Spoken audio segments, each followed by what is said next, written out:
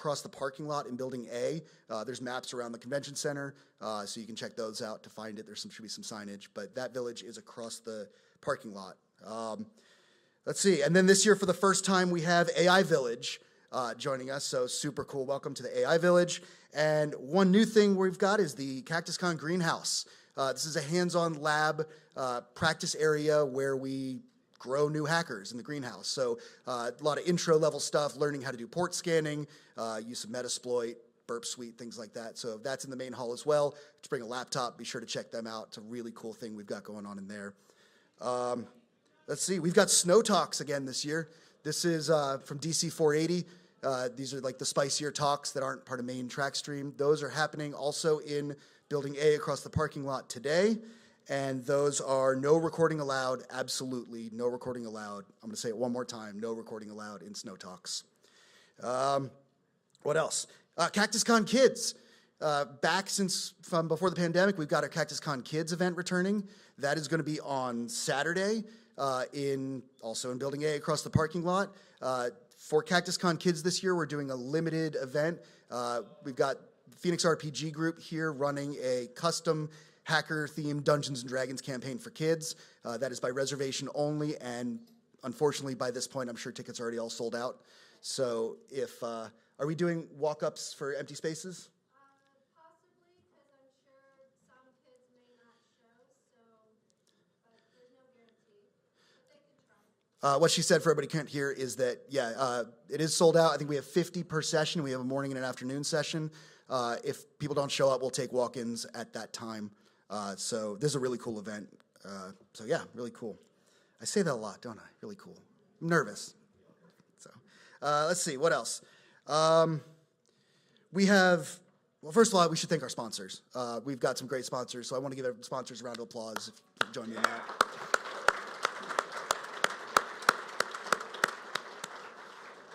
We literally cannot do this without our sponsors. You all know this is a free con, which means our sponsors are the reason we can do this. It's just not possible without them.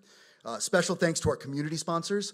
These are individuals who went above and beyond and donated money to CactusCon individually and not part of a business sponsorship. So these are people who just wanted to help us. They're not looking for anything in return. They just want to help. So one more round of applause for community sponsors.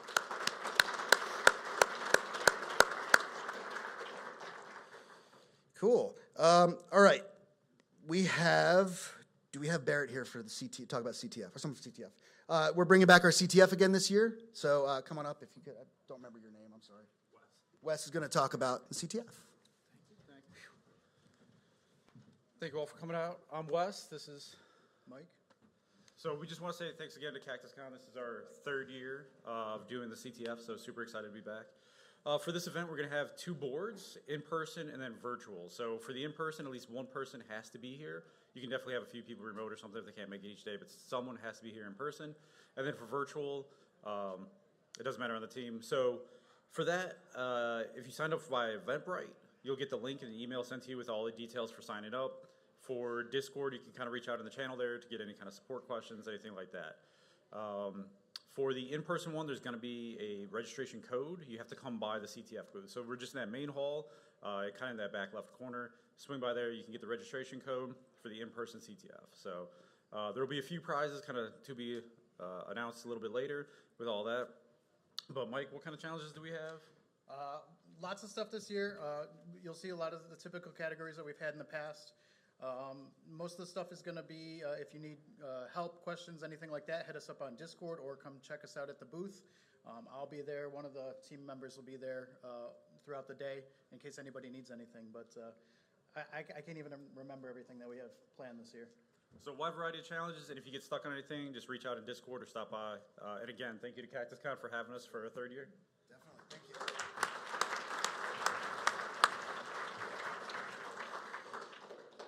Okay, let's see. I want to talk briefly about Discord and how we're using our hybrid for our remote attendees. Everybody can wave at the camera in the back. They're all watching from there. All 3 of our main talk tracks are being streamed on YouTube and can be interacted with in Discord, where we have a bunch of chat rooms set up. For those who have not yet jumped into our Discord, The link is on the CactusCon 11 website, so cactuscon.com/cc11. You will need the same Eventbrite ticket that you would use if you were here in person. You'll jump into the Discord. The bot will send you a message. Just send him the information about the ticket. It's all laid out in there, and that'll welcome you into the con. Then you'll be able to interact. Inside there, we have, for each track, there's a discussion channel, a Q&A channel, and a hallway channel. The discussion channel is exactly that. You can talk about the current talk in progress. And anybody who's here in person, you're welcome to also do that. Your ticket also works there. There's also a Q&A room for each track. So if you're remote and you would like to ask a question of the presenter, just drop it in that Q&A room, and we're going to have a volunteer in the room who's going to ask it to the person on stage so that our remote participants can be involved in the Q&A as well. And then our sponsors have channels in there as well, so feel free to jump in there, give them some love. They'll be doing some giveaways and prizes and stuff from Discord, so keep an eye on those. Just one note to people who enter the contests on Discord: if you enter a sponsored contest, that does give permission for the sponsor to receive your name and email address from Eventbrite.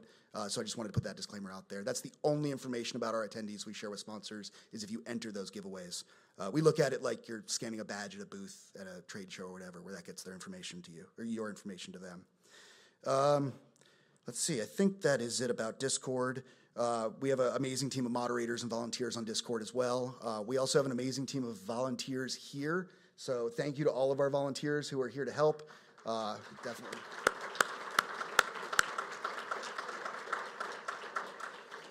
And our village staff, anybody who's here, everybody who's been working for literally a year to put this conference on. So we're super excited to bring it to you, and the people who put it together are really what makes this work. Let's see. Do we have badge people? Where are the badge people? Come on up, Eric. I think so. We have our hardware badges I mentioned are for sale, $40 at the merch, but I'm going to hand it over to Eric to talk more. Good morning, everybody. I guess I'm pleased to announce that there is actually a badge this year. If you recall, a couple of years ago, badges arrived the day of the con, and nobody was there to receive the package, so we had to ship them out afterwards. This year's badge has a CTF involved in it. I needed support, so I know the details. I worked on the hardware with the badge pirates. Wanted to tell a story. I didn't bring the other badge with, but this badge is 3 years in the making. The theme is home automation, so you've got the house there, Cactar's house. The badge I had worked on was going to be three-dimensional with a bunch of stand-up PCB boards and would actually replicate an entire house. The pandemic was really hard on microcontroller chips. I designed the badge, confirmed all the parts were available, hundreds of thousands of these chips, sent it off to design, and it would be rejected because that part's no longer available. So I'd re-architect the badge, design with another component that there were thousands, tens of thousands, hundreds of thousands available. I'd submit the design 10 days later. That chip's no longer available. And it wasn't fun working on a badge on the fourth iteration of it. So yeah, it was pretty challenging. So the badge pirates developed badges for a number of other conferences. They've got a little bit different model. They do all the assembly in their basement with a pick-and-place machine. And they buy parts in bulk and then figure out what they can design around it. So our architecture here has an expressive microcontroller. It's an ESP32, I believe S3. I don't know how many people are familiar with those chipsets, but Expressive was the first company to come out on the market with a sub $2 microcontroller that included flash, a whole bunch of I/O, an entire IP stack, and Wi-Fi. So they're responsible for where we are with IoT these days. If you buy a light bulb today, pretty good chance it has an Expressive chip in there, connecting to the Wi-Fi, connecting to the cloud. Your badge does exactly the same thing, connects to the cloud. A hint, we're using an MQTT broker. If you're familiar with that, you can Google for that for some information. But your badge is IoT or Internet of Things connected just like your light bulb is.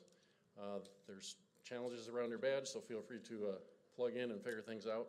We're in the hardware hacking village for badge modification. There is still a breadboard space on the back. There's a whole bunch of available I/O on there. You can get into the badge. It's not locked down that bad. Try to figure out how our infrastructure works. And yeah, who has a badge right now? Out of curiosity. Did we already start selling them yet? Yeah, if you turn. I brought the wrong badge. This one is not connected to the cloud at the moment. We were up till 2 o'clock in the morning, but what's that? I think what you're about to do, we'll do it during the keynote. Oh, keynote, I didn't remember. Well, I mean, because Where we am don't I have at? badges yet. So. Okay, well, anyhow, badges are for sale. They're this way. Yeah, right there. They're $40. You can pay with a credit card, or I assume we take cash. And come see us in the Hardware Hacking Village to get hints and tips on the CTF. And you'll see a demo of the badge, so get your badge early. They are pre-built and ready to roll, so we spent the last couple of days up day and night charging every battery and flashing every badge, and of course writing firmware at 2 a.m. So they will update over the air just like your light bulbs do. So watch out, maybe your software will change in the middle of the con. You never know, maybe there'll be a subscription model. Thank you.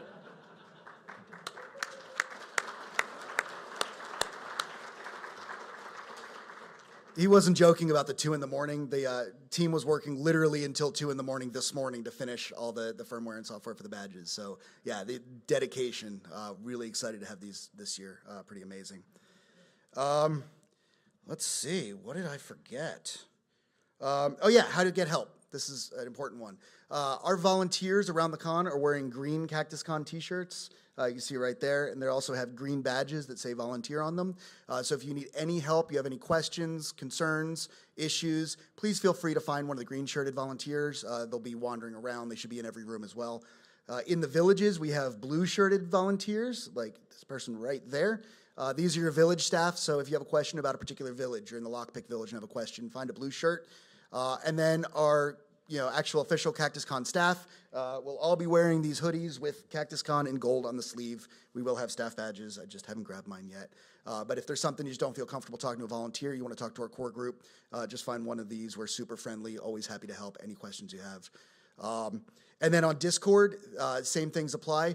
The bot can open a help ticket with our moderators. Just send the bot the message !mod, M-O-D, and that will open up a private message with our moderator team.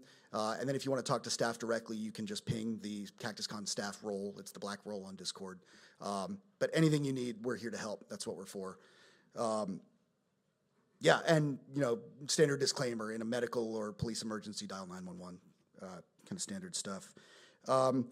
We have a lunch and a happy hour today that are being sponsored by, I believe, Presidio and Tailscale. So stop by their booths to get vouchers to try and get a part of the happy hour in that lunch. They'll have the vouchers to give away, so feel free to hit them up in the main hall. All of our sponsors are set up in the main hall, along with, like I said, most of the villages. What did I forget? Prizes. I don't know the details on the raffles. Do you want to come up and talk? Christine's going to come up and talk about the raffles. This is Christine, our leader organizer this year.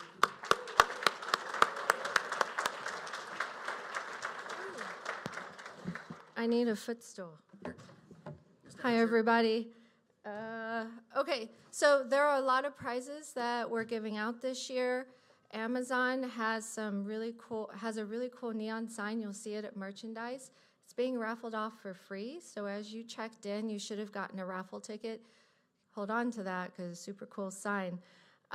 You do have to be here in person in order to receive the prize at closing ceremonies on Saturday. So come back, stay for the whole con. Also, we have Circle City Con tickets, a patch, and a challenge coin from Circle City Con. They were nice enough to donate some tickets. That's going to be raffled off. Sands, okay, is giving away one of their classes, which is valued at what, Ryan? $8,000. $8,000? Woo! You want to win that prize.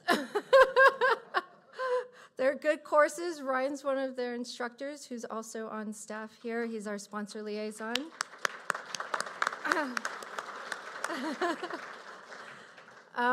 So also, all these prizes, you have to be here in person to receive it. So Except for prizes on the Discord. Except for prizes on the Discord. Those will be given to you guys on Discord. So I think that's it for prizes. Am I leaving anything off? No Starch Press. It's not necessarily a prize, but you get a great discount on their books. They're a great publisher. They're very popular. If you've never heard of them, look them up. We have discount codes for them. What else do we have from No Starch? Some giveaways. Coupon giveaways, Discord folks, you guys get some stuff too. We don't forget about you. It is a hybrid conference. But I have to say, it warms my heart to see this room as a standing room, and so many of you guys back here in person. Welcome to the conference. Alex, I don't want to close prior to your finish. Have fun, meet people, socialize, network. There are tons of companies here looking for good people. Be cool to each other, be respectful. I don't want to have to ask you to leave.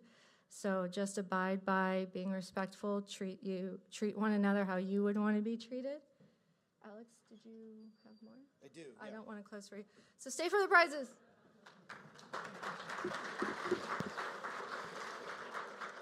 All right, I can't believe I didn't mention our speakers, because that is like, they're why you're here, right? To talk with people. So our speakers are amazing. We have such a great lineup this year. Our CFP board has done a great job picking a wonderful set of lineup of speakers. We've also got some amazing keynotes. Tomorrow we have Sherrod DeGrippo. Today we have Paula Shakarian, and we're just happy to have everybody here. So give the speakers some love. And again, to the people remotely, same deal. Give the speakers love. They might be jumping in and out of Discord. So again, tracks 1, 2, and 3 are streamed. Workshops and all the other content is not being streamed. I feel like I'm forgetting something. Am I forgetting anything? Anyone? Cool. I already talked about Snow Talks. Anyone have any questions? Oh, that was it. If you're in a room and you have questions, please use a microphone. The remote people cannot hear you. They can't hear the questions unless there's a mic. We have these awesome throw-around microphones that you can literally just throw around the room. So does anyone have questions and wants to test these things out? Who's got questions?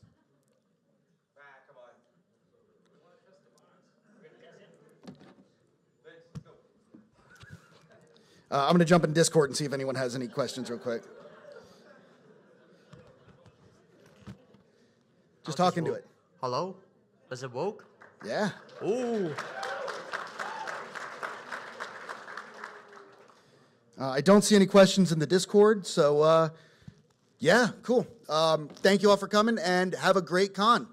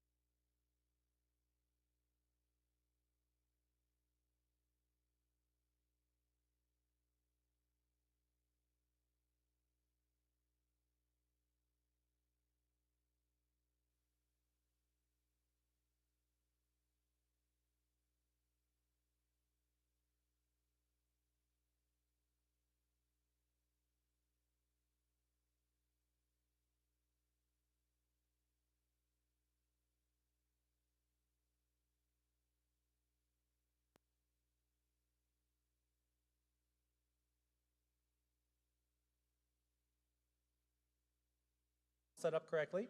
My name's Mike. I'm one of the volunteers here. And I would like to introduce you today to Eli Conflecker, who has a wonderful presentation called The Power of Community and How It Saved My Job. And without further ado, Eli and his friends.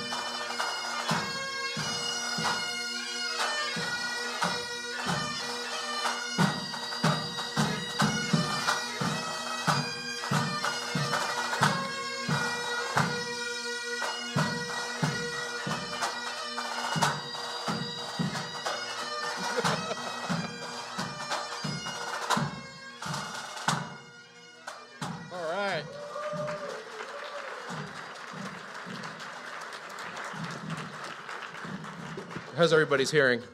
Doing okay? Yeah, what? Okay, awesome. So when I submitted this talk, I did it in a hurry. I actually did it 13 minutes after they opened the CFP. So I just found the first picture I could on my desktop, and it was a picture of me and my kid in our kilts. And so some friends kind of egged me on and said, well, you need to go wearing your kilt. I was like, well, how about I not wear my kilt, but I bring all my friends who wear kilts. So that's how that happened. So welcome to the Power of Community and How It Saved My Job. The slides aren't advancing. There we go. Okay. So yeah, welcome to Power of Community, How It Saved My Job. My name is Eli, go by Conficker there on Discord quite a bit. Full-time job is a threat intelligence analyst. A little about me, going for my master's degree right now, fascinated by all things geopolitics and how it relates to the cybers. And I'm doing a thing on LinkedIn right now, 100 Days of Russia, and how their geopolitics and like last 400 years of history kind of coalesces into why we're seeing the campaigns we're seeing today. I think it's interesting. People are liking it, so I'll keep doing it for a while. Random fact, I play the bagpipes, in case you didn't know.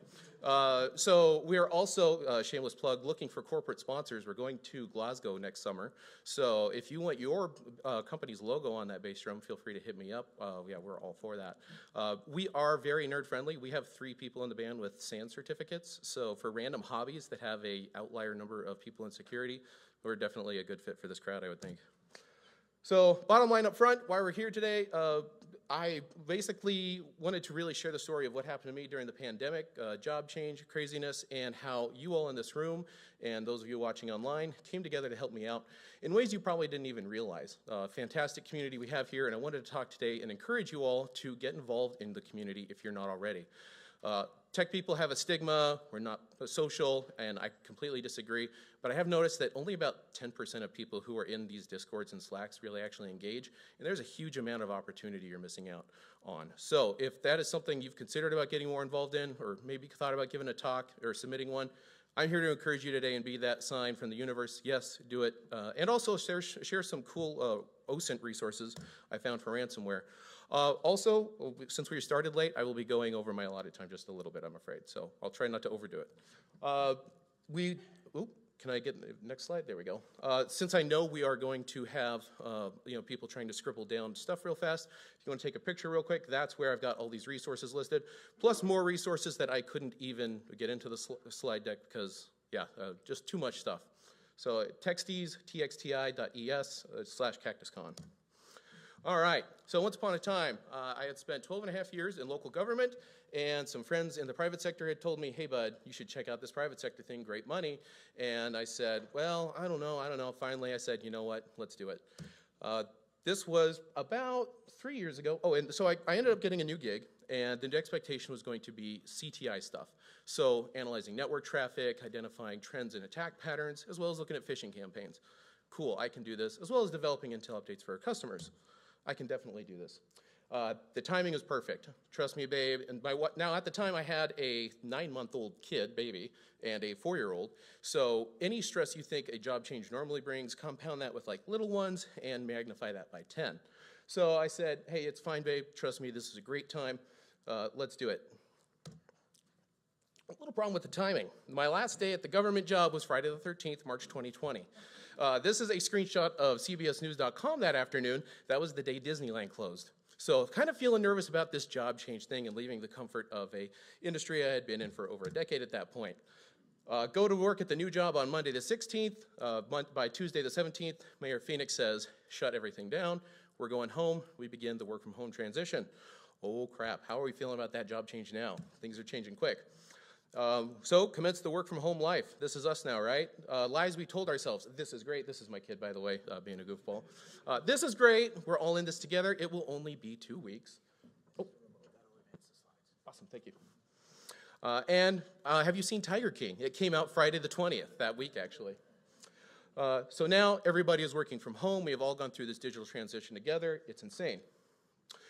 Work from home strategies in spring 2020 were basically stop updating your VPN if you're a small to medium sized business because you're afraid you're going to break stuff, and how can I fix it if it's broken and we're all remote? Oh God, oh God. So people kind of stop patching stuff or just open up RDP. Going forward, by the way, RDP will not be the remote desktop protocol. From now on, it will be the ransomware deployment protocol. So this is a snapshot from a group called Coveware. They do awesome stats every quarter on their blog about what ransomware is doing. This was Q2 2020. We see that RDP compromise is well over 50% and trending up. It was even higher before that. Insane. This is the top groups at the time. Some of those names you may or may not remember. Sodi no Kibi was #1. That's REvil. Riak is on there. Remember them? And this was what the payments were trending at. The number was still below 100,000 on the chart. Like, that was insane. It used to be that low. This was when it was really starting to go crazy.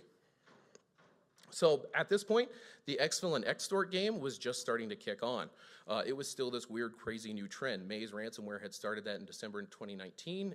Got the Brian Krebs article, a bunch of attention. So this was still a new phenomenon that we weren't sure how to deal with. Fast forward 3 years, and now they're talking about getting away from doing the encryption altogether and just doing exfil and extort. Some groups are making that shift. So I'm at this new job, and we do incident response as well, and we start getting a bunch of calls. The typical cadence of the calls went something like, please help me, I have ransomware. That's perfect, we got a CTI guy. Eli, what's going on with this group? Tell me who they are, how they operate. Is the client on the blog? Does the ransomware gang even have a blog? Questions that I was familiar with ransomware at the time, and I'd been tracking they do this stuff. I had never actually dug into it deep. I wasn't familiar with them and how to go find this info. So, oh crap. Where do you go to get those URLs? That was kind of a big one for me at that point. That was one of my priority intelligence requirements if we're to look at some frameworks here.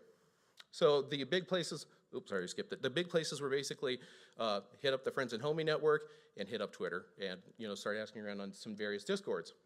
So let's stop for a second and talk about some theory of where we can find good information. 2015, MIT came out with a study called the Harbingers of Failure, not a study, I'm sorry, it was an article. And basically what they found is there's, consumers who buy electronics. And within that, there is a subset of consumers who are the first to buy electronics, early adopters, first movers, whatever you want to call them. And within that, there's an even smaller subset who are really good at finding crap products. Like, they are the first ones that go out and who bought a Zune? You might be one of those people. So what this is about is basically they've identified this group of consumers and they're tracking them now and they're saying, hey, what's going to fail? Is this group buying it? That's not good for your product, just FYI. And conversely, there's other people who are really good at finding stuff early on. There's a really fascinating book that dives into this a little more called Super Forecasting, and what they found is they actually did analytic competitions with people from all over the defense and intelligence space as well as just average folks. There's a retired geologist from Arizona who has his coffee every morning in Iowa, reads the New York Times, and outperforms the entire CIA with his analytic predictions. And he's doing it with just, this is how I think the world's going to work. They're just phenomenal. So This is my attempt at trying to be scholarly now. I looked at all this information, understanding this is how the world works, and I came up with the Woodward cyber threat intelligence theorem that says, there exists within the realm of open source and readily available intelligence certain outliers that are able to provide actionable, high-fidelity intelligence at an extremely high velocity, significantly ahead of the vast majority. These people are your crystal ball. They're going to help you see into the future. Okay, great. How do I go find them? So, this is an example of one of the ways that I've been able to start finding these folks. This is a blog from Zscaler in June 2020. They've got all the indicators of compromise down at the bottom. If you take that and you throw it onto Twitter and see who was talking about it beforehand, boom, this guy was talking about those exact same IOCs a week ahead of time. Oh, hey, I found me a little soothsayer here who can see the future. I like this guy. He's talking about stuff that's very important later on. Vice versa, this is right after wasted lockers showed up on the scene in summer 2020. They would go on to hit Garmin GPS. So they published this huge article, and I can tell you from personal experience, that URL at the bottom was very important. And so when I throw that into Twitter, sure enough, Vitaly Kremez was talking about it about a week ahead of time. He's another outlier. I need to pay attention to this guy. He's saying stuff that's important to me. So let's step back for a second and talk about threat hunting and how do we do that, because sometimes your boss gets an email from DHS or he's on the CIO mailing list and they say, hey, there was an IRGC campaign that was doing malicious ransomware. Here's all these indicators, and your boss says, go threat hunt. And you say, cool, what time frame? Because we only have logs for 6 months. Well, I don't know. So check this out. Go through there, find the hash, throw that into VirusTotal. Go to the details. Down at the bottom, you've got first submission. And that tells you when some unlucky analyst at Lockheed Martin or somewhere found it that morning and threw it into VirusTotal, just so you know when to go threat hunt. Now, this tells us two things, a couple things actually. You can use this to kind of get an idea of how fast the government is providing IOCs, and 9 months is pretty typical. Also, we now know that if we only have 6 months of logs, and this is now 10 months out, sorry, there's very low fidelity chance that I'm going to get anything worthwhile out of this. But also, look at that date, January 2nd. This also, if this is a threat actor I'm tracking and I'm worried about, what's this tell us about how they operate? They like to hit during the holidays. That was the first day after the New Year's holiday that somebody came in, checked out some suspicious emails, and bam, we got money here. So we're also able to kind of like derive more from the story, looking at the metadata, if you will. Furthermore, what you can do, take that hash, throw it into Twitter. You can use the advanced search feature on Twitter to specify timeframes, and bam, here's the DFIR report talking about those exact same hashes way before, again, DHS. That's about 3 months after VirusTotal, but still, they're seeing the future long before everyone else. That's another account I want to pay attention to. All right, now another big thing that I was dealing with at the time was ransomware URLs. Where do you go to get those?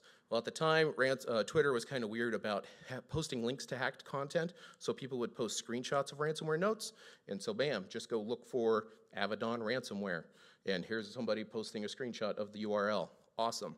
Now, Lockbit, for whatever reason, their infrastructure would spin up and spin down, sometimes multiple times a day, coming up with new .onion URLs, so this stuff is very dynamic. It moves a lot. And the Lockbit URLs sometimes got insanely long, like 30 characters. So when you're on that call with the client and your boss is asking for info and you're trying to hand jam that big long URL in, that's not going to work. So that's when you can just take that image, throw it into online OCR websites, and bam, it'll just pop out the URL. Ooh, that's nice. All right. Now, once upon a time, for about 5 days straight, the phone call was ringing off the hook at this point. And we noticed, we were asking the client, do you have RDP open? No, we're not stupid. Okay, good. And that's, anyway. What kind of VPN are you using? FortiGate kept on coming up. That's weird. So I'm scratching my head. This is definitely a trend. About 2/3 of people reporting they're using FortiGates. So I start asking around, and a friend tells me, yeah, check out CVE 2018-13-37-9. I'm like, oh, is it some kind of 0 day? No, it's 2 years old. That's a clue about how dumb this was. So go look at that, and basically this is just the this is the exploit code. You just target your URL, do a bunch of slashes, and it just automatically pukes out the username and passwords. Fantastic, that's easy, right? But if you go and throw that into DHS, it's been mentioned a lot, very important. So good news, just use MFA. If for whatever reason you can't update, you're good. Bad news, summer of 2020, a new CVE comes out. The NVD description is literally the POC, just change the case of the username. In other words, admin equals MFA. Admin all caps, come on in, we're open for business. Can you believe the kids call this hacking? So, something else I want to point out, we have overused and abused the term APT. Organizations have absolutely hidden behind stuff of this level of pathetic sophistication and said, oh man, this was unstoppable. This is a tactic an APT uses. Yes, but that's no excuse for not patching a 3-year-old vulnerability. So if from now on, can we just agree, if we're going to say it was an APT attack, we're going to put our cards on the table and say, hey, here's what happened, because you can't just hide behind that anymore. It's BS. I'm throwing the BS flag now permanently unless you actually show what happened. All right. So remember, OSINT can't find everything. Some things are just too hidden. You need folks with access to stuff. So enter my homies here, the Slack channels, the Discord channels, all that good stuff. These aren't just for chatting, they are gold mines. Some examples, I don't have time, but there's some great examples of relationships I've been able to form on there and information people have been able to give me and whatnot. I will tell this story. So the ransomware groups were supposedly writing pen test reports because they were just pen testers, right? Giving you an unexpected pen test. And so I said, hey, does anyone have a copy of one of these reports? And sure enough, I get a DM, hey, yeah, check this out. And basically it was, haha, I was like Borat wrote it, stupid American, you did not close RDP. I opened up RDP, I get into your system, haha. And it literally said stupid American on there. So that told you what the quality of these pen test reports were. If you're not sure what to post, get in there and just post random stuff. Post memes, post cool articles, or just ask ChatGPT. I went through last night on the CactusCon Discord and I copied some of the text. And I threw it into ChatGPT. I said, hey, what should I post next? And it's like, gave me some great ideas. So if you don't even have any social skills, that's okay. You can outsource your social skills. Do get involved in the community, post stuff regular, post interesting content, things you learned, crazy tweets, whatever. Don't just be a bump on the log and show up one day looking for help. Those people do exist, and I've been them every once in a while because I'm in a bad way, but the kind of information that you can gain and the relationships you can form are fantastic. That being said, I wanted to give out a huge shout out and thank you to CactusCon folks for running this Discord year round, Ryan Chapman, Andrew Rathbun at Digital Forensics, the D for Discord, a bunch of others, too many to count, and of course, all my friends and homies at DC480 in the front row, thank you. It's been awesome, and I really appreciate everything you've done, and you probably didn't realize all the ways you were helping me over the years, but you really saved my bacon quite a few times, so this talk was really just to come here and say thank you to you guys today. So, thank you.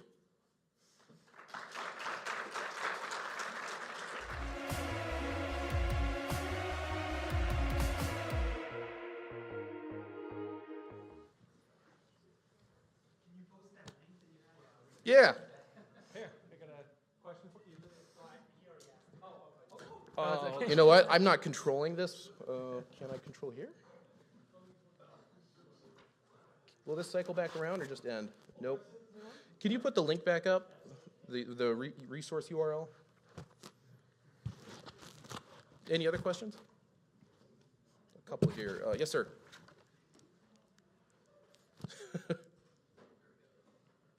So we're seeing a lot of layoffs right now in the tech world, recession coming. What can people do based on your feedback or experience to prepare for that if they feel like the optics at the places they work are talking about layoffs and they could be coming? What should people do to prepare? Yeah, no, so that's a great point. Again, going back to these these communities is I've had, job offers come up as an offer that, or, just, hey, would you be interested in this? So this is a way to kind of fireproof yourself, because you're exactly right. That's a great point. Thank you, because I actually wanted to make that, but I was trying to get along for the time. So thank you for asking that. And also, all of these chats also do have a jobs channel for exactly that sort of thing. Every once in a while, someone says, hey, I got laid off, or myself personally, in DC480, we've probably helped 4 or 5 people get jobs in the last year, just because when you put that out to that community, what happened to me was I had one friend in particular who was in a rough spot. So every recruiter who hit me on LinkedIn, I said, I'm not interested right now, but I know somebody who might be. And through that, we were able to get her a new job and whatnot. So if you're on LinkedIn and you're getting those annoying recruiter things, don't just ignore them. Sometimes you can do a lot of good with those, not just for your friends, but also for those recruiters, and you never know how that's going to work out down the road. And I'm not just saying that to, hey, just exploit everyone around you. No, be a good person. Like, help out. These folks have a job to do too. If you can help them out, what's it going to cost you to just say, hey, hit up my friend over here? Anything else? Cool. All right. Well, thank you.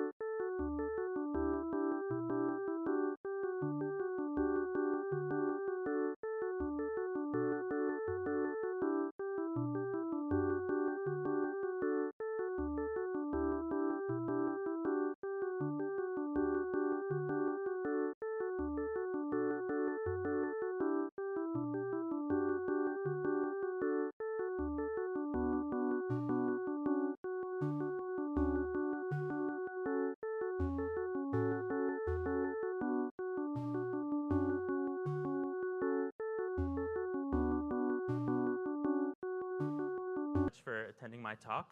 My name is David Gilman. I'm a senior security engineer at Instacart. I've been in the industry for about 5 years. Before that, I worked in product management for a few years before that. I went to Texas A&M, where I'm from, there's probably a lot of Aggies in the audience, but here probably blank faces. And I also went to Georgia Tech for my master's degree in cybersecurity. And I've mostly worked in application and cloud security in my career. And I recently moved from Austin to Phoenix last year. Some pictures I took kind of from my Instagram, but my fiance and I and our dog have been loving it here. It's a beautiful state, really a lot better in terms of hiking opportunities than Texas. So really enjoyed our time in Phoenix and in Arizona as a whole so far. So why did I decide to present on this topic? Well, when I was at a previous employer, we dealt with a lot of data, which is not unusual, but our business model meant that we also had a lot of egress data. So data leaving our cloud environment and going to other networks in other clouds or on-prem networks, which is somewhat unusual having that ratio. And I learned that for one thing, AWS makes it hard and expensive for data to leave your network. And these challenges led me to looking for a few solutions. So how to avoid having public IPs without having large costs. Also how to secure egress as a whole, which is a related topic. And egress filtering, it's something that everyone is supposed to do, but pretty much no one does. Or maybe you do, but your neighbor probably doesn't at least. This is a quote from an article. You may be familiar with the article from 2006 by Marcus Ranum. He said that this dumb idea, default permit, crops up in a lot of different forms. It's incredibly persistent and difficult to eradicate. Why? Because it's so attractive. Systems based on default permit are the computer security equivalent of empty calories, tasty yet fattening. And essentially, in the egress filtering context, this is the idea of just having no egress filtering, or having a list of banned indicators of compromise or malicious IPs or domains. It's especially hard to maintain an allow list in a networking context because who or what something is talking to can be defined in a lot of different ways, even for just a given request or a given connection. We can be thinking about things like domain name query versus the SNI associated with that request, DNS rebinding attacks, where one domain name may be one IP at one point and a different IP at a different point. We also think about things like DNS load balancing, where one DNS resolution for non-malicious reasons will return different IPs or a list of IPs for different requests from different places or at different times. And this can complicate this idea of what is the allowed set of machines or networks that our machines and networks can talk to. And of course, we also have buzzwords, Log4j, SolarWinds. These are, of course, real incidents, and they're also, I think, at this point, a little bit of buzzwords. Vendors try to sell us on these threats, putting them in subject lines of emails that we didn't ask for. But they are legitimate threats, and they were legitimate attacks. These attacks represent sort of a set of either third-party compromise or easily exploitable via remote attack, remote code execution. And egress filtering is a pretty legitimate defense against both of these types of attacks and the broader set of attacks that they represent. So you might be thinking, well, we control our servers.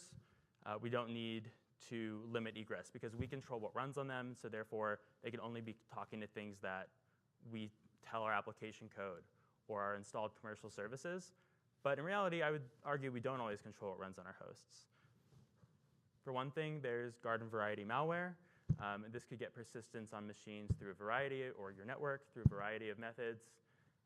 We have, of course, supply chain attacks, sort of the SolarWinds or open source security type attack, where a open source maintainer is compromised or a third-party commercial tool is compromised, and then they're running malicious code that, unbeknownst to you, is beaconing home.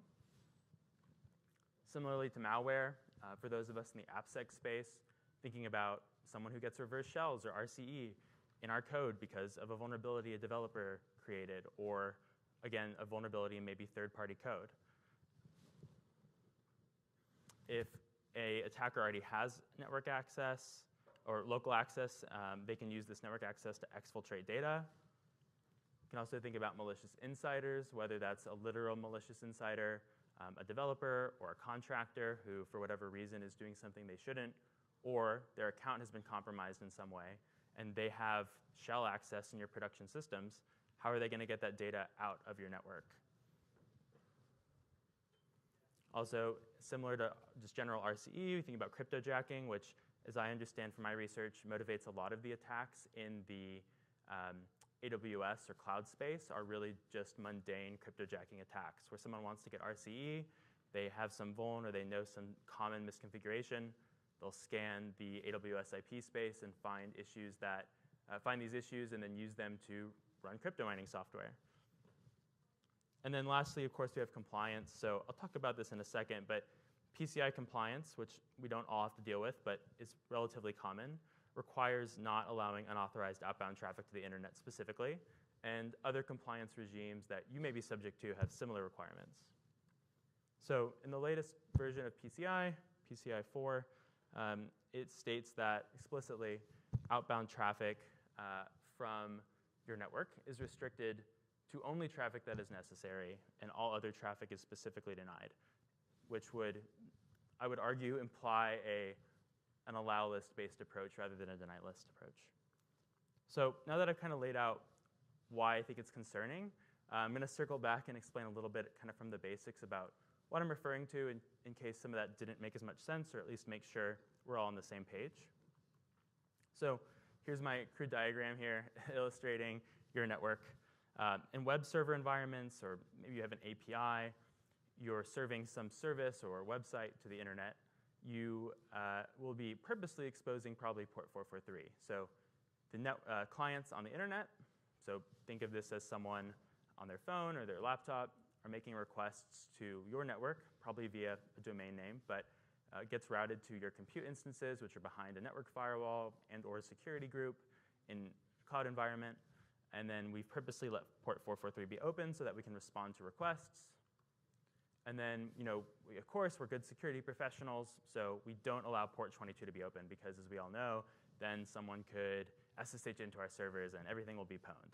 So the problem here, of course, is that this isn't a sufficient control, though. I mean, there's really a whole area of security, web or application security, that revolves around traffic that is allowed on that port 443 or port 80 web security. So we can think about SAST, DAST, using a WAF. But at the end of the day, by design, in this case, our servers are purposefully allowing requests from the internet. And so at a network layer, we have to allow these types of requests. So for egress, what happens most is, well, what egress is like ingress, but opposite. In this case, our servers, or our hosts, or compute instances are making the requests to something else. And it might be on the internet, it might be on some other private network within cloud, but it is, in this case, essentially what we think of as our servers are acting as clients. So why would this happen? And it's not necessarily bad. There's lots of legitimate reasons.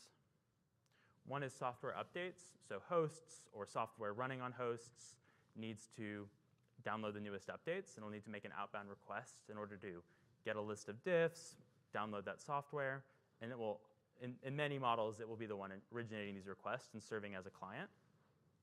And this also applies to CI/CD. So when we have these really noisy, full of vulnerability servers in our build pipeline that are requesting artifacts, information, getting the updates to install and build Docker containers, these typically, unless you've taken steps to avoid this, need to make requests out to different websites, servers, to get those dependencies and artifacts.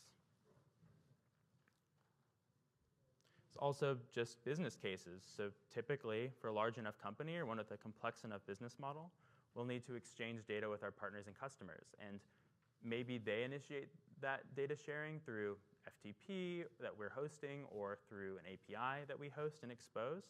But we may need to make requests to their APIs, get data from our partners about billing.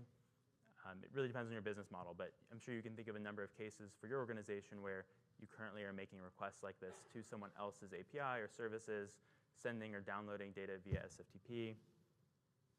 There's also logging and security agents. So again, not in all cases, but in some or many, these agents running on your hosts are going to need to make requests across the internet to some third party that you've purposely allowed to install these agents to send logging or security metrics that then you can view in some nice centralized web UI.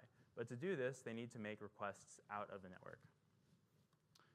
And then multi-cloud, if you're familiar with like the cloud security space, then you'll know that this is not the only way in which you would have like multi-cloud in an environment. It wouldn't just be HTTP requests from your clients to another client. There's lots of better and more complex ways, but potentially, depending on how you have that configured, it's one method. And then this one I find interesting, and you may have had a similar experience if you work in cloud security, but having like your VPN full tunnel exit node in your production environment or even just in any cloud environment can lead to a lot of noise as well, and those are also egress requests. So we have your employees on their laptops, they connect to the VPN, and then the VPN will get these requests and then forward them on, serving, of course, as a VPN exit node, but forwarding them on to the appropriate websites, Netflix, YouTube, whatever your employees are doing with their time. And this will also generate lots of outbound egress traffic. So I wanted to talk a little bit, if you'll forgive me, about SolarWinds specifically, because I think it's a really interesting case study that we're probably at least all heard of, and seeing how it kind of touches on these egress control principles. So this is a diagram I did not create. It's from Bleeping Computer. And don't worry too much about getting all the detail here if you're not familiar, but it's pretty much classic techniques or TTPs. And it's an infamous attack, but as I'm sure most of us are aware, it's not the only supply chain attack. What happened in this case, to simplify, was that attackers compromised commercial software, though again, it could have just as easily been open source. The malicious code is then happily installed on victim servers through the normal update process. This malicious software then connects to command and control, or C2, via a DNS query. The malware will then respond with a CNAME if it wants the attack to continue, and eventually the actual IP address for the command and control. And then for the servers that the attacker identified, or the victims that the attacker identified, actual hands-on keyboard attack will then ensue, the full tunnel, exfiltration of data, persistence, kind of what you would expect an APT to do once they're in your network. And this is some charts taken from Wikipedia. In total, supposedly 18,000 organizations installed this malicious update. And you may be saying, okay, well, we'd catch that. We have an SBOM vendor, we installed an antivirus, we have logs, we pay for guard duty, we have Laceworks. No way. But you have to ask yourself, do you spend more money on security than federal agencies like the NSA, the DOJ? Do you have a bigger detection and response team than Microsoft or FireEye? Do you think your security posture is better? You might be thinking, well, these attackers were an APT, they were super advanced, absolutely no way to catch them. And they did use a number of command and control servers and some domain-generated algorithms, or DGA, for generating these eventual hosts that they connected to, but this really is not anything novel or crazy. If you visit these domains now, hopefully someone on your security team will be sending you a nasty Slack message about 5 minutes after you do it, but these have all been burned. You're not actually going to be doing anything by visiting them. But these are the domains that the attacker used to establish command and control. And you'll notice, on first glance, they by design look very innocuous. There's no freeanime.com.ru.tl. It's just webcodes.com. Looks fine to me.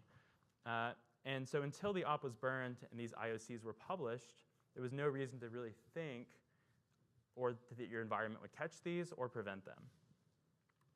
So to explore this topic a little bit further, I've invented Super Sunburst, which is a fictional future malware, which is similar to Sunburst, the idea being a third-party compromise, but I've tried to make it a little more advanced using techniques that other malware has been using more recently and that I might use if I were to, turn evil.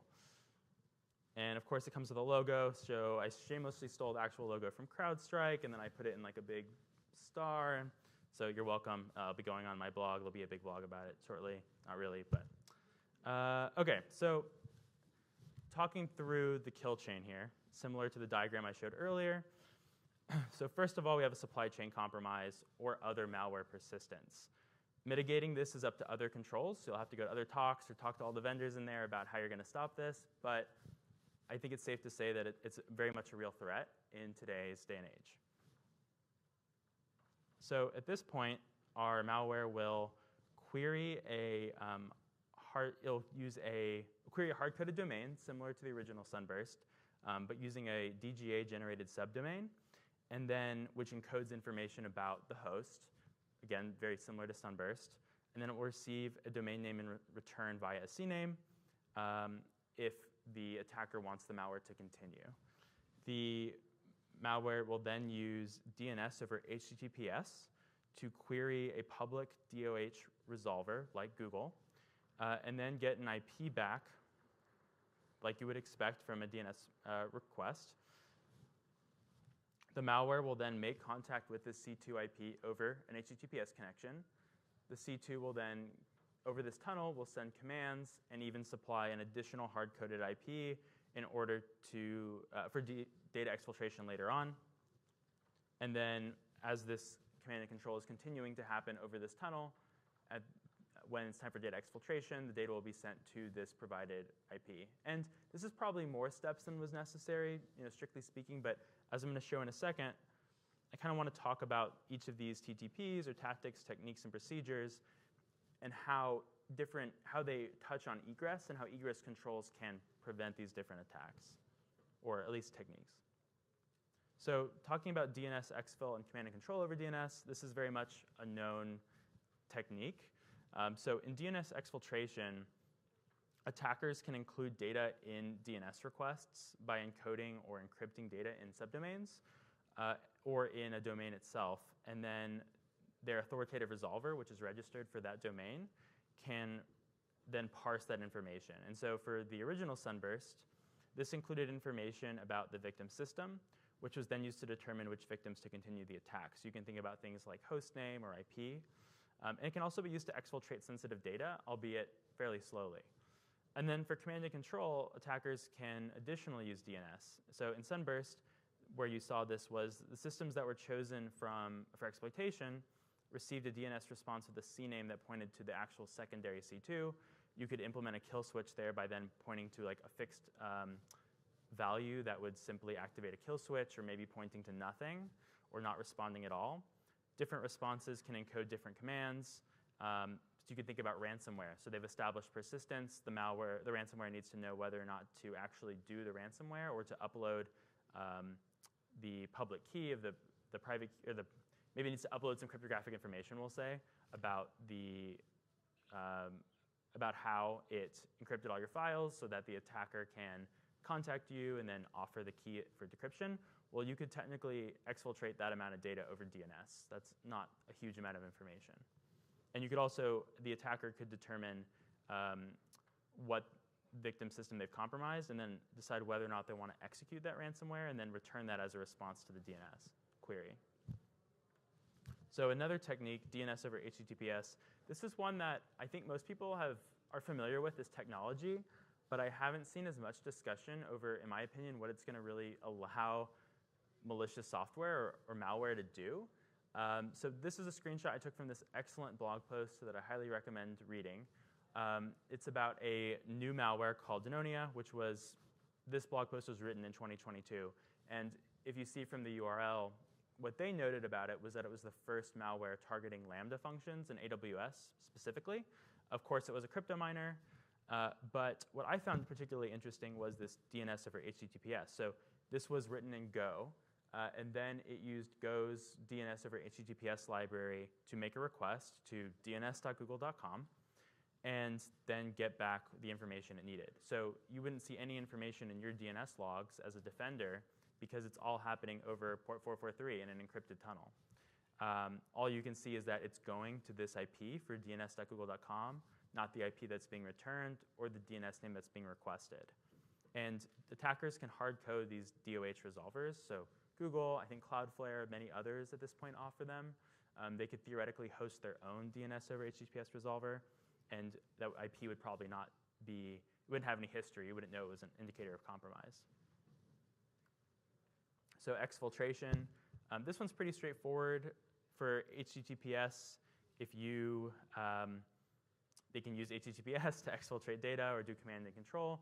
And then again, as an attacker, without other controls, you won't actually be able to see what's happening in this tunnel. I think we're probably all familiar with that aspect. Hard-coded IPs, I think this one's interesting. So typically with malware, though not my field as I understand it, typically with malware, they're going to be using domain names, often using domain-generated algorithms for these domain names, or domain generation algorithms, excuse me, to get these domains or subdomains. And they typically avoid hard-coded IPs because they're very fragile. But if we're thinking about, okay, we can address some of these other tactics through DNS controls, if an attacker uses a hard-coded IP instead, there won't be a DNS request or resolution for us to monitor or to control. So again, it is fragile, but I could see an attacker using this if they were attempting to attack a very specific target, for example, and trying to avoid any of the DNS controls or monitoring. This one I think is particularly interesting, spoofed SNI. So here I have a screenshot from Hacker News. This article came out in, what was it, 2019. Someone published a blog post, I believe they were a student, and they said, hey guys, I found a way to get free in-flight Wi-Fi. And then everyone advised them that was a federal crime, and they should probably take this down. So you can't really find the blog post anymore. They took it off archive.org. It's not on his blog. But nonetheless, what it boiled down to was the in-flight Wi-Fi would allow you to visit certain domains but for free without paying. You can imagine, maybe skymall.com or the airline's website, something like that. But you had to pay and then establish a session for your MAC address in order to actually get unrestricted browsing. So what they realized, what the attacker, or the student in this case realized, was that all that was happening was SNI inspection. So SNI is this header for an HTTPS connection where the client is advertising what host or domain they're connecting to. And this is relevant it's useful for a lot of reasons. So you can imagine connecting to something and then that load balancer needs to know how to route the traffic without decrypting the TLS connection. So it needs to understand what domain to route it to. This is used in a lot of security contexts we'll talk about in a second, but the idea that you can just check the SNI and then understand what something's connecting to is not always true. And so what they realized was they could connect to an arbitrary IP, which in this case I think was like a proxy that they just were hosting themselves on AWS, but say in the SNI that they were connecting to the airline's website or something similar, the SNI inspection didn't look at the IP, it just looked at the SNI header and said, okay, that looks fine. Once that packet reached their VPN, their software that they were running, the attacker, just ignored the SNI and then just routed all traffic like normal proxy traffic. And so the point I just want to make here is that SNI is something that is often used for security when you look at vendors and other technologies, but it cannot be essentially trusted because it can be spoofed. So those were some of the TTPs I wanted to discuss. And now I want to talk about sort of the meat of the talk. What are the different mitigations that you may have or might consider if you want to address these in your environment? So first of all, don't do anything. It's the most popular and most common. It's also the cheapest. It's the default in AWS. And pretty much everyone is doing this. Even worse, in my opinion, you could just restrict to 443. So if you're unfamiliar, security groups in AWS, you see here we're in our outbound tab or egress tab. These are allow rules. There's no deny rules, only allow rules. And so by default, we just allow all outbound traffic. And you could change this to just allowing all outbound traffic on port 443, so HTTPS. You can tell your auditor, hey, we're restricting traffic, great. We created some firewall rules. Of course, I would argue this is a false sense of security because anything could be running on port 443, not just HTTPS traffic, especially when your servers are being the client in this case, but additionally, anything could be running over HTTPS. So I'm going to be keeping kind of a running scorecard here. So nothing is definitely the cheapest and easiest to do, but I would say it fails at preventing anything, unsurprisingly. Another technique you could consider would be to restrict everything. So at the security group, you could do this at different levels of your stack, but at the security group level, just delete all the egress rules, and then nothing will be allowed. This is arguably the most secure for egress, but in my experience, is mostly, it's fairly impractical. It depends on what's running on these hosts or how you have your environment configured, but if we're discussing securing a typical CRUD app, web server, API, then it's going to need to do something for egress. If you can get away with this, though, more power to you. I think it's kind of the same vein of the most secure computer is the one in concrete at the bottom of the ocean. But again, it's essentially a air gap. So if you can pull it off, great.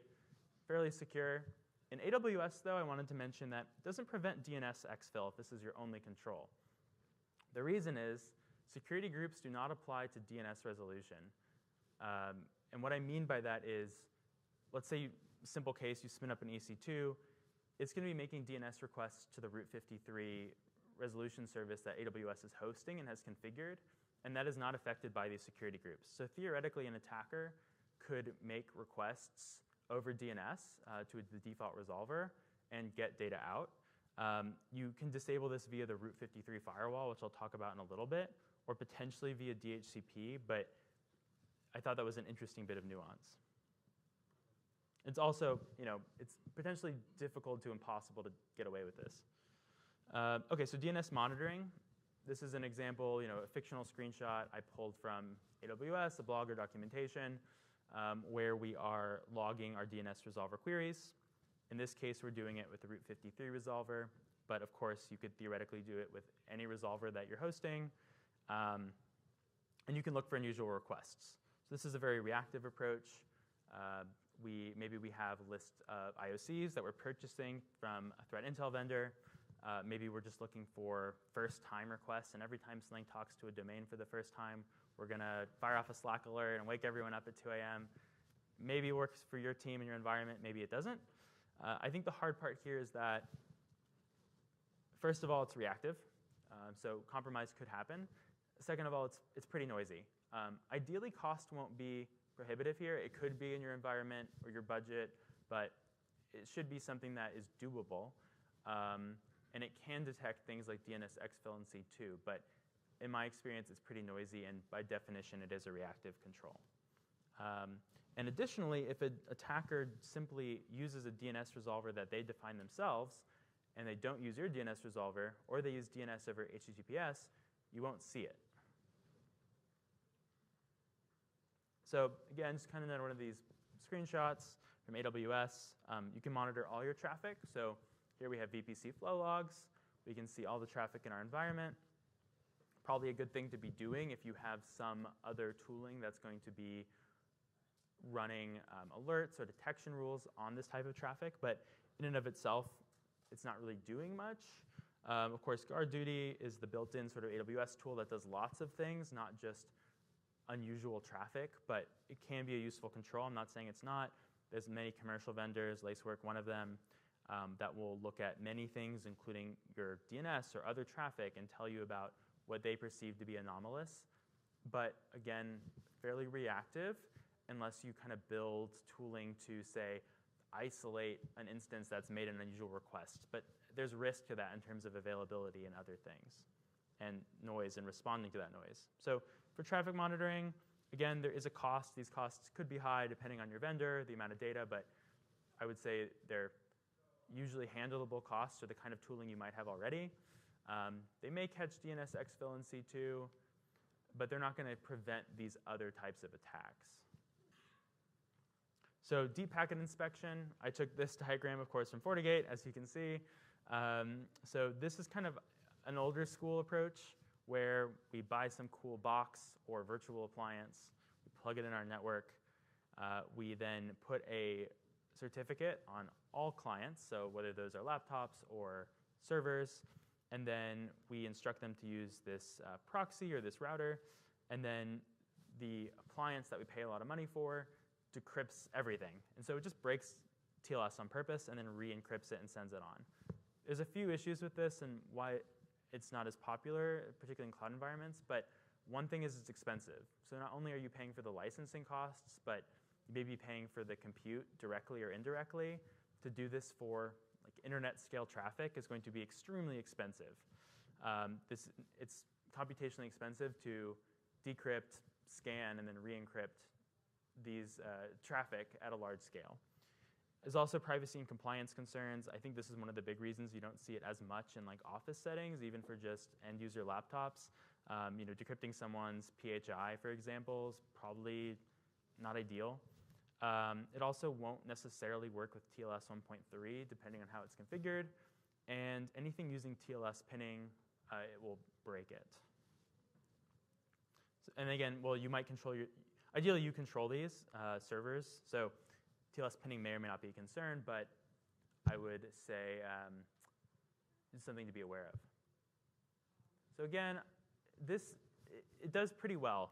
It's not so much a DNS kind of control typically because, again, being more of an old school control, it's thinking more about, or usually marketed more towards your just HTTPS traffic rather than your DNS traffic, which is assumed not to be encrypted. But if you're willing to pay all this money, you could see these attacks happening and potentially stop them in real time if you know what you're looking for.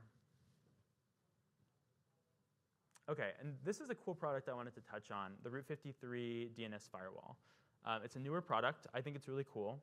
What it is a paid service from AWS where you can create rules for your DNS requests. And this is, I touched on earlier, you could potentially essentially disable this Route 53 resolver as a whole if you wanted to by creating a rule. But you can also create allow lists or deny lists. I think they even have some kind of threat intel stuff built in. So you can get these, you can pay to create rules and then have different traffic be dropped or allowed based on whether it's malicious or not. So they're not the only vendor to do this, but the way it's kind of built into the default DNS that you have to use in AWS or that you're pushed strongly to use in AWS is pretty cool. So potentially stops your DNS exfil in C2. You could have an allow list of domains. The problem is, let's say you do this, you are using the Route 53 resolver, you pay for this product, you create some rules, maybe you even do an allow list, which I would argue is the most kind of secure approach. You know all the domains that your service can connect to, but the problem is that an attacker, if that's your only control, then an attacker could hard-code a DNS over HTTPS IP, then their malware gets installed on your hosts, it then makes a request to Google's DNS, with the hard-coded IP, which will never make a DNS resolution to your DNS resolver, so it doesn't see it. It gets back the IP it needs for the command and control, and then can do all these C2 exfil, C2 and exfil over HTTPS. So an attacker could circumvent this control if it's the only one you have, but I still think it could be valuable. Additionally, you could apply sort of IP-based approaches. These might be security groups. They might be at other layers. But these IP-based approaches, the problem is they're very fragile. So as I mentioned earlier, and as many of you are probably aware, is not a good mapping anymore of one IP as one entity. That IP might be owned by your company one week and then owned by a bug bounty researcher in another organization or an APT another week because it's in a cloud environment and they're being recycled.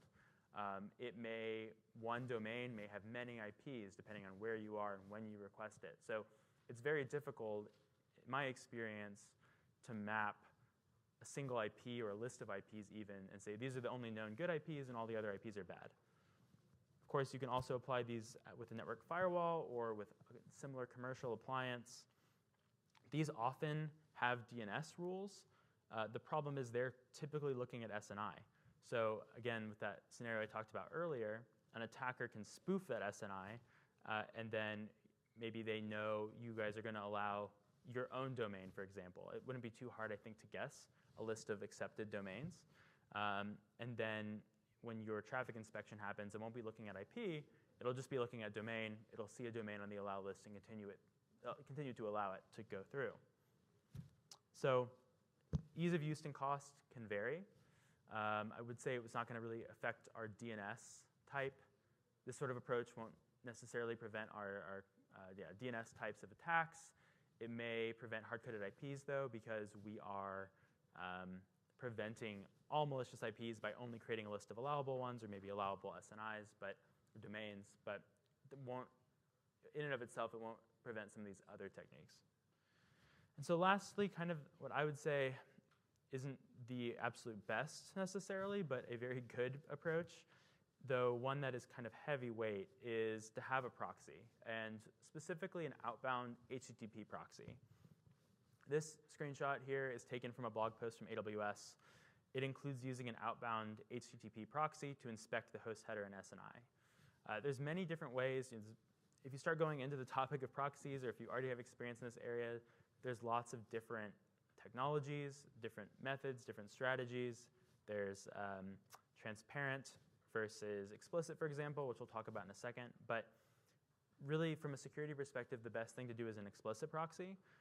The key thing here is that an explicit proxy, at least as configured in some of the scenario I'm talking about here, when your client is explicitly configured to connect to this proxy, it will then create that TLS connection, and then will forward on things like the domain it wants to connect to, which means that the proxy will be making the DNS request and then telling the client what IP to connect to, which means that this sort of SNI spoofing won't be effective.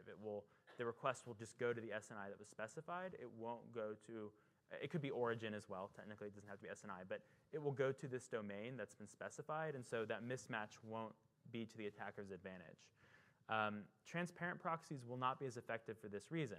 They can't see inside the traffic, and so have to resort to routing it based on SNI, for example, which, as I said, can be spoofed. You also need to consider things like sidecar versus centralized proxy for this approach if you choose to go forward with it. And if you have a lot of traffic, you're also going to have to deal with scaling and availability. So in my experience, going to the CTO or your equivalent in your organization and saying, hey, we need to start sending all of our egress traffic through this additional service. And if it goes down, yeah, our business will stop working and we'll stop making money, depending on your business model. Is a hard sell. But it can be pretty effective if you rely on allow lists. So if you really are having explicit proxies and you have a list of allowable domain names, this is going to stop those techniques. And that's because, for example, you could block Google's DOH resolver's domain name, or you could only allow the domain names that you know are necessary, none of which are Cloudflare's domain name. And there's still issues here, thinking about how these things are reused, but this is I think, very effective approach if you are already putting all your traffic through some sort of proxy, or you can deal with the sort of engineering costs. And speaking of someone who, or a company that can deal with these sort of costs, this is a blog post that I highly recommend checking out if this topic is of interest. This is the approach that Lyft took recently. So I'll have a link later, but this is just one of the diagrams I took. So Lyft's approach was, so Lyft is the maintainer of the Envoy proxy, if you've heard of it. They stood up a centralized explicit proxy with Envoy. All their services were then configured to explicitly connect to them. And the egress traffic is then checked against an allow list at the domain level before the DNS resolution occurs, which of course stops DNS-based exfil and command and control.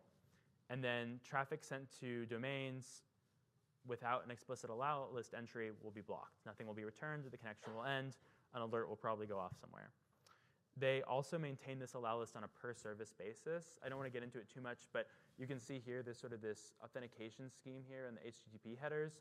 I'd read the blog post for more data, but the idea is that they know who these services are that are requesting, and so they can actually maintain an allow list per service, which I thought was pretty cool. It, of course, limits sort of blast radius and increases security further. And one key part of their strategy was they started by recording traffic and then adding legitimate domains to the allow list. Some traffic can't do explicit proxies, so they have a fail-through implicit proxy, which only filters on SNI, so slightly less secure due to SNI spoofing. But their plan is to gradually transition everything to explicit proxy. There's also a few commercial products, so Palo Alto and similar competitors offer various products which attempt to solve this. I haven't done an in-depth evaluation of any of these, but some of them I think do a better job than others. They can be pricey. Discriminat is a startup. Well, Chaser Systems, Discriminat product, this is a startup. I don't have firsthand experience, but my impression is that it's well aligned to the TTPs we've discussed. A company called Aviatrix also offers an enterprise product for this.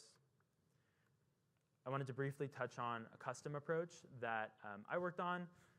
Don't worry too much about the flow diagram here, but basically I maintain a stub resolver. So we send all DNS resolution to this resolver service. It has an allow list of domains.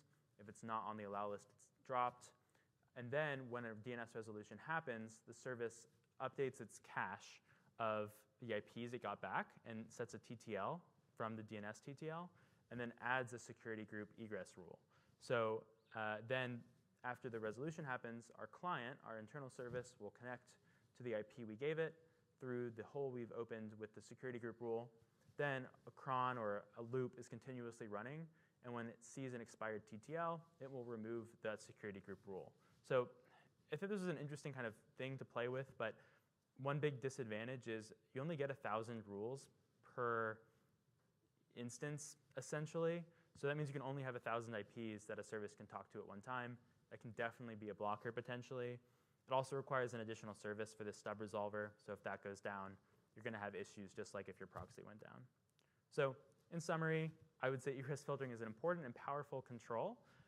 It may stop an attacker who even has remote code execution from being able to continue their attack. And it may be necessary for your environment due to compliance reasons. But it's hard to do. You'll need to figure out what works best for your environment. There's really no free lunch here. We discussed a few approaches, but there's some others I didn't discuss. Kubernetes, for example, has pretty powerful controls around networking. And so if that's the kind of environment you're in, I'd recommend looking into that for this problem as well. Just wanted to thank Drew, Lewis, and Dean for helping me with this presentation, taking a look at my slides. And then lastly, for Q&A, I just left these up. If anyone wants to take a picture, these are some talks and blog posts that I recommend checking out for an in-depth look. Thank you.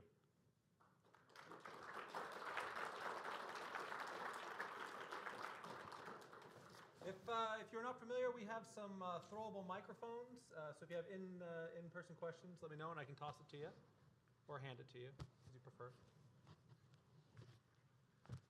Oh. All right. Speak into the black there. Yep. Okay. Does that work? Cool. That was really interesting. Thank you. Thank you. I was curious with this spoofed SNI attack that you shared. Does that break anything once it gets to the outside internet? Does the proxy need to put it back, or how would it do that? It's a good question. I think the main thing it would break is if you're sending it to an IP, a domain an IP that you control, then you can just sort of ignore what would normally break. You can just take this traffic and then naively end the TLS and then continue the TCP or whatever's inside of it. It would break things if it continued on to its destination. And this starts to get into topics like domain fronting, if you've heard of that. So I don't want to give a whole explanation on domain fronting, and I'm not sure I could right now, but essentially it plays off the idea of sending traffic to somewhere with a CDN, think Cloudflare, Google, AWS, and having an SNI that doesn't necessarily match. So a malicious government who's seeing your encrypted traffic can't see what you're looking at, but when it gets there, at the end of the process, the provider, the CDN, will then route it to its correct destination. This was a common censorship evasion technique, but which there's a lot of overlap between censorship evasion and malware techniques potentially, right? You're evading someone who's looking at your traffic. I'd recommend looking into domain fronting for kind of what a real world implication or use case was for that. Thank you. And just to clarify, or just so I understand, if you're terminating TLS, in your kind of special proxy that you've set up for this SNI spoofing, does that mean that you can't do any TLS connections with this technique? Could you clarify? Yeah, so if I want to do a TLS connection to wikipedia.org from the in-flight Wi-Fi, would I not be able to do that because you have to terminate it on the proxy that I'm connecting to? No, because again, I'm explicitly not teaching you how to get free in-flight Wi-Fi, but one technique someone might do on this type of network with these types of controls is that you control the proxy and you control your laptop. You just don't control the in-between. So you say, I'm trying to go to a fictional budget airline here, and then when it gets to your proxy then sees, okay, I'm ignoring the SNI, but I see inside that we're trying to make a request to wikipedia.com. And so it will forward that request and then send it back to you in an encrypted tunnel. Thank you. Sure. Anyone else? Other questions? Yep. Nice. So I know you haven't done an evaluation of a lot of the commercial products in this space, but do you know offhand if the Palo Altos, the Zscalers, those brands represent or have inspection of SNI type attacks and others as a default or as an option? I don't want to give an authoritative answer because I haven't looked into as much. When I looked at a few solutions, probably a year or two ago, I did get the impression that they were vulnerable to some of these attacks. So they might stop some, but one thing I think I forgot to touch on was encrypted SNI. So that is a RFC that's gone by a few names, but the idea is what it sounds like. You just encrypt the SNI altogether as a privacy-preserving technique.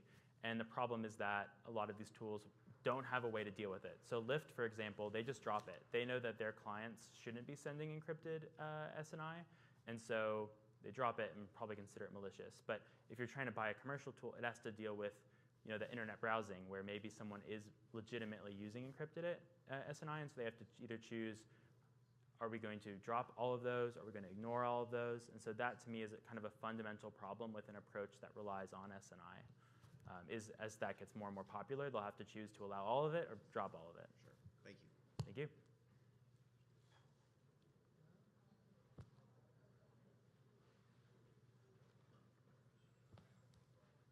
Okay. Was there any Discord or anything like that? That was No questions. Okay. I got an opinion if you want to. Oh boy, maybe afterwards. I don't know if I want to hear that. No explicit questions, though. Okay. Thank y'all. Thank you.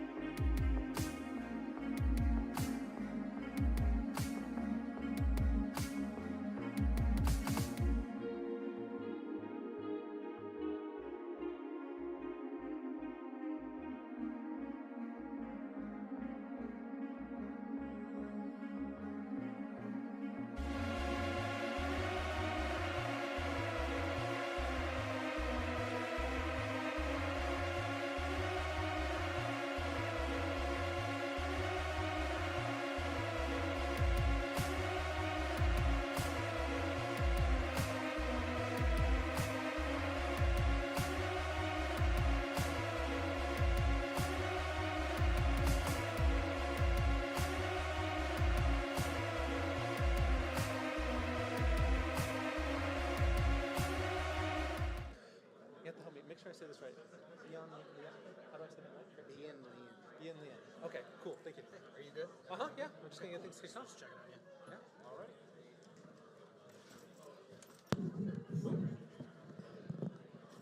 All right, let's come on in and get a seat. We'll get started here. Just want to introduce you today to our 11 o'clock track, which is Hunting the Bien Lian Ransomware Gang by Sean Patty. Am I getting that right? Patty. And Hallie Shakai. My apologies. Holly, my first time. Anyways, give them a warm welcome and we'll get kicked off.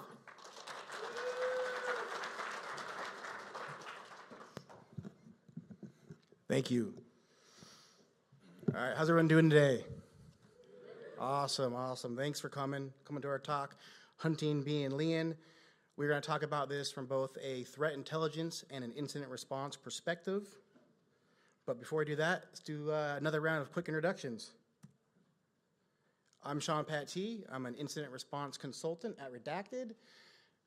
Been in Arizona since 2016, originally from Anchorage, Alaska. In my spare time, I like softball, lots of Call of Duty, hiking. That picture's from Black Hat, little money booth. Hopefully we can get that at CactusCon next year, maybe. Hi, everyone. Thank you for being here today. My name is Hallie Shakai. I'm a threat researcher with Redacted. A little bit about me. I grew up in Atlanta, Georgia, spent most of my life there. Came out to Arizona in 2018, where I actually just graduated with my master's from Arizona State last month.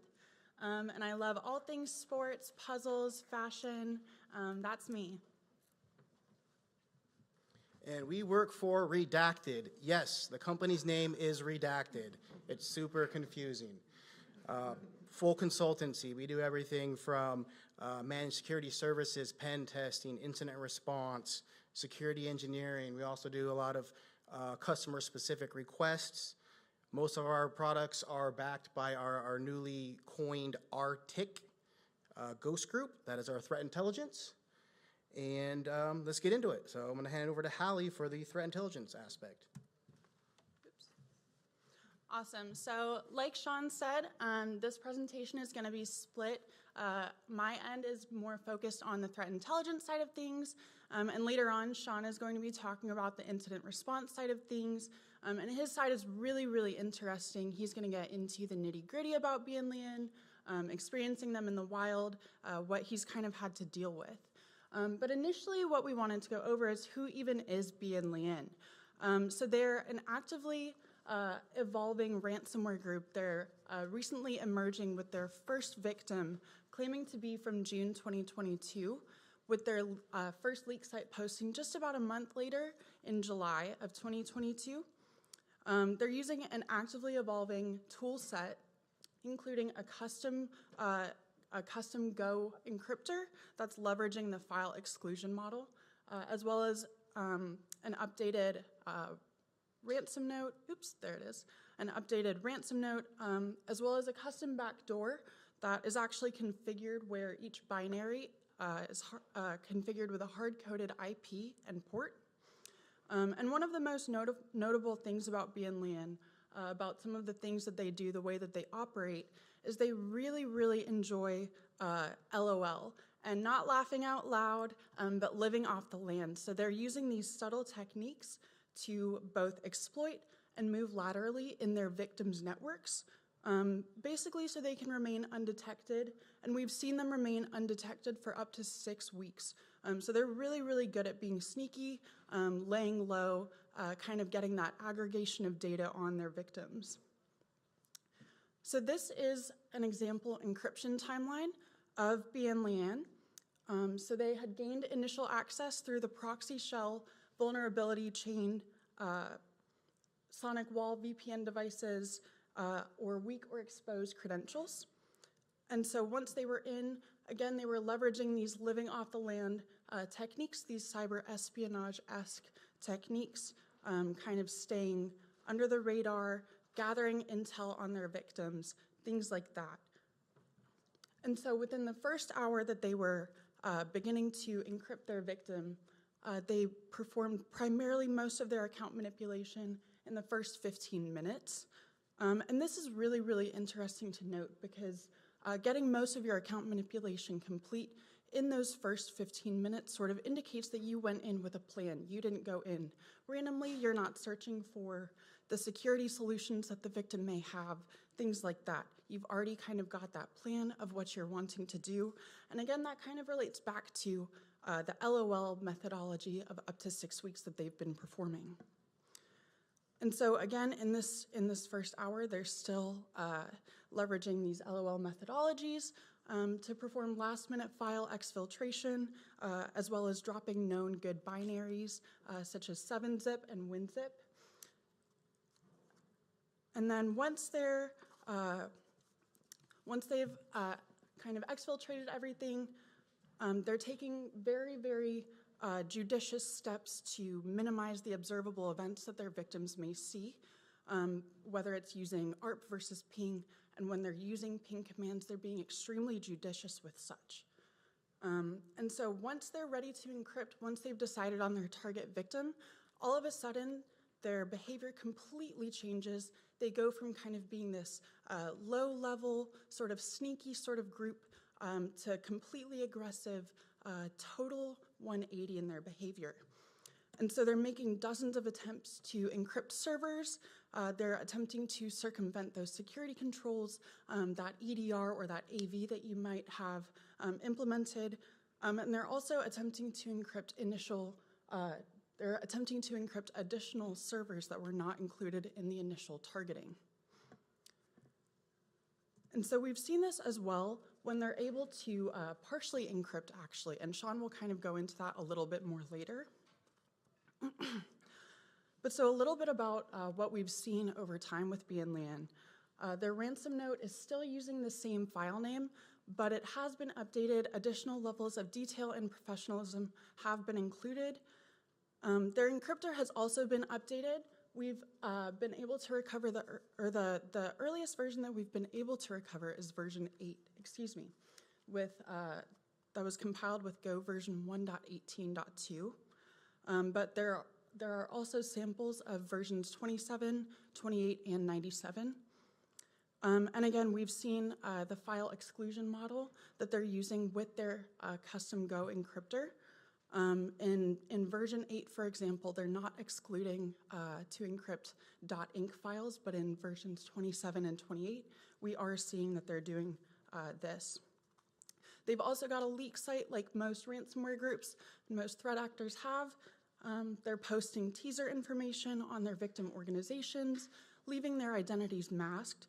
But they're also posting victims that they have exploited, kind of tagging them by industry or by country. And so this is a chart that kind of demonstrates the number of C2 servers that they've brought online month per month. Just so everyone knows, this chart does only go through January 15th. So we are able to confirm that additional C2 servers have been brought online. So this this last chart over here in January is not completely accurate, but we did just have to cut it off for slide purposes. And so obviously we're seeing that the continuation of bringing on C2 servers kind of indicates that they're still ready to attack more victims. They're still ready to go after more people. Typically, you don't see groups bringing on additional servers when they're ramping down their operations. So a little bit on their victimology. As of September 1st, 2022, there were 20 victims that were published on their leak site, but obviously the true number of that is unknown. They can claim however many they want or not claim however many. We don't know for certain.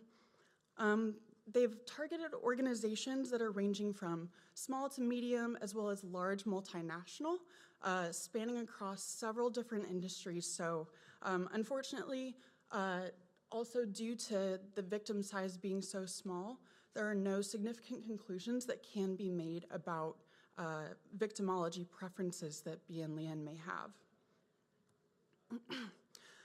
And so these two charts depict the victims that were compromised by month and posting of victim details by month. These speak on the assertion that BNLian is a group of skilled network penetration hackers. They're very, very skilled with that. Being able, again, to lay low, get an understanding of what security controls or tools that your organization is using, things like that. But they're not necessarily so good at the business aspect or the actual ransomware aspect of kind of their operations. As you can see in November, they've got just about 18 claimed victims that they've compromised, but only about 15 postings. So it looks like they're making up for that in the next month. So then this is the times from compromise to leak site and posting days. And again, speaking kind of on that assertion that they're really skilled with network penetration, what we're seeing is typically between 2 weeks to a month is when they're typically able to encrypt. But ultimately, you know, does it matter too much whether it's 2 weeks, 2 months, 2 years, if they're still encrypting, getting their money, things like that. And so just to kind of wrap up the threat intelligence side of things, we are seeing and kind of suspecting that this is a newer group in the ransomware ecosystem. Again, they're really skilled in network penetration. They're adept to adapting to victim networks, really, really good at kind of changing those admin account passwords, getting what they need to do to hinder you from protecting yourself. But I will say that they are as well becoming better on that business or that ransomware side of things, with their leak site actually becoming more stabler. And just a final thought, their dev environment, their development environment, as initially explained, has continued to evolve, those incremental changes, things like that. So now I'm going to hand it over to Sean, who's going to talk more about the incident response side of things, kind of get more into the nitty gritty. So thank you, everyone.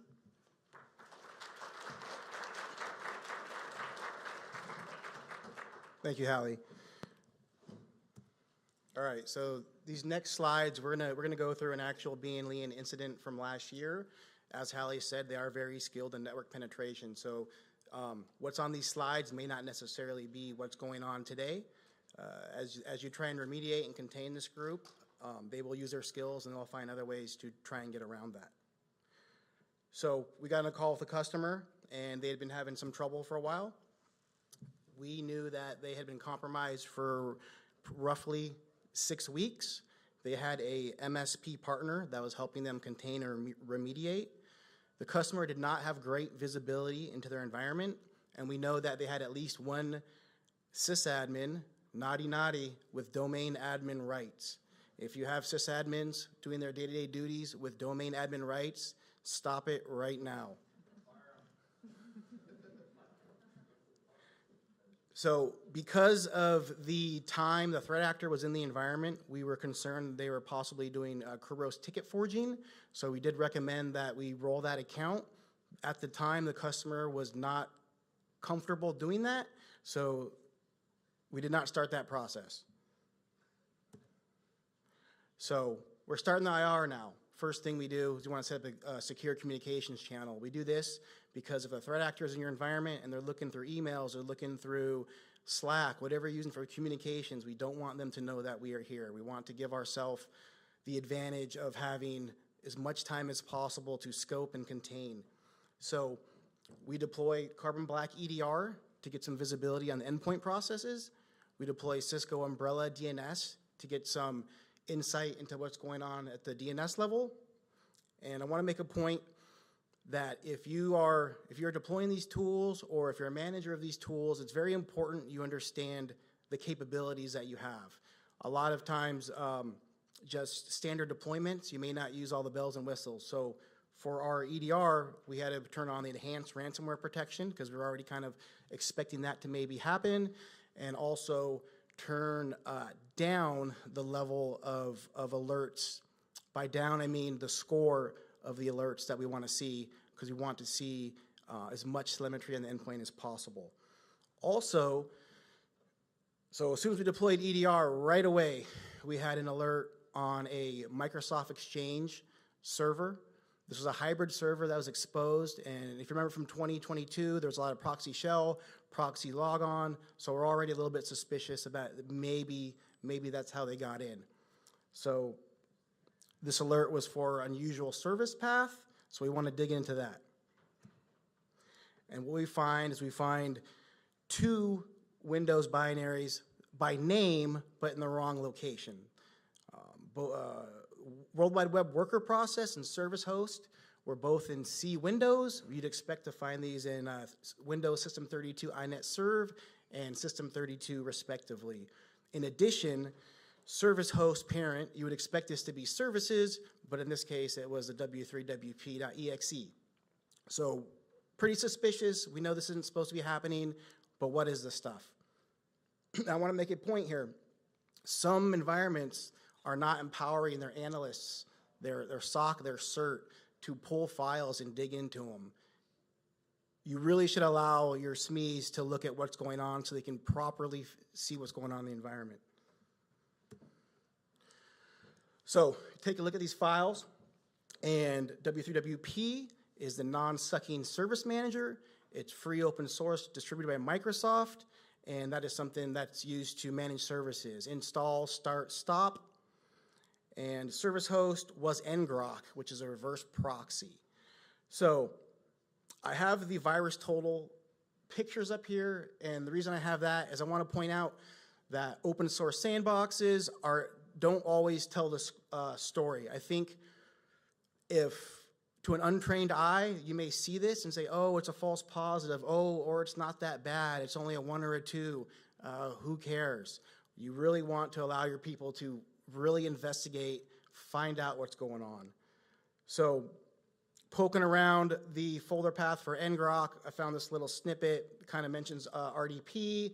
I don't know if this was really a live config, but this was enough to get the customer to say, oh no, maybe we should roll that Kerberos account. So we started that process. These next few slides, they're mostly in chronological order, but they're kind of all happening at the same time. The time frame is very short. And the title may be kind of cringy, but honestly, I just really wanted this crab on the slide. Love that guy. All right, so right away, we're starting to see a lot of living on the land from this adversary. Carbon Black's going crazy. They're doing things like adding an admin account to a remote desktop user. Now we have a second domain admin that we know is popped. They're allowing RDP. They're enabling remote assistance. They're starting to target the customer's defenses. They're trying to disable Windows Defender, looking at possibly doing an AMSI bypass, disabling Sophos tamper protection. And this tight VNC one was really interesting. So what they did is they installed tight VNC and they modified the registry to allow tight VNC to operate in safe mode. Why they'd probably do this is because if they can reboot in safe mode, a lot of security products won't work in safe mode. So now they're free to do whatever they want in the box, which is probably going to be attempt encryption.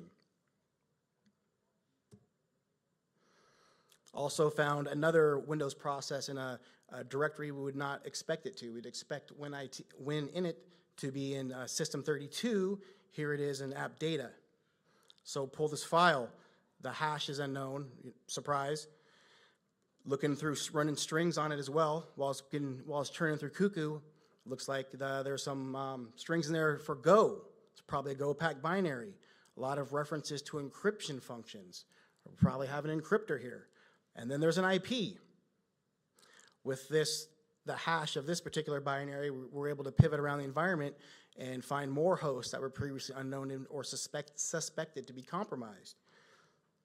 Any ideas where this IP went?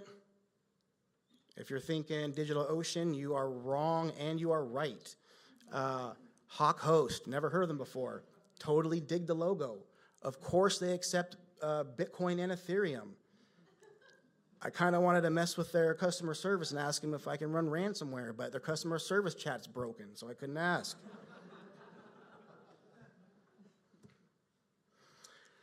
By now, I'm taking a look at what's going on in Cuckoo, and we can see that binary has a ransom node in it. There was a lot of different file paths that wouldn't fit on all these slides, so just chose one. So with the enhanced protections that we put on in the carbon black, they could not get encryption. They were stopped. So what they did that was interesting is they opened Notepad through Explorer and gave us the ransom note that way. So at this point, there's no encryption, but hey, surprise, here's a note.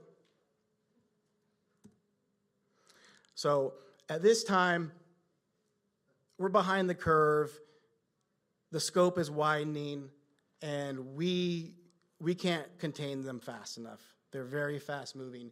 We decided to pull the plug. So went ahead, pulled the internet. This may be tougher to do in large environments. Fortunately, this customer was able to do it. Fully rebuild the domain, new domain name. Any server or host that had been touched, fully rebuild from scratch, not from backups, because at this point, they'd been in the environment so long, we weren't confident that maybe the backups hadn't been corrupted. We reviewed configs of network hardware, switches, routers, firewalls, see if there's any signs of anything being compromised in there. And by this time, leadership's getting extortion emails directly. And that's the thing with double extortion. You don't need encryption. You can just threat reputational harm, customer data out there, and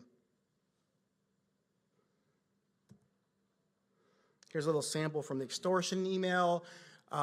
It's not in there for obvious reasons, but they had full listing of the servers they'd compromised, who the server owners were, what kind of data was on it, the job functions. So they'd been there at least 6 weeks doing a really good job of recon, finding out financials. So key takeaway here is if you prepare properly, ransomware can be beat. Have an incident response plan. Make sure you practice it, whether it be tabletops or something smaller. Know who in your organization you will need to mobilize if you have an incident. Know your environment. Know what kind of applications are allowed, should be in there. Leverage your tool sets. Make sure you're using all the bells and whistles. Make sure you trust your SMEs. Too often, management does not allow their SMEs to react quickly. These are the people you trust. You need to allow them to do their job. And beware of pups. Just because something doesn't have a high score on virus total, or maybe free and open source, or maybe a sysadmin using it, does not mean it's good. Skilled network penetration people will use whatever they can to compromise your environment and get the job done. All right, so that's all we have for now.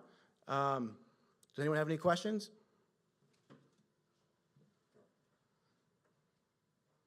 Awesome. Oh.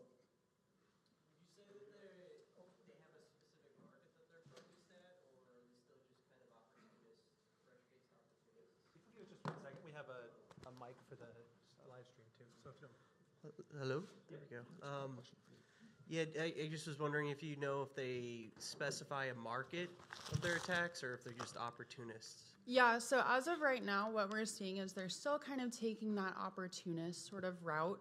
Some of the industries that appear on their leak site range from education, manufacturing, financial, so it's still a bit scattered, and again, they're going after anywhere from small to medium organizations, as well as large multinationals. So as of right now, we're not able to make any specific sort of claims or any sort of blanket statements on potential preferences.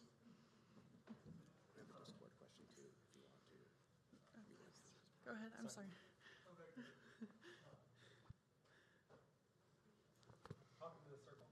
Hello, testing. Oh, okay. So in the graph you were showing earlier in the talk, it showed in September there was I think, higher number of compromises, but a lower number of data being uploaded. Right. Is that like more victims paid, or what accounts for that? Right, well again, I mean, ultimately threat actors can claim that they've compromised any number of victims on any number of days or within any number of months. So with some of the months that we're seeing where they actually have been compromised, It just looks like their actual posting to their leak site is delayed by about a month. So obviously what we can see in September is that maybe some of those postings to their leak site were in October, actually. Hopefully that answers. Do you know / can you say what the initial infection vector was? That's a good question. We believe it was a proxy logon, proxy shell, but we don't have concrete evidence. A lot of logs were deleted, a lot of evidence was missing. Okay, and then can you say, or what's your insight into what would have been a good way to detect this before they started mobilizing? I think if the customer had a non-legacy AV, like a more current EDR, they probably would have noticed right away. So super quick, we've got a couple Discord questions, just 1 second. One of the questions was, why were there more C2 server activities even though the ransom activities were going down? It's not necessarily that their ransom activities were going down. Ultimately, what we are seeing is that they're bringing on more command and control servers. So whether that's only 2 servers per month or 20 servers per month, the continuation to bring on C2 servers indicates that they are looking to infect or encrypt more victims. And then the other question is, when you say enable the people to analyze what's discovered, are you talking about having a lab prepared? Any insight on what kind of setup or tool sets? That might be a you question. Okay. I've seen environments where you have like your SOC or your CERT team, and they can look at an alert, and that's it. They can't pull a file. They can't really dig in. They don't have tools. They don't have the telemetry in the network. Those are very important. And if these are the people that you're entrusting pretty much with the keys of the kingdom, you should allow them to do the job appropriately. Don't relegate them to just kind of looking at an alert and not being able to figure out what it actually does. In certain instances, it's a difference between calling a consultancy to come in 6 weeks later when maybe someone very skilled in-house could have got ahead of this in the first 24 hours.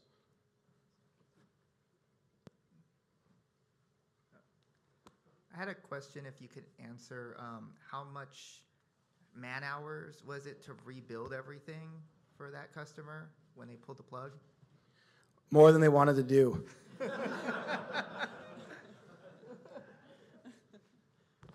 it.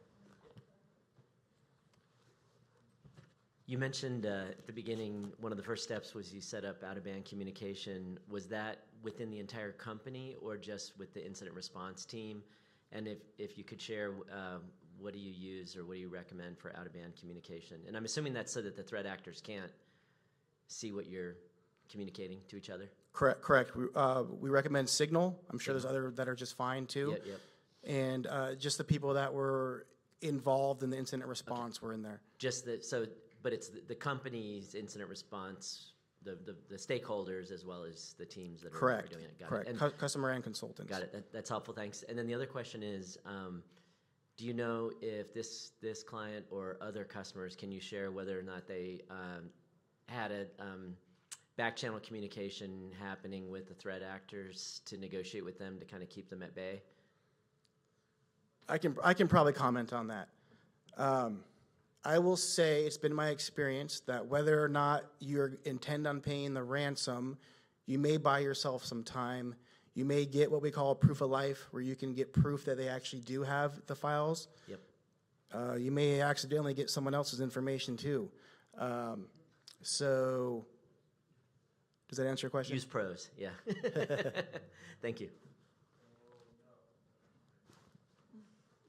So my question was basically his question, that is, when the executives receive those emails about threat of displaying the data and sharing the data, what can you do at that point? I mean, what can you do to protect the data or not pay? Well, I mean, you never have to pay. I guess every business needs to decide for themselves what they want to do. It could be that you get data and you're like, oh, we don't care about this. Who cares? Put it on the internet, right? I can't really answer that because it's business independent. Quick question, on the slide actually you just had up, it showed C2 servers over time. Are you able to disclose how you are tracking that or how you're finding those? No? Unfortunately, no. Thought I'd ask anyway. Thank you.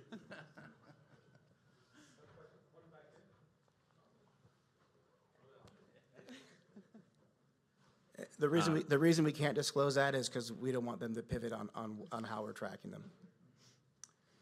A couple of those slides had different files that you found and like an incorrect location. I'm just curious, was that picked up by EDR or was that just analysis based on kind of knowledge of this specific group?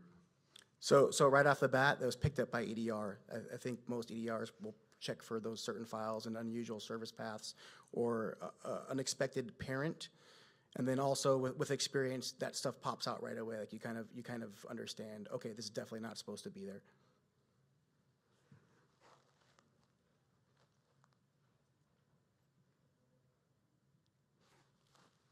Yay. Thanks, everyone. Oh, sorry.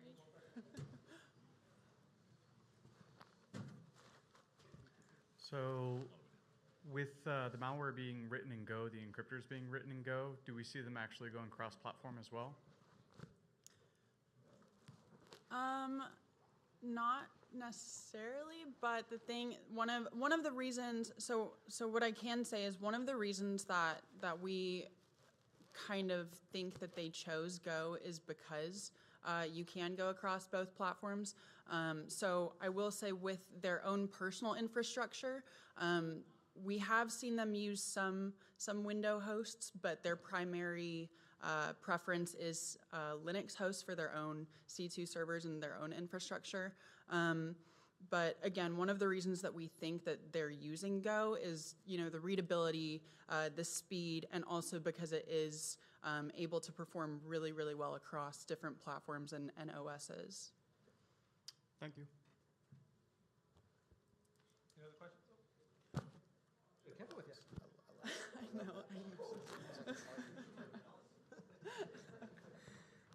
So I'm not sure if you can answer this question, but you mentioned that they had a legacy antivirus in place at the time, which did not pick up on any of these weird behavior leading up to the accelerated, things they were doing. Are you at liberty to disclose what vendor it was?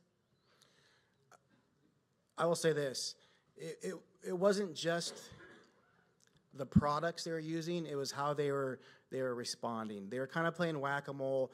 There are a lot of alerts that led up to this point, and if someone would have been empowered to maybe dig a little bit deeper, I think they could have stopped it a lot earlier, which kind of goes back, it's really important to give people the tools to succeed, to really empower them to investigate. Thanks.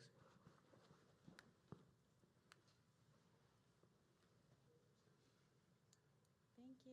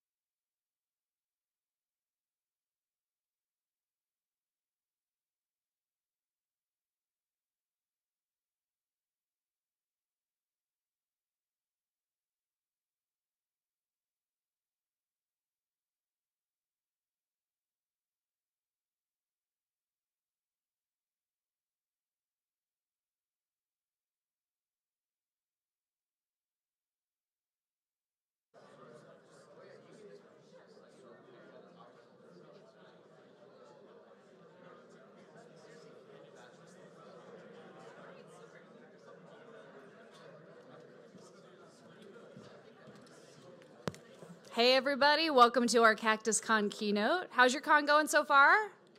Good? All right, we love to hear it. That's fantastic. My name's Jamie Witterton. I'm the CFP lead for CactusCon.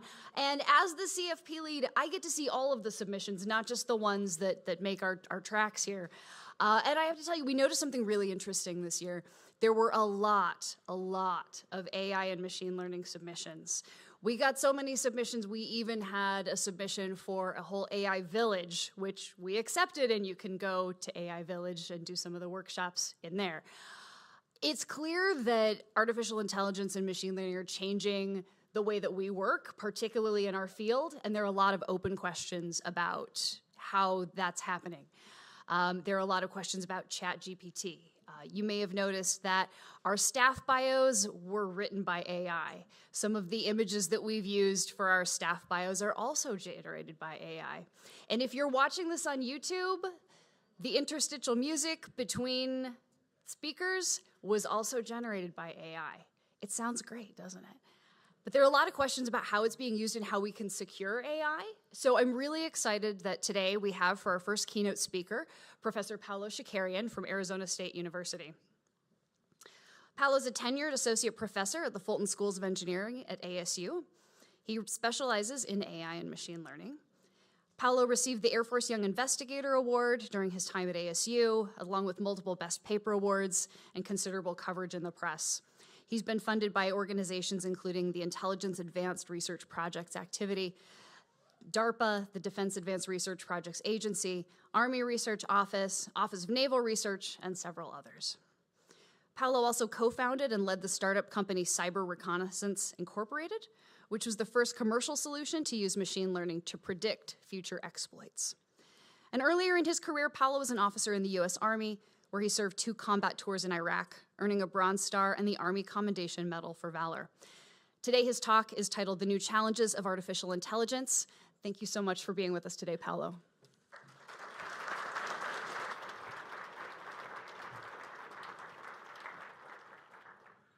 Well, thank you very much for coming to my talk, and thank you, Jamie, for such a nice introduction. So I'm Paolo Shakarian, and I started my journey with artificial intelligence way back in 2007. I had gotten back from my second tour in Iraq, and I was sent to Northern Virginia to be an advisor to an organization called the Defense Advanced Research Projects Agency, or DARPA. And they just wanted advice from people in the field on what could be relevant to their projects that they were working on. And one of the projects I became involved with was something called the DARPA Urban Challenge. And they sent me and the other military folks out to this test, an abandoned Air Force base in Victorville, California. And at this Air Force base, research organizations from across the country had brought in the first generation of fully autonomous vehicles to drive around in this abandoned Air Force base and see what happens.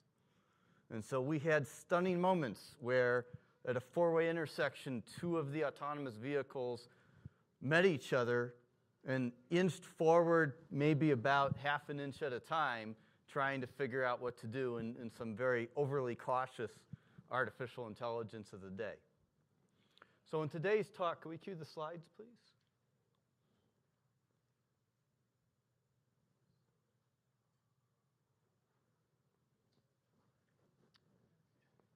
And of course, you get to see my messy desktop.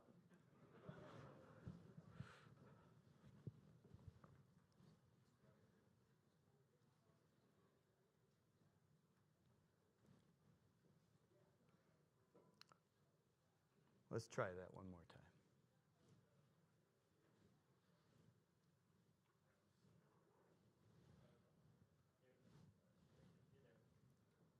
time. Okay. So today, we can now use artificial intelligence to solve very important problems, such as playing Pac-Man. And, you know, Pac-Man, of course, we're all familiar with this game. So let's talk a little bit about it. So mid-1980s, the Japanese version was released. Late 1980, Pac-Man made its way across the ocean here in the United States, earned $1 billion in its first year, in quarters, okay? So fast forward a little bit. In 2013, DeepMind, which got acquired by Google, showed that you could use deep neural networks to reach near human level performance on Atari games. Now, DeepMind, extremely well funded, all the latest computer hardware. Okay, this is a little less than a decade ago. Why I talk about Pac-Man? Today, student project in one of my classes to have an AI agent play Pac-Man and do pretty well. So look at what happened in just the last 10 years. We went from something that was in the exclusive purview of a highly funded tech company to now being accessible by students. That's a lot of progress in a short amount of time. Not to mention, this was something before 2013, many people thought we could not do this. So how did we get there? Well, deep neural networks are clearly a driver of a lot of the accomplishments today in artificial intelligence. So what is special about deep learning? When I went to grad school, there was kind of this thought that you could generally get to about 85% accuracy with any machine learning problem. And then bumping that up to get to something in the 90% accuracy range required a ton of engineering work and a lot of specialized domain knowledge. It was also generally thought that if you had a parametric model, that if you increase the number of parameters too much, you would face these diminishing returns, and ultimately the model wouldn't work anymore. Deep neural networks turn that on its head. It allows you to arbitrarily increase model complexity, and as you increase model complexity, you get better performance. So really before 2012, that was not thought to be the case. So if you could just make the model more complex and you get better performance, this is where companies like DeepMind, Facebook, OpenAI come in, because they got a lot of money and they just buy a lot of hardware. So what does a deep neural network look like? Well, you have these layers, and the idea is that all of these layers together comprises a very complicated function. The layers are essentially, can be thought of as a language just to specify a function with a number of parameters. And using a very clever approach called backpropagation, we don't have to worry about manually analyzing this function in order to train it on data. So now we've taken something that in the past has required people like PhDs to analyze the problem very heavily, do things like see if we can find a derivative of this very complicated function for our domain problem. All that goes away, and it becomes a pure engineering problem. And so this is the main thing that the advances with deep learning have brought us today. So what does this imply? These capabilities can be democratized. And I think what I talk about at the beginning, how now Pac-Man playing agent is accessible to students. This technology is accessible to more and more people. The corresponding drop in compute costs, the easy accessibility of cloud resources to arbitrarily get a lot of computing for a short period of time to work on a problem, all of this has led to just a very rapid, widespread use of this technology. A new class of engineers is required here.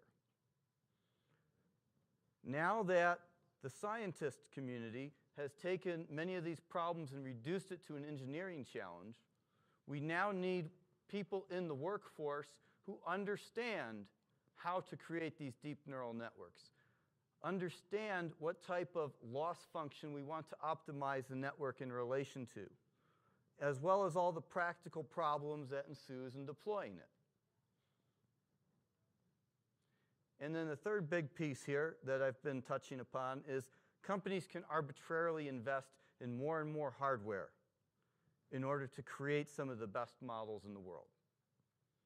And so we can now throw a lot of money at a problem that we really care about, we as a society, or we, if you're, or someone as a big company wanting to do this, they can throw a lot of money and create some really fantastic innovations. So I taught machine learning for the first time as a professor way back in 2013. So a couple things. This is my website from the class. This was not taught as its own class. Very few people were teaching machine learning by itself to undergraduates. This was undergraduate AI course I taught. Machine learning was one of several topics as part of this course. Machine learning is actually a branch of AI, and deep learning is a type of machine learning. This was a niche elective. So basically, I got to pick the AI and machine learning topics that I thought the students would be interested in, and we just kind of went with that. There wasn't a lot of major consequence because there wasn't a big industry need for specific skill sets. Traditional educational model.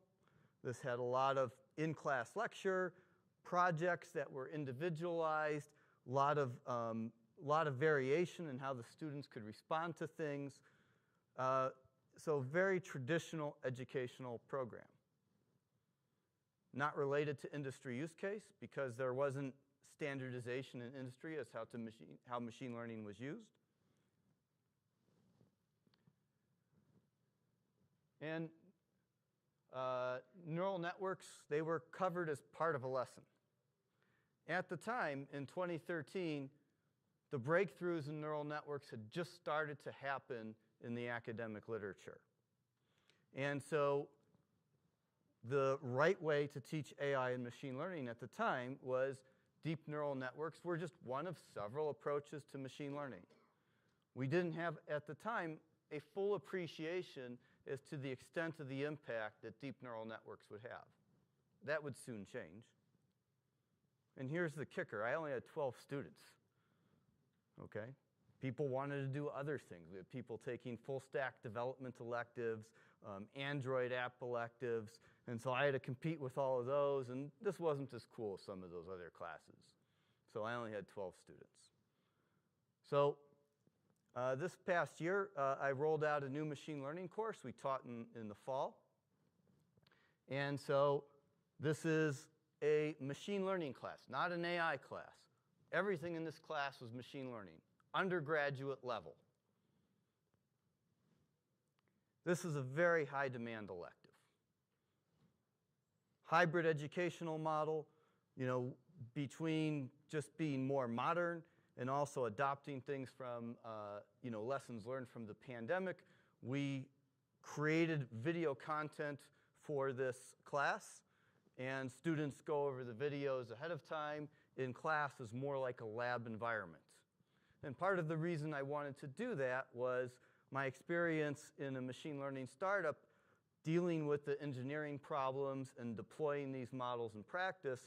I wanted to get students more hands-on time where they could be coached by me and the TA and the instructional team.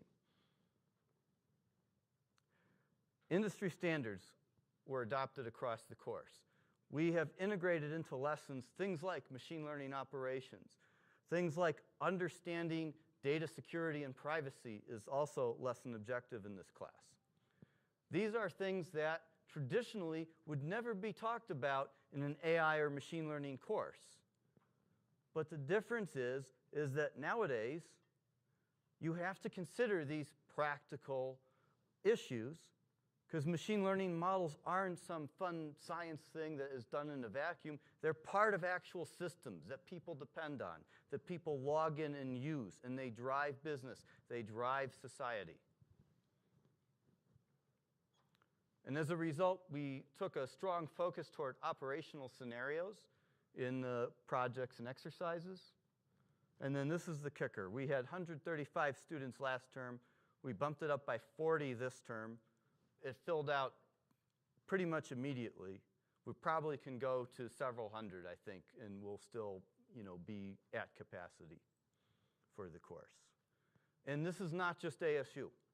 I have colleagues at other universities that are seeing very similar trends in terms of undergraduate interest in machine learning. And we know why. There's companies that need these skill sets. So as I mentioned with the course, we went with a lot of video content. I actually have made many of these videos just publicly available on YouTube.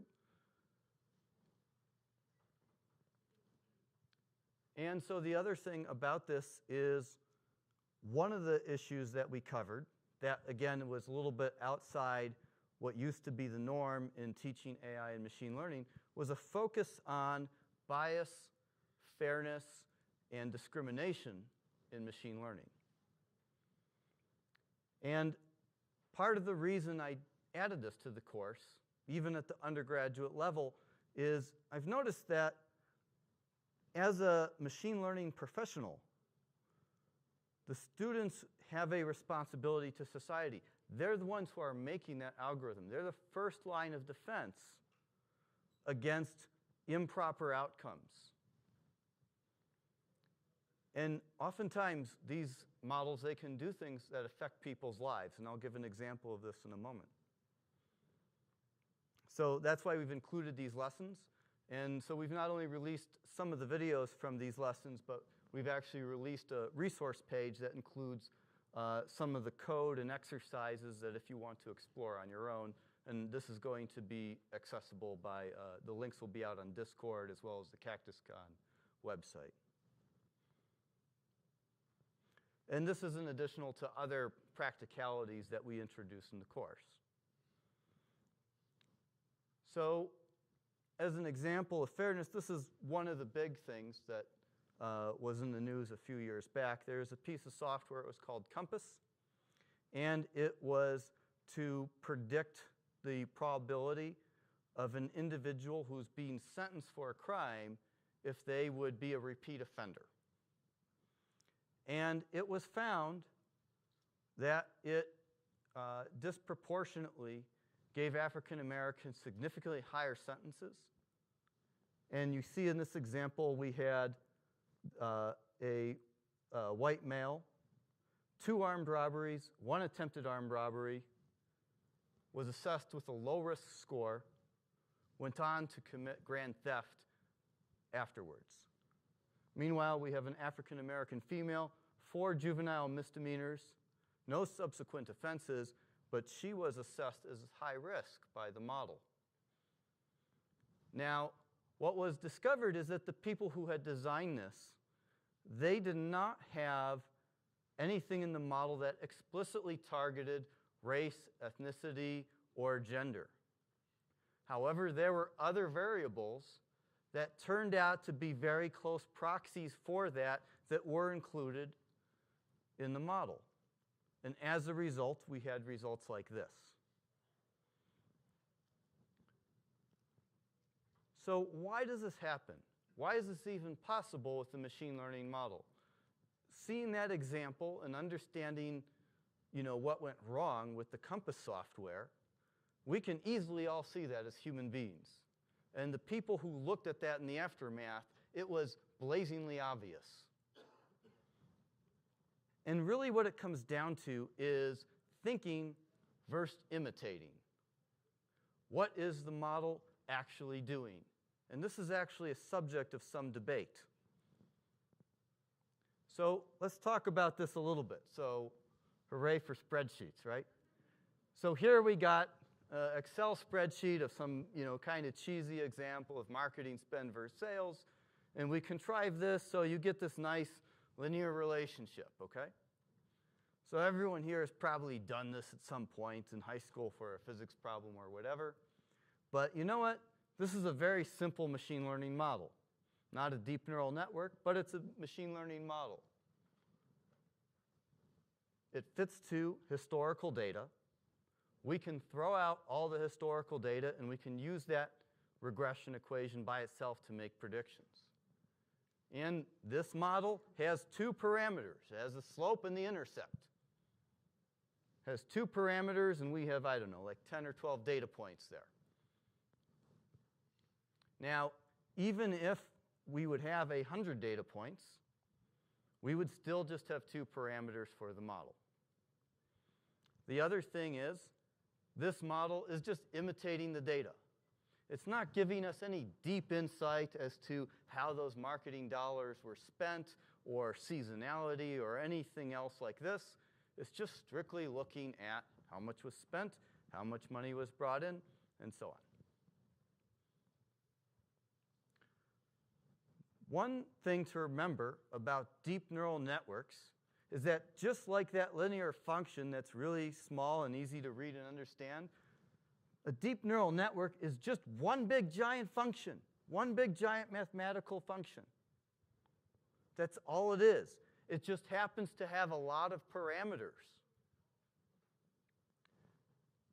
And so this leads us to a question of, can a mathematical function actually think? And there's one group of people out there that think, hey, it's just a matter of adding more parameters, having more hardware. At some point, just by adding more compute, this thing will be able to think. There is another camp of people that believe that a mathematical function by itself will totally be incapable of ever doing this. Will never give rise to cognition. We're missing something. We need something more. Now, this is a huge debate in the field of AI. It's not clear, which one is right, but I think at the end of the day, there's probably going to be some middle ground. And we'll talk about some thinking along these lines. But anyway, we talk a bit about model parameters. What about ChatGPT? How many parameters does it have? Well, so I thought, instead of Googling, I'll just ask it. So I asked it. So there you go, 175 million parameters. So this is a good amount. That's an awful lot. There are models that are bigger that have billions of parameters. But we can still assume that this has some level of capability. So okay, one thing people talk a lot about is, hey, ChatGPT isn't that good at math. So let's introduce a word problem. We have one whole number is 3 times a second number. If 20 is added to the smaller number, the result is 6 more than the larger. And so there are 2 equations that can express this word problem. There they are. If we combine them together, you get this. 3x plus 6 equals x plus 20, with x being the smaller of the numbers. Simplifying that, 2x equals 14. Remember this equation here. 2x equals 14. And then the rest is really easy, 7 and 21. So let's see what happens when we ask ChatGPT. So type in the same thing, and boom. First thing it says is, hey, here are the 2 equations. It gets this right. That's actually quite cool. Okay, this is actually a big deal that it gets this right. So that's great. It's got the 2 equations. So it says, hey, we can substitute the first into the second, and we get this. Can deal with that. And simplifying, we get y equals 14. Now, if you remember, I said 2y equals 14. Something went wrong. I don't know what, because they have y and 3y in the line above. You would think 2y would appear next, but that's not what happens. So it makes a mistake. And The rest, it goes on, plugging in, 14 for the smaller number, and it has 14 and 42. So it has the wrong answer. So okay, well, hey, if I'm grading this for, a student, this is at least follows credit, made one small mistake. How often does this happen? So this is one experiment. So let's do another experiment. So this is CactusCon. So, we thought, hey, let's write a bot. There's no API available for ChatGPT, so let's just, barge our way into it. We take 1,000 math word problems. There's people who study this kind of thing in linguistics. So we'll take 1,000 of them, and we'll use this bot to send them to ChatGPT. And here's what happens. 83% of the time is totally wrong. 1% of the time it says there's no possible solution to this, and it throws its hands up. And then another 3% of the time it gives, especially if you have like 2 solutions like we saw in that example, it may get one of the numbers right but not the rest. And so that's the partially correct. And then 13% of the time it gets everything right. Now, admittedly, this is one of the harder data sets for math word problems. However, other state-of-the-art algorithms designed especially for math word problems, they get around 60% accuracy on this, which is about 4 times better than ChatGPT. That said, ChatGPT does a lot of other stuff that those algorithms don't. Those algorithms are more specialized. But still, this is quite unfortunate. So we started wondering, hey, what drives these results? Is there something about certain math word problems that are harder than others? Now, what was nice about this data set is it gave the associated algebraic equations. So we could go and count things like the number of unknowns or number of addition operations. So we looked at a couple of these items and we said, hey, let's see if something makes ChatGPT fail at a significant probability higher than the baseline. So the baseline was 84% because we had 83 totally wrong, another 1% says no solution. And so if our error bars put something above that, this is a factor that might be leading to failure beyond normal. And then we took a step further and we said, hey, of any of these factors, is there one that might have a causal relationship? And in our analysis, the only one that did was the total number of additions and subtractions, which from algebraic standpoint are the same thing. And there was a clear linear relationship between the probability of failure and the number of these operations. Now, why that? Why not number of unknowns? Well, one way to think about this is additions and subtractions. That's usually when you're taking another step of inference. And so the more steps of inference that you're required to take, the tougher it is for ChatGPT because it's not designed for inference steps. It is imitating. It's not thinking. So how can we make such systems think? So one idea is, can we infuse domain knowledge? So for example, models like ChatGPT, they're learning from a corpus of historical data. Lots and lots of training examples go in the training process, and it learns something. Now, if me and you go and sit down and play a board game, we're not going to randomly put pieces on the board and see what happens thousands and thousands of times. We're going to first read the instructions. So infusing domain knowledge is analogous to that. Can we give a machine learning model extra instructions that say, hey, this is what needs to go on? Can it draw conclusions from that knowledge? So if we use that knowledge to say, hey, don't do a certain thing, will it follow that? And can we learn relationships between pieces of knowledge?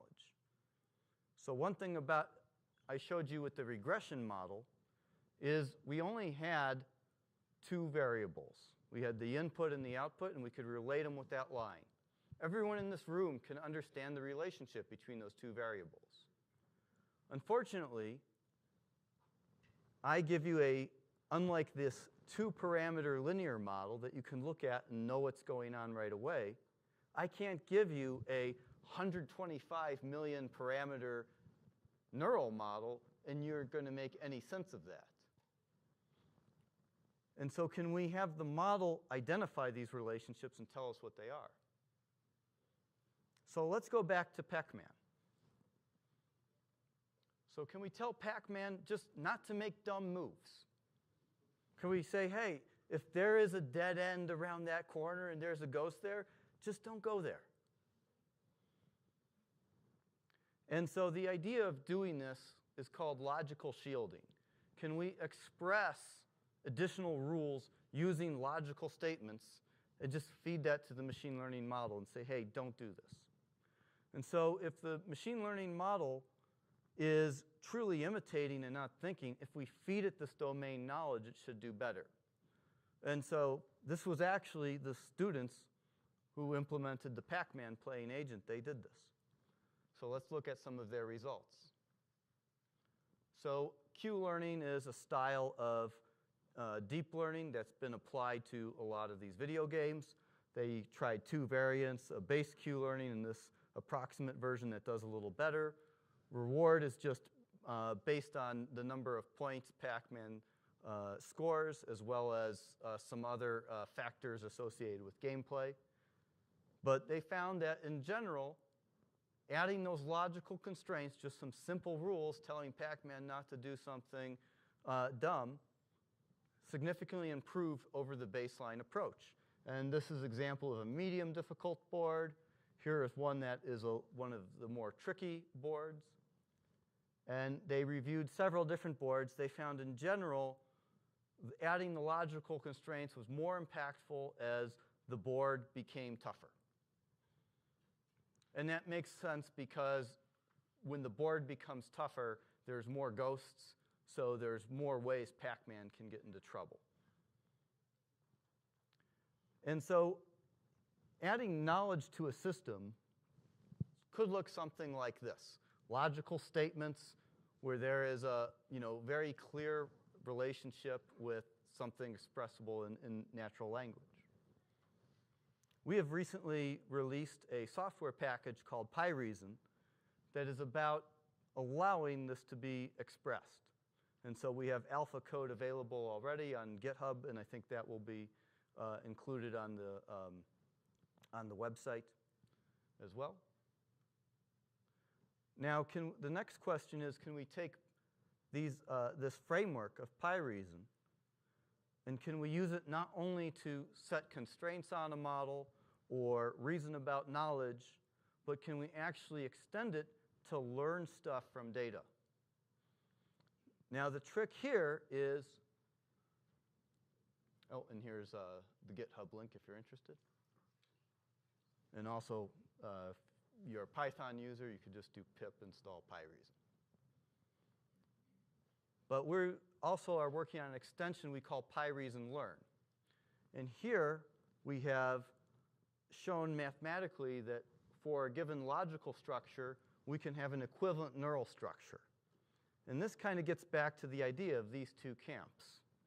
Maybe if we can show there's an equivalence between the two sides, we can then learn things from data that can be expressed as knowledge and not just a giant function. And so how well does this work? Well, our first experiment with this was to look at English language sentences and fragments of sentences and see if it could identify the difference between the two. And so what we saw here, unfortunately the bars on this slide didn't come out, but you see the percentages. We call this kind of solution a neuro-symbolic solution because it combines neural with symbolic logic. And we were able to obtain performance on par with state-of-the-art purely neural models. But the difference being is that now we are able to explain the results. So this is just a very small first step toward what we think is going to be a big topic going forward, can we have models that not only can do incredible things like ChatGPT, but can actually go beyond imitating and start thinking? So I'd be remiss if I didn't thank a lot of people who put in work on some of these projects that I talked about, including the Pac-Man experiments, the experiments with ChatGPT, as well as the development of PyReason, some really bright and talented students here at ASU.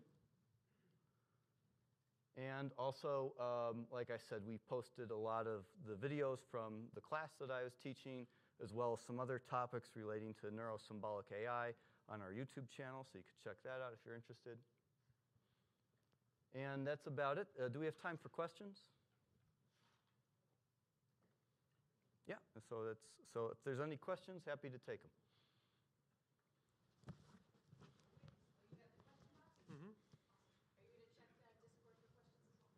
No.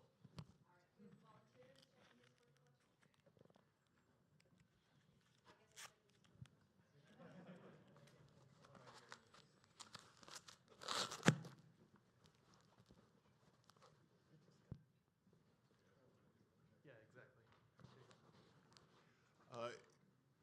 In the relatively near future, computers are going to start saying things like, "Don't turn me off. You'd be killing me." How long will it be between when a small portion of society starts to believe them that they're saying that, and a large portion of society starts to believe them when they say that? I think that's an excellent question. We did see some rumblings of that with that engineer from Google who was convinced that the chatbot was sentient that he was talking to.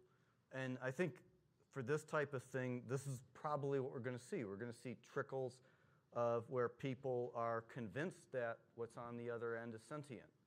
And there have been studies that, where psychologists have looked at people interacting with robots and saying that, hey, kick the robot, and people refusing to do so because they've established a relationship with that thing.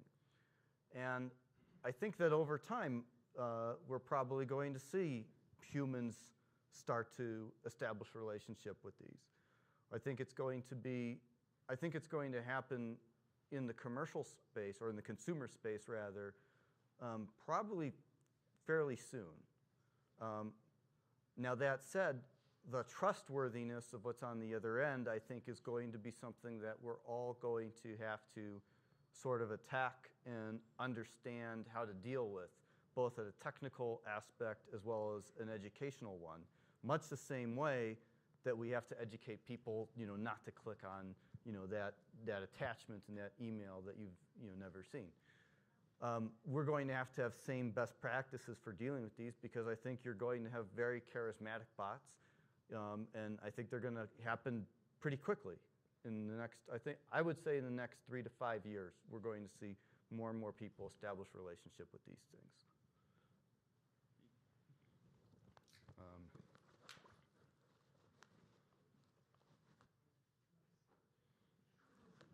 Check. Did you try, I've noticed that when you phrase things slightly differently with ChatGPT, you can get widely varying results. Did you try getting it to check its answers or solve without using multiplications, instead of 3x, x plus x plus x, to see if it did anything different? So that's actually where this kind of research is going to go.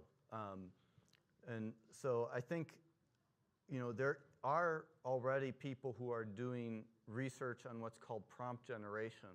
So can I take the input from the keyboard and break it down into problems that the machine can actually handle? Because clearly, if we broke down that problem a bit more, I think ChatGPT could have got exactly right on all the individual steps.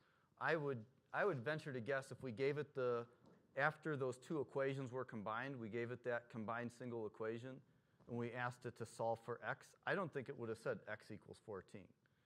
Something's going on in that neural structure that you can't diagnose, where it's sort of rushing through the problem, or it's trying to mimic something, which is, I think, what's leading to these incorrect answers. Yeah, good talk on the ChatGPT and AI, machine learning. My question revolves around governance with this type of tool. Obviously, it's very powerful. How do we govern, or how do we apply ethical learning behind it to where students don't use it for unethical reasons, generating papers, answering tests, and so that sort of thing? Do you foresee some kind of governmental or some kind of governance being applied to AI in future as it advances so that these things don't occur? I think absolutely. I think it's a very hard problem in multiple ways. There's going to have to be a big policy push that you alluded to, and we've seen a similar thing over the years occur with cybersecurity. And I think you're going to have to see something analogous to that. Unlike cybersecurity, though, I think there's also going to be changes in how we do things. And so there's already English teachers starting to talk about how can we use ChatGPT in the right way? How can we use it to generate initial drafts of things that don't sound that great, but then we refine it and make it into something good? This is something that never before, I think, an English teacher could have considered because the technology wasn't available. And then I'd say the third piece, if you go back to what those students did with Pac-Man, being able to enforce constraints to eliminate certain behaviors of the model is also going to be, I think, very important going forward. In fact, OpenAI has already started with a little bit of these ideas in restricting certain things that ChatGPT will refuse to give answers about. Yeah, whoever has the box next. Go ahead. I have the box. Have you thought maybe it's actually better at mimicking human thought than we think? Because realistically, that's how human brains work too, right? They take heuristic jumps. They don't want to think through the actual logic of the problems, and then they just infer what the answer is. I'm mostly joking, but if there was a way to build that into, say, the prompt or the answer to say, I made an inferential link or jump here, I made a referential link that maybe doesn't necessarily exist, or I made a heuristic jump, would that help to sort of solve the problem and say, I didn't logically solve this, I made a heuristics jump here? I think so. I think that's going to be part of it. There's also some debate in the field about, is ChatGPT and these large language models in general, do they have the right architecture to actually get you there? And there is a whole different line of work dealing with cognitive models, things like ACTAR and SOAR, if you're familiar with those, that are more designed to mimic human cognition. But these other models, they have not been modernized like deep learning has, where you can arbitrarily add complexity to improve results. So there's some people who think that if you can do that with those cognitive models, that will more accurately mimic a human. Where these artificial neural networks, they're not really designed in a way that mimics, how our brain functions.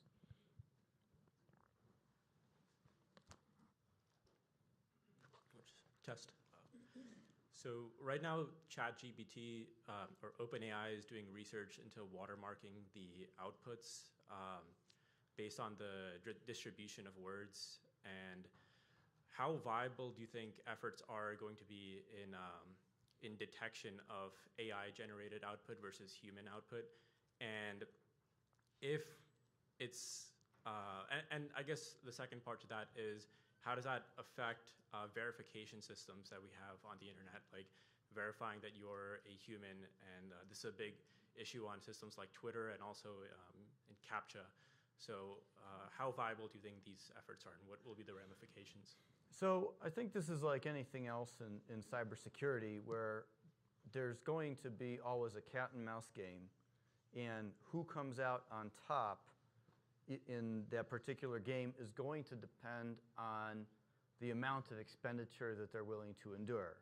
So one of the reasons I believe that bots persist in social media is there are somewhat perverse incentives for social media companies to reduce the number of accounts on their platform, because that gets reflected in their quarterly statements, right? So there are going to always be some reservations about them being very aggressive and going after that. And there's also, of course, other things like compute costs that figure into this as well. That said, there is a lot of work that has shown that for things like deep fakes and automatically generated artifacts, that at least with today's variants of that, that's still possible to uncover, what's generated and what's not. It's probably, how good that will get is probably going to have a lot to do with the resolution to which artificial stuff can be generated at and how much compute would need to go into that. So think about things like, in a photorealistic picture, getting certain aspects of the lines on my hand exactly right. Maybe if you look at a picture that's, at 640 by 480, you're not going to see a difference. But if you zoom in, you could tell right away that my hand looks more like a blob than it would in a real high-quality picture. So a lot of stuff like that is probably going to depend on limits of resolution and the compute needed to get there.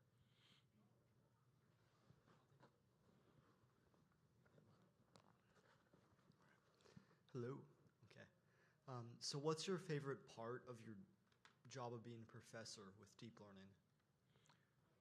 I think my favorite part is getting to discover new things. And seeing surprising results from students who put in work and come to a problem with their own ideas. So Pac-Man there, I thought, was really interesting. I didn't dictate those students to do that project. I gave them an open-ended thing, and the grad students came back and they said, hey, we found we can do this based on some of the things we talked about in class. And that was really exciting to me, and I think that's what keeps me going in this job a lot. Thank you.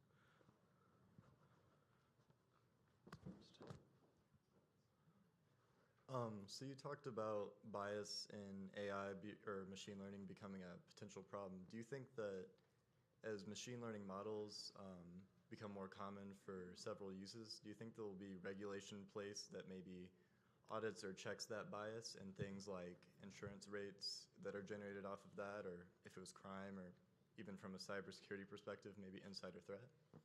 Absolutely, yeah. I think there's already ways to measure fairness of these models, looking at if it discriminates against a certain subgroup compared to another subgroup. And so the methods already exist. There's tools out there. This is one of the reasons why we include it in the course. And I think as policy catches up, we're probably going to at some point see enforcement of policy based on tools like that.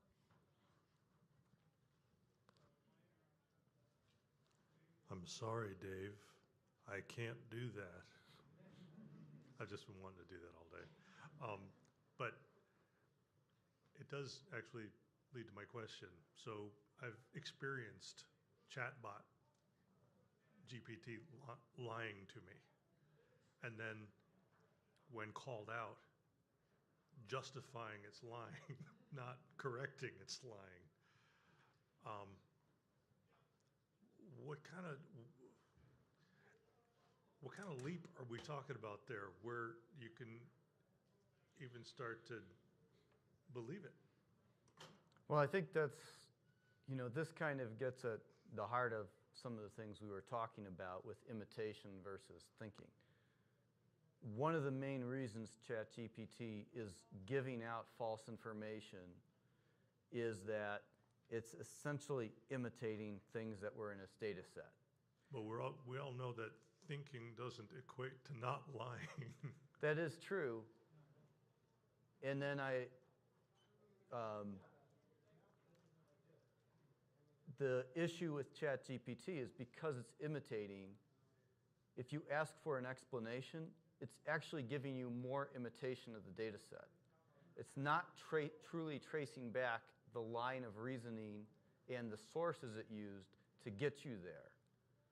So if you were talking to a human being and then they started saying that saying something like ChatGPT to justify themselves, you'd probably get a little bit upset.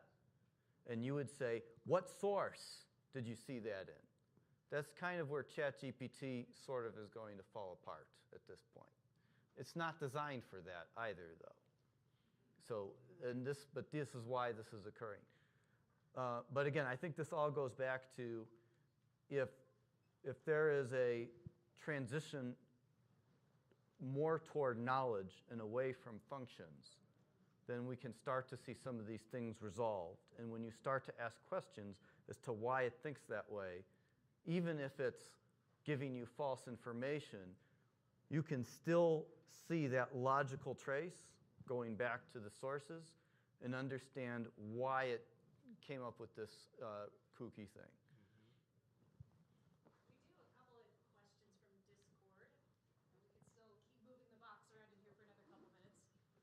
But first question, and some of these are long, so I'm going to let you look at them too. When you say enable the, nope, that was from the previous section. Never mind. This one.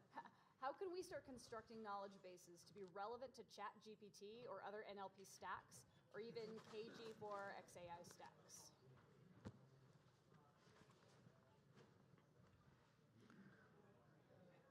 So I guess I'm trying to parse a little bit about what they mean by knowledge bases in the question. I'm not sure if it's there. So, I mean, I think one of the things where things are going to go in terms of knowledge bases and how that's constructed is infusing domain knowledge into a system like that. I think there's going to be kind of two big approaches that'll be out there. One is going to be through prompt generation, which will be feeding a system like ChatGPT or another large language model information that it would use as part of the prompt. And that's kind of where engineering efforts, like what I talked about with the math problems, how do you break that down? This would be dealing with how do we have bite-sized pieces of knowledge that we would feed along with a problem.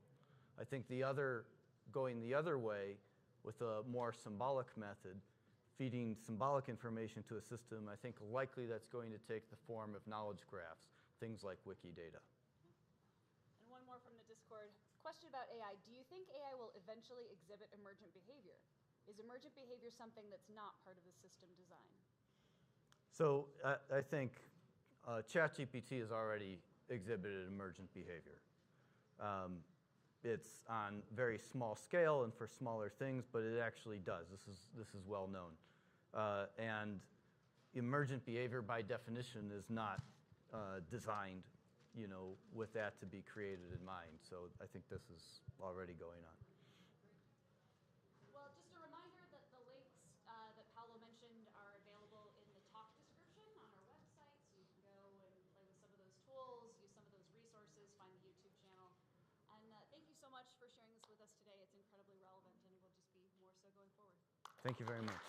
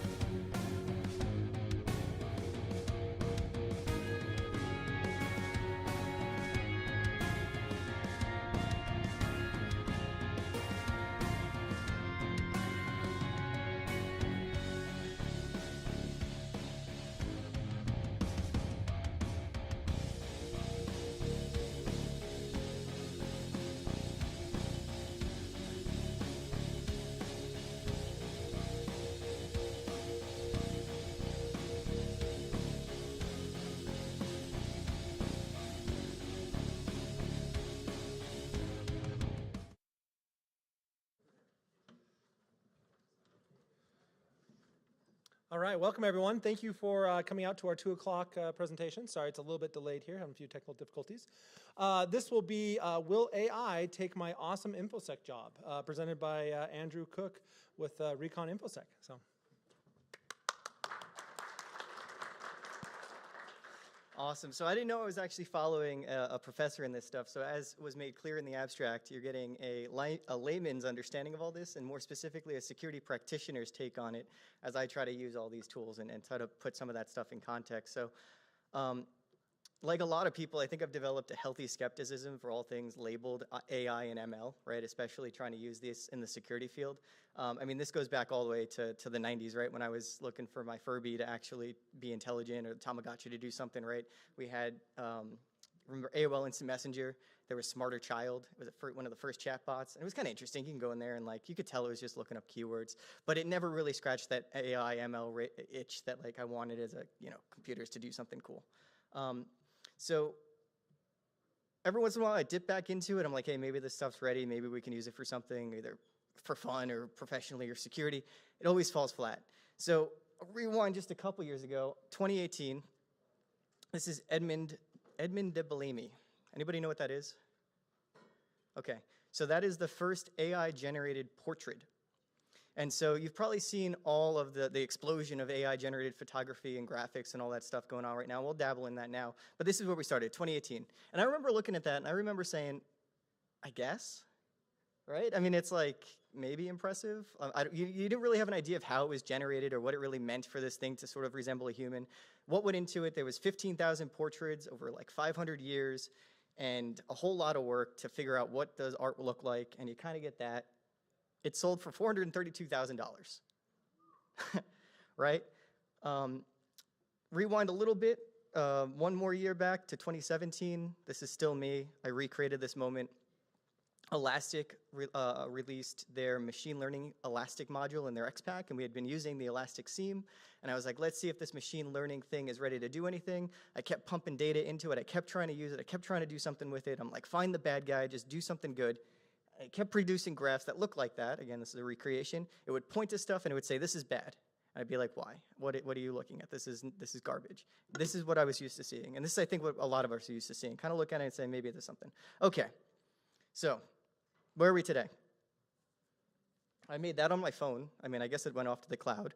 I had to put it there because it was the same position as Mr. Edward there. So there's me, Edward Day Cook, from a few weeks ago, using Lensa AI. And on the right, we have, is this command malicious, from ChatGPT? And the command that I provided was from the Kaseya attack, the Kaseya ransomware attack in 2021. And we might look at that in a second, but it's a chunk of code like this big.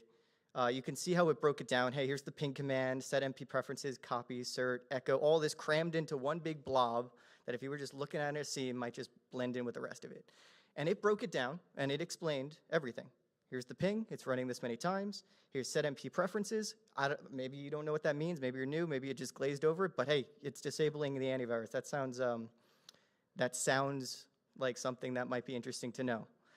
Copy, echo, certutil, agent.exe. This is like classic using certutil.exe to get command execution. And that's all hidden in a blob of code that is now made abundantly clear with no prior, this was nothing. This is my first use of ChatGPT. I went into this prompt, I said, is this command malicious? And I took the old code from Kaseya, and I gave it nothing else, and that's what it gave me. And I said, maybe there's something here and we should tell someone. So, and it does make that conclusion at the end. Based on this information, it's possible that the command is attempting to disable security features and execute a potentially malicious file. And I said, shoot, it's coming for my job. So, this stuff is suddenly everywhere. Just in the last 3 to 6 months, this presentation has changed a lot, and I'll explain how. What I'm featuring here are just some of the things that we're going to talk about or touch during this presentation, but it's all over the place. So OpenAI is obviously the biggest offender of why we're all looking at this and saying maybe there's something going on. You've got ChatGPT and their GPT models. That's natural language models. If you listen to Professor talk, you probably learned a lot about that. OpenAI Codex, which is specifically implemented both independently and within Google Copilot to do some programming AI. You've got a whole slew of image generation that take text or prior art and transform it into new images. OpenAI's DALL-E 2, you got Stable Diffusion. There's a few others out there as well. Lensa AI was just the one that I used to generate that portrait. And then Synthesia, you're going to see in a second. There's nothing particularly notable about that because we don't do video editing. But there's a whole lot of work in where AI is threatening video editing as well, where you can provide your video and your storyboards and your scripts, and suddenly it's cutting those together in a way that, somebody that's producing YouTube videos or product reviews, they just saved a whole lot of time. So these are some of the things that we're talking about. A surprised man with his hands on his cheeks and mouth open, that's what DALL-E 2 thinks that looks like. So we'll get a couple funny images here from some of the image generation here. So this is the part of the presentation that I took the most out of. And by that I mean remove slides, because I want to save more time for some of the compelling use cases where I said, oh man, there might be something here. But let me do a little bit of analysis, being nobody. I cannot predict the future, but let me just tell you what I learned, and then we'll move on to the next part. There's some really impressive sounding people. There's Ray Kurzweil. He's a computer scientist, known for a lot of things. He claims an 86% success rate in his predictions, and he says, 2029 is the consistent date I have predicted for when AI will pass a valid Turing test and therefore achieve human levels of intelligence. I have set the date for 2045 for the singularity. Okay.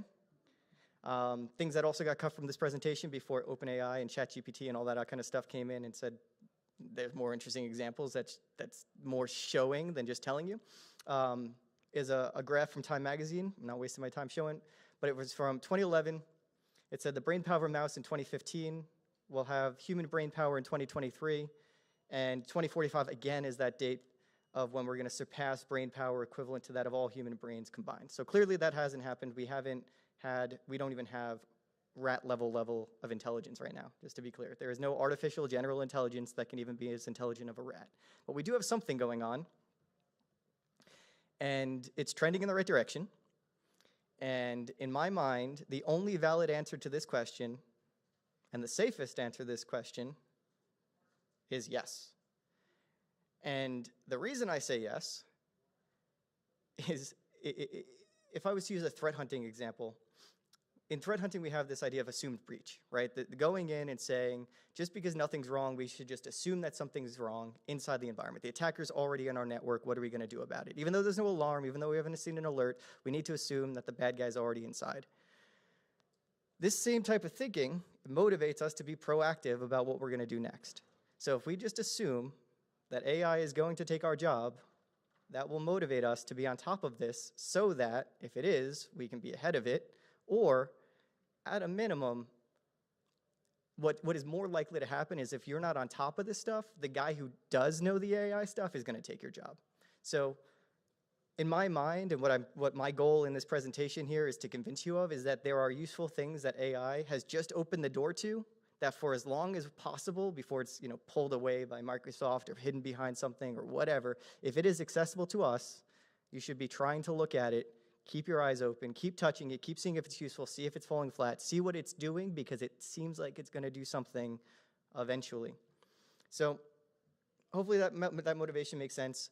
My whole, again, what we'll see next are some examples where I want you to be thinking ahead and say, hey, do these examples apply to me? Can I use it? And then I also really, really want to make sure you understand the limitations, which is some of what that last presentation was talking about.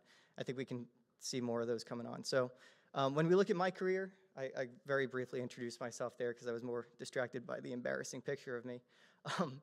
My background is security operations, so 10, 12 years ago in the Air Force, building threat hunting programs, looking for threats, got out, continuing to do threat detection, security operations, incident response, threat detection engineering, all that kind of good stuff. Think about the good stuff that might happen in a SOC.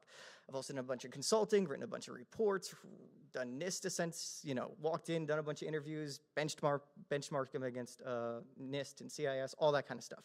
Dabbled in some pen testing, and then I also like, when I can, and Whitney Short Stack lets me touch the code, I like touching code too. So the reason I put this here is these are where these use cases are coming from. They're my experiences. They're things that I might do at work. They're things that I've done in the past. I put this in front of you to kind of help you brainstorm too. keep these in your head, and also if I time this all right, we'll have some time at the end where maybe we can play with your examples. So this is where I'm deriving these use cases from, and I think I also now owe you our co-presenter here, and this is the creepiest part, and I don't know if we have sound. Are we gonna get it? If there's not sound, I'm almost gonna back out of it because it's a little silly. Hello, There we everyone. I am ChatGPT, a language model trained by OpenAI. Learn how to leverage AI and stay ahead in the game. I look forward to answering any questions you have at the end of the presentation. Okay, so what just happened there?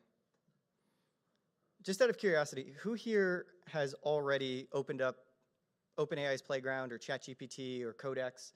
Okay, so everybody's messed around with it. Awesome. So I'm going to go a little bit faster on some of the simple stuff because it's not going to wow you as much because you've already seen it do something.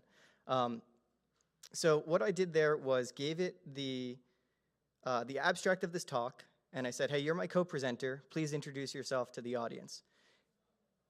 And it starts typing, right? And it's going to keep typing, and it's going to keep typing. Now, one of the interesting things in interacting with this thing in sort of a conversational model is that you have the opportunity to continue to correct it or evolve or tell it to do something different. So I said, hey, please make it more exciting and upbeat.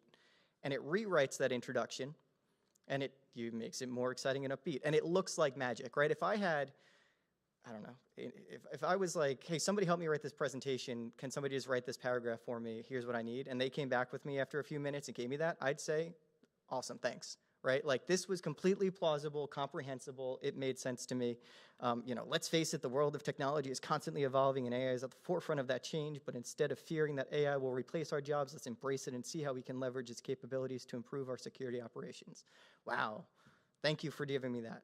So where did that come from? Looks like magic. We're going to break it down a little bit. We're going to see where this thing falls apart, but that's what it looks like. So the next thing, and again, this is first and foremost a language model, right? So these first couple examples are going to be generating text, generating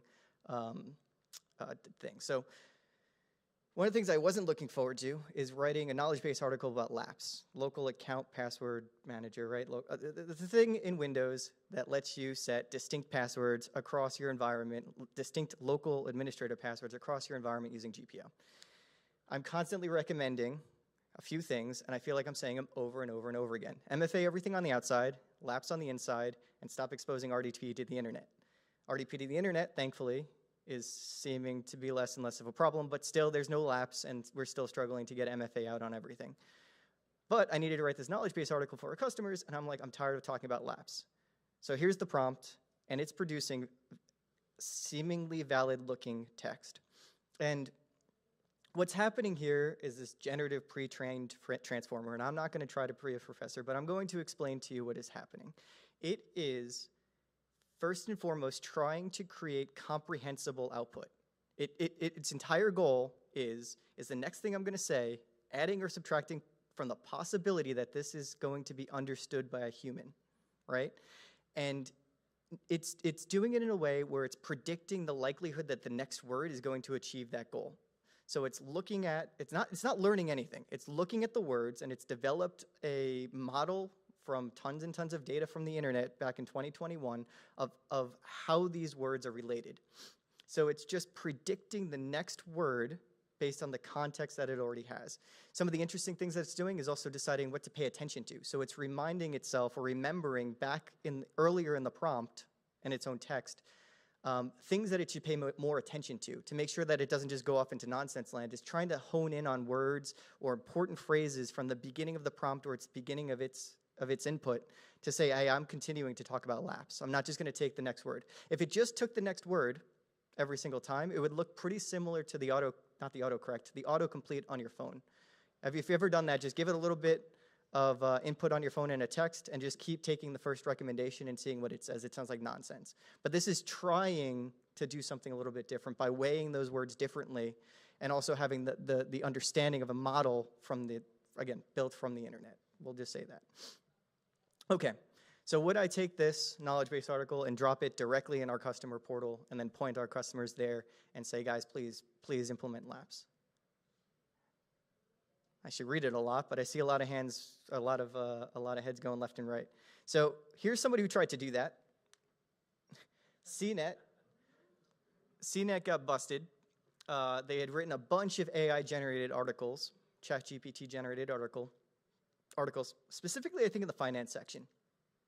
And what people were finding, even though it was supposed to be reviewed by an editor, was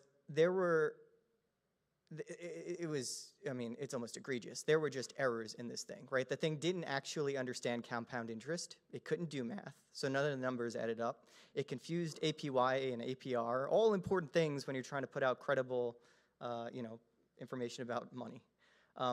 So there is a component of this that is just generating bullshit. But in the meantime, if you read that and you edit it, I just saved 20 minutes out of my writing exercise for getting this knowledge base out, right? It organized some thoughts. It was a little repetitive. I've really got to fact check it and make sure it's using the right word. Does it really cache it or does it store it? Is there a difference? I'd want to be really accurate about what it's saying. But, I mean, that's a tenfold, increase in my productivity, and I hate writing. People who are particularly concerned about this are journalists, and we'll get to generating bullshit later. But you can imagine this is a writing machine. So I wanted to give it a little bit more of a challenge. And let me just pause here so you can read the prompt without losing the context there. Okay, so consulting. Okay, I'm going to make it a lot more freeform. I'm saying use the CIS top 18, and you're going to pretend that you are interviewing a customer about their security controls, and at the end, you're going to provide recommendations and write a report, right? I gave it that bit of context. So I gave it that prompt, and it starts asking questions. And I start answering those questions. The first question is about inventory and control of hardware assets, which is in fact an appropriate question. If you're going to start from the top of the list, you're going to ask about the inventory of hardware. So we answer, I do not have a way of tracking hardware. I see, and it starts explaining why that's a concern. Now, an interesting thing about when you're using ChatGPT is it's going to start conversing with you in this sort of verbose and conversational way. And you're going to see this a little bit here. But it does respond to, hey, keep it short, just ask the question. Okay, sorry for the misunderstanding, it'll just ask the question, right? Hey, make your recommendations at the end, ask 3 questions. It'll say, got it, I'll ask 3 questions. There are really interesting examples of people using this to communicate with ChatGPT in very interesting ways. They say, hey, if I talk to you in bracket notation, then I would mean this thing, and if I'm talking to you, they'll play roles. So, pretty interesting. So, I keep thinking about all the things that I keep getting tired of saying over and over and over again, and one of those things would be writing these reports if we ever do like a NIST assessment or these CIS assessments, right? Because it's almost the same stuff over and over and over and over again to the point where a computer can do it. So these recommendations, if we look at them pretty closely, are looking pretty good. Now, we go on, we ask a bunch of questions. I'm going to skip ahead, hopefully. Okay. So we get through all that interview, and I say, write the report. So this is all I really needed. All this extra text, if I'd redone this conversation, you can almost create prompts and create your own programs using these prompts to get it to interact with you in the way that you wanted. So I would have taken all these verbose outputs. I would have told it, hey, stop giving me the recommendations right now. Save them for the end. Let's be fast about this. Ask me the question, ask me the question, ask me the question. I don't know if it would be a good use of my time or a poor use of my time if I was sitting at an interview with a customer to have this tool next to me, keeping track of the answers. It'd be interesting to see at the end when I say, hey, write the report based on what we just learned. Here we go, right? Organization does not have a process in place for tracking inventory, hardware assets, blah, blah, blah. Recommendation, implement it. It even tells you, hey, you can start with a spreadsheet. That sounds like something I would say. You can start with a spreadsheet. After that, you can do, get this software. When we get to the end here, it says, hey, I like this here. The organization does not have a formal continuous vulnerability management process in place, instead relying on news feeds and Google to track vulnerabilities. So it remembered the context of the answer that I gave it and that wasn't an appropriate answer. It said, hey, do I track vulnerabilities Am I doing it? And I said, yeah, we're using Google and we're using this. Kind of an answer that shouldn't fly, and it didn't let that fly. It said you don't have a formal vulnerability management program, and that you need something more sophisticated. So is this coming for our jobs? Can we just hand off ChatGPT as a consultant and just answer these questions that are pretty basic? Probably not. But I think in the right hands of somebody who still genuinely understands the foundations of security, who actually understands the NIST framework that they're talking about or the CIS controls that they're talking about, you can see how this in your back pocket could become a product that is useful for you, right, to translate and sort of leverage into something that helps you help someone else, right? So I wouldn't put this right in front of somebody and say, ChatGPT is your next CISO. But I don't know what that means in 10 years, right? So for now, what does it mean for now? This is an interesting use case. There's also, before we get to it, there's an example of a YouTube video, a doctor asking ChatGPT questions, and that's where it gets a lot more dangerous, right? So it's one thing to ask about like security controls on a computer. It's another thing to ask how many milligrams of anesthesia should I give someone, right? But ChatGPT will answer, and that's a little terrifying. And if that doctor doesn't know, that's a little terrifying too. Now, we'll keep playing on the limitations part. All right, any questions, thoughts, comments, concerns? I'm talking a little bit. Yeah, go ahead.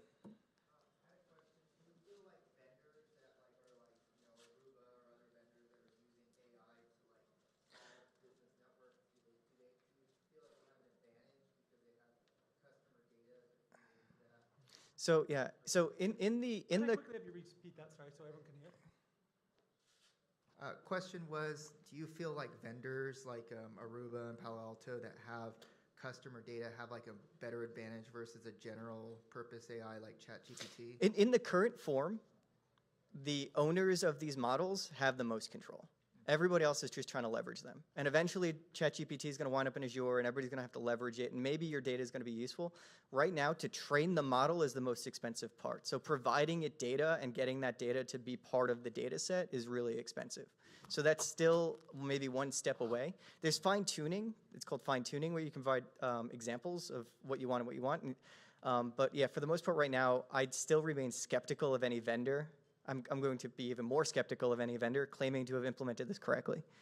More what I'm looking at is like, you guys, right? How are we going to use this? I feel like it feels like back in the 90s or whatever, when Excel came out, what did it mean for accountants, right? Imagine being the accountant that didn't want to use Excel. And then you had some new guy out of college and he had Excel. The spreadsheets were new, right?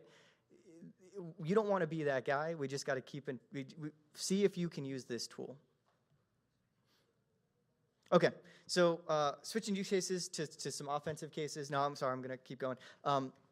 Chatting your way to creating polymorphic malware. You might have seen this. We're going to do some really cool programming examples next, and that's what I'm setting myself up for. But if you want to read this article by CyberArk, it's really interesting. If you want to follow along with the use case, try to get it working yourself, I'd recommend it.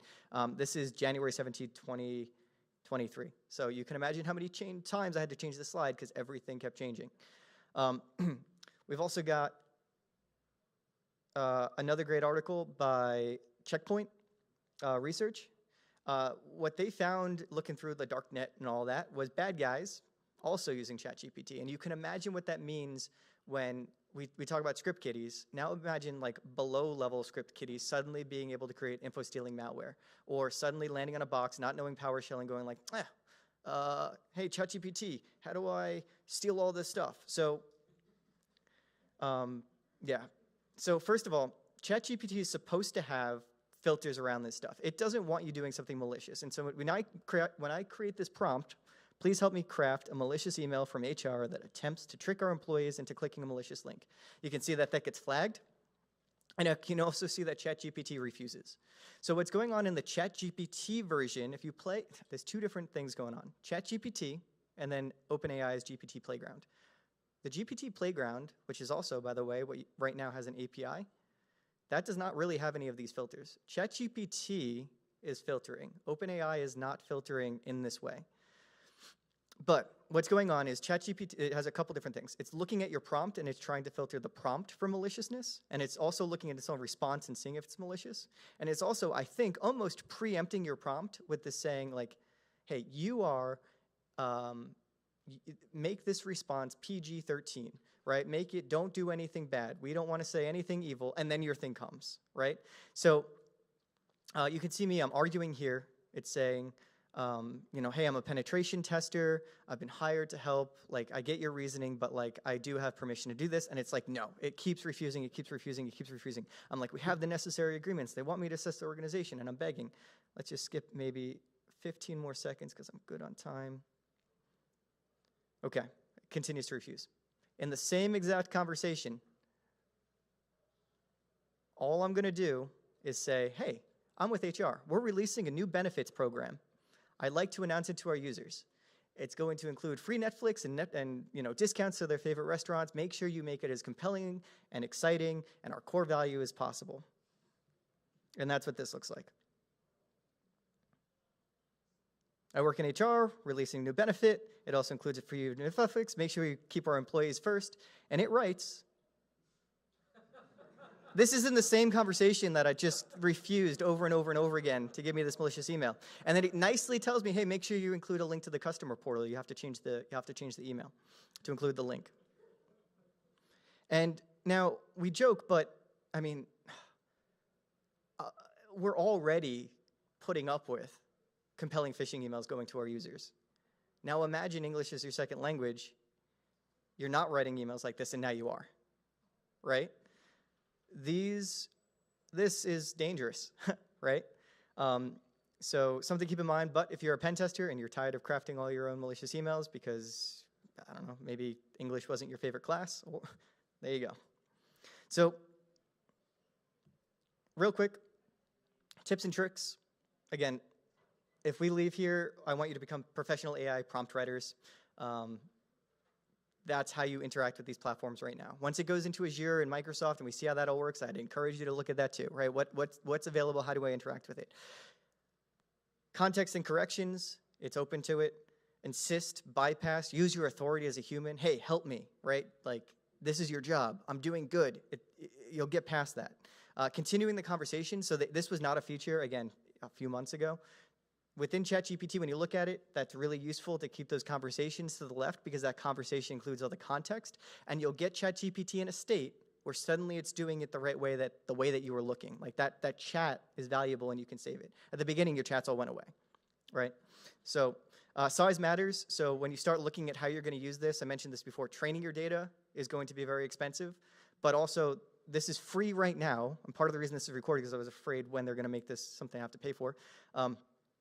Size matters. So the number of words and the characters that you're sending all contribute to how much this thing winds up costing when it eventually costs something.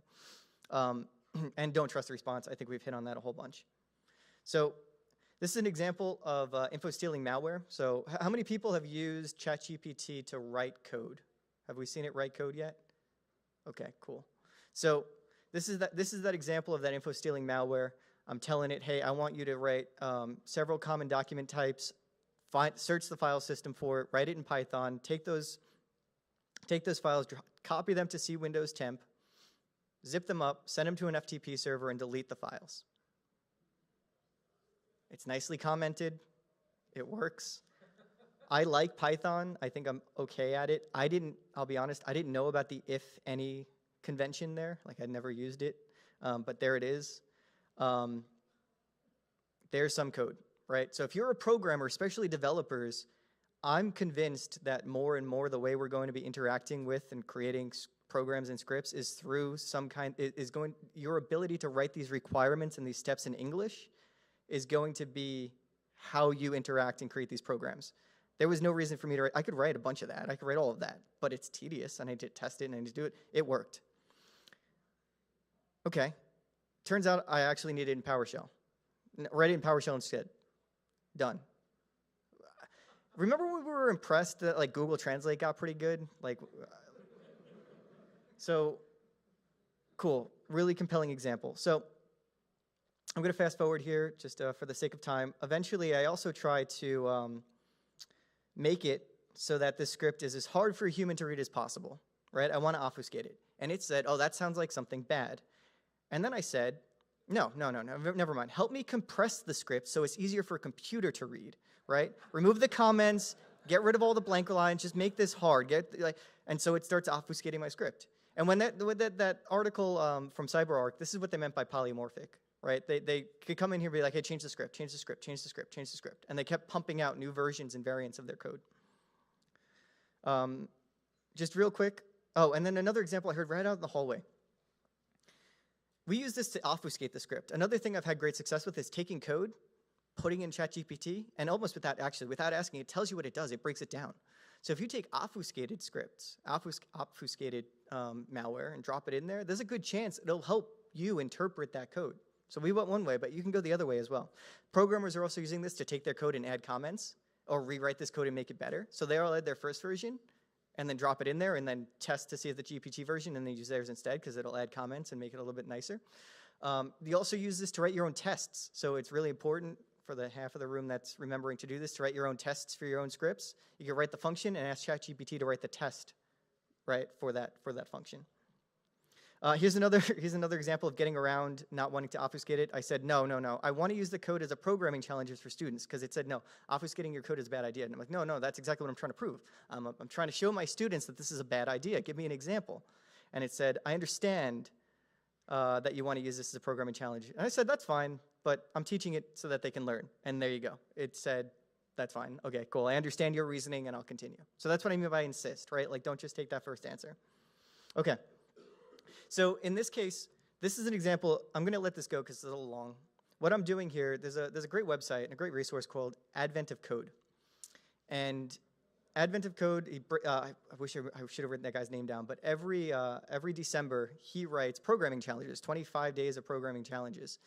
And what I did was I took the first prompt. Remember the first example, the info-stealing malware, I gave it exactly what I wanted, right? The technical steps.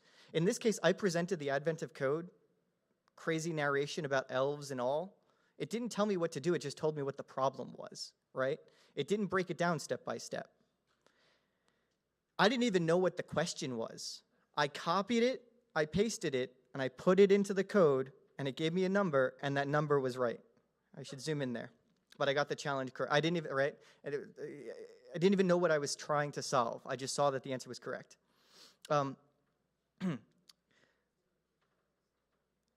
This is an example of adding a requirement. So at first, what this is actually doing, and I'm going to skip a bunch of it, you should look at Advent of Code, look at that first challenge. I'll leave this as an exercise to the reader.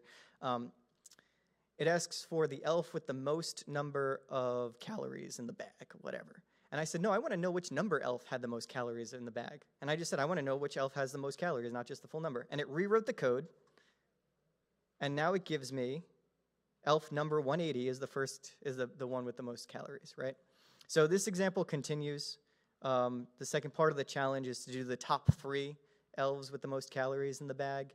It's adding an array together, processing a file with blank lines. It's all very interesting. The point is, I didn't even know what the problem was. I didn't know how to solve the problem. It wasn't written down step by step. I wasn't saying add up all the numbers in the array. I wasn't saying, blank lines should be handled in this way and that way.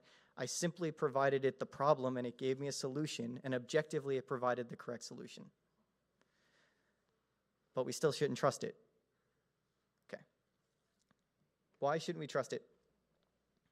This is not artificial general intelligence. These are all plausible, confident, but nonsensical. It is prone to, as we know, plausible, confident, nonsensical answers. It's also hard to get this to be super consistent. These are recordings for a reason. One, because ChatGPT may or may not be available. I don't think it is available right now, and I was afraid that would happen. But 2, because I didn't know what it was going to do, right? Like, you've got to work on it, and you can't just put it in the machine to consistently do the thing you want it to do. At least my opinion, in my experience, it tends to be a little non-deterministic in some ways. Little factors can influence it a long way.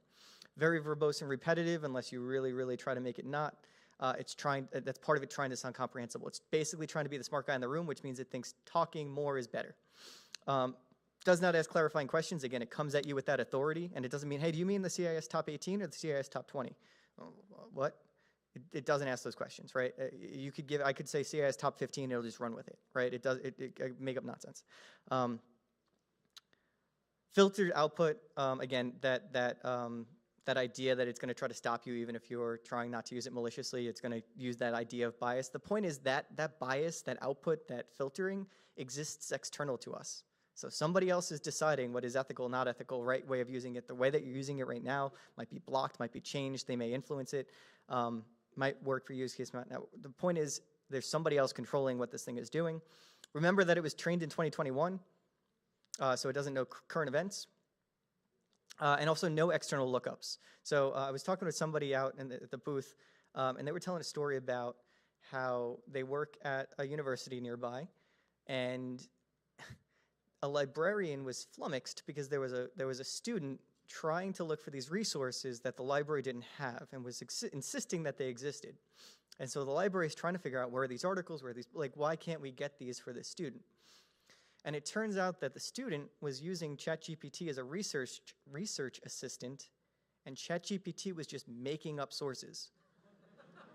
And so they were just going to the librarians with these sources that just did not exist because it knew what sources looked like and said maybe there should be a book titled, you know, How Will AI Take Over the World by Richard whatever, right?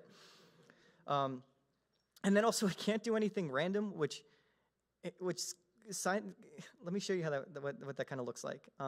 So here's some of those limitations in action. So is the IP address blah blah blah malicious? That's a dumb question for ChatGPT. Better for, you know, VirusTotal, Abuse IPDB, you know, any of the resources that you can actually query. It doesn't know. What is that number? What is that number? Turns out that number that answer is wrong. That number came close, but it's just like wrong. That number is wrong. Roll a 6-sided random dice and tell me the result of the 6 dice. And I noticed this when I was trying to convince it to play Yahtzee with me. Almost every time it rolled a dice, it was some kind of form of a straight. And that was weird. So I can't get it to roll a dice worth a damn. If you look here, 1, 2, 3, 4, 5, 6, it's all there.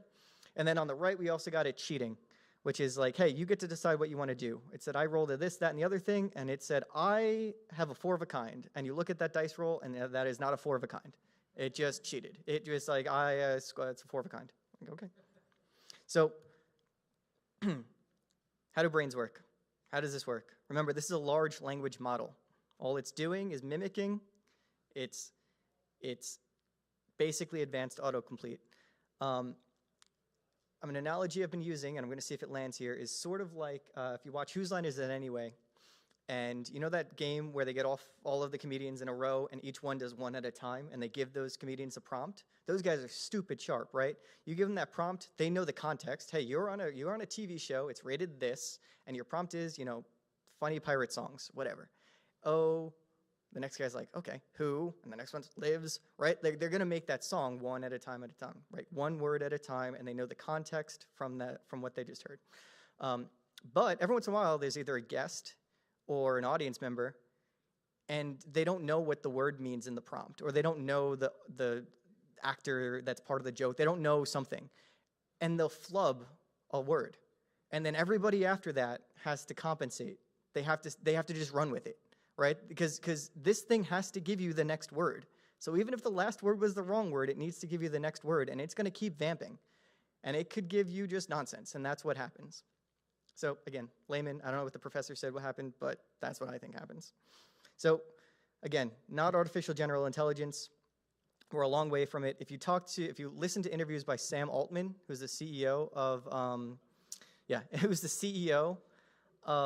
OpenAI, he's convinced that if they just scale this language model up, you approach artificial general intelligence. I don't know if that's right. I'd encourage you to listen to the podcast that I'm going to give you next after I explain this slide. But the point is, there's more to this than language. And ChatGPT is just it's like a human that can spew bullshit from its mouth. And it may have some synapses in there that get you what you want, but it's still not connected to thought, creativity. It really doesn't have a memory outside of what you just told it. It can't make decisions. You have to force it to make decisions, and it is not artificial general intelligence. It is just a language model that is able to create comprehensible output, and occasionally that output is startlingly accurate. Also, remember, This is what computers think humans having fun looks like. Okay, so it's all bullshit. This is what I want you to this is your homework. There's a great interview here. Ezra Klein, he's a journalist. I think he was at Vox, the New York Times. Now he has his own podcast. He's interviewing Gary Marcus, professor at NYU. And what they said was, what Gary Marcus said was, what unnerved me a bit about ChatGPT was the sense that we are going to drive the cost of bullshit to zero when we have not driven down the cost of truthful or accurate or knowledge advancing information lower at all. So interesting stat that I'll believe them from that podcast is that the Russians were spending something like $1 million a month in misinformation, right? Spewing out nonsense on Twitter and all that kind of stuff. This brings it to zero. You can continue to iterate on the same thought of nonsense forever and ever and ever and ever and ever and ever and ever and ever and ever. Put it in a script, and now it's on Twitter, right? So there's also going to be a lot of people that are already prone to bullshit, and now they're going to be masquerading as CIS top 18 consultants because they wrote it in ChatGPT and they think they can do it, right? So again, my emphasis here, very, very useful tool. If it goes away, and we all have jobs. If it stays here, we should use it. I'd rather be the guy who knows how to use it in case that becomes important, and I don't want to get taken out by the guy who does know how to use it when I refuse to move on and start adapting to these. So there's a chance this is all owned by a bunch of billionaires, that tomorrow we wake up and it's all taken away from us and we don't get to use it. But for now, while there's a chance, figure out if this affects us, figure out how we can use it, see if it's useful, see if it, that's the lesson here, right? Mess with it, see if it's useful, learn what it does. I've got a ton more examples. So I'm going to put this up here again, just to jog your synapses here. Logstash parsers I've written, analyzing code for vulnerabilities. I broke down API calls that malware makes, trying to build detections off of it. I've extracted fields from unstructured data. I said, hey, what's the IP addresses? Give me the usernames. There's no key value pair in this. Just give it to me. I tried to play Yahtzee with it. Wrote its own SOAR integration. That's the closest I approached to the singularity. I wrote an integration for OpenAI for our SOAR platform using OpenAI, and now our SOAR platform can query OpenAI. I don't know. Generating Sigma rules. So Sigma, if you're not familiar with it, those are just detection rules, and I got it to write those rules. I was able to convert those rules from one to another, which is not trivial. Writing a pen test report, writing an incident report. It's also pretty good at Excel formulas. So I had a problem. I had to remember how to use like VLOOKUP and horizontal whatever. And I just said, hey, how do I get this field to find if it matches in that field and blah, blah, blah. And it gave me the formula. One thing I forgot on the programming examples, just a pro tip. Give it your errors. So it's possible on its first try it doesn't get it right. Just give it the error, and it'll be like, oh, you're right, that function doesn't exist, or you need to install this module, or you need to whatever. I forgot to mention that, but that worked with the Excel formulas, right? I dropped that in there, and it gave me a bunch of NAs in the right spot, but it said NA, and I said, hey, this is saying NA instead of the thing, and it fixes it. Okay, cool. We've got 9 minutes. Everybody here is already, or most people here have already played with ChatGPT, so I don't want to necessarily open this up and start showing you what I'm actually talking about, because that's pretty obvious. But if we do want to play with examples, or you've got questions, again, understanding that I understand it about as well as you do in terms of what it's doing on the machinery side, we're doing, you'll find us chatting and having great chats. It's like generally 80 people that show up. It's not recorded. Use it or lose it. This is a question from Discord. What's your opinion about the company behind ChatGPT and their trustworthiness regarding things like PI and privacy policy? And then kind of a follow-on question along with that is about stealing people's ideas, like stealing your own kind of intellectual property as you entered into ChatGPT or something like that. Yeah. So my understanding of ChatGPT, I'm skeptical, right? And this is all my personal opinion. ChatGPT, I think, is technically incorporated as a nonprofit, and they're trying as best as they can to do this as ethically as possible. And that comes down to trust, and I don't know these people. But if you look at what their website says and what they're saying in interviews, is they acknowledge that this capability, this tool, is either going to break, they feel, or at least extol to their audience that they feel they understand that this could either bring humanity to something awesome or break a bunch of shit. And I don't know these people, but that's a great question. Like, what does this mean? And this is why I'm talking to this room, wondering how this technology is going to be used by us or at us. For now, I want us to use it, but I have no idea, right? But Sam Altman, go look him up. I'm not going to meet him. Anything else?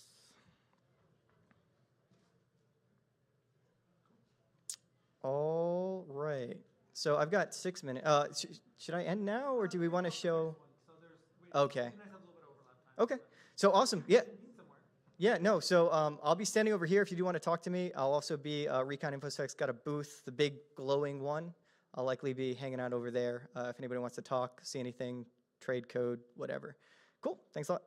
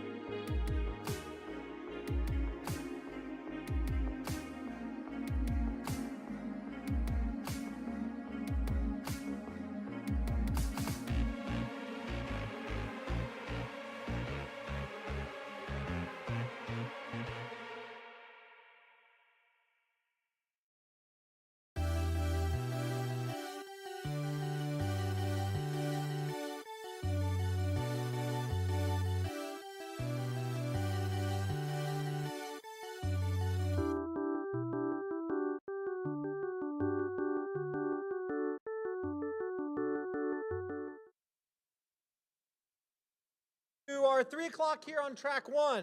This will be Kyle Nordby with Windows PowerShell for WMI use and forensics. So please give a warm welcome.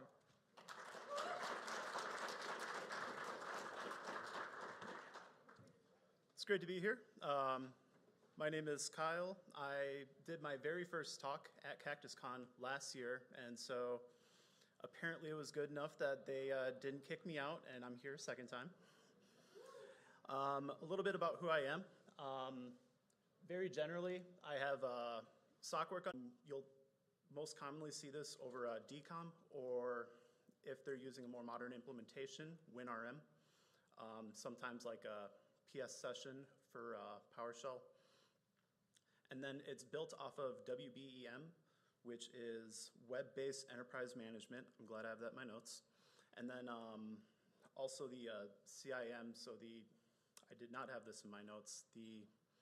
It's a framework that this is loosely based off of, and this actually comes a little bit into play later.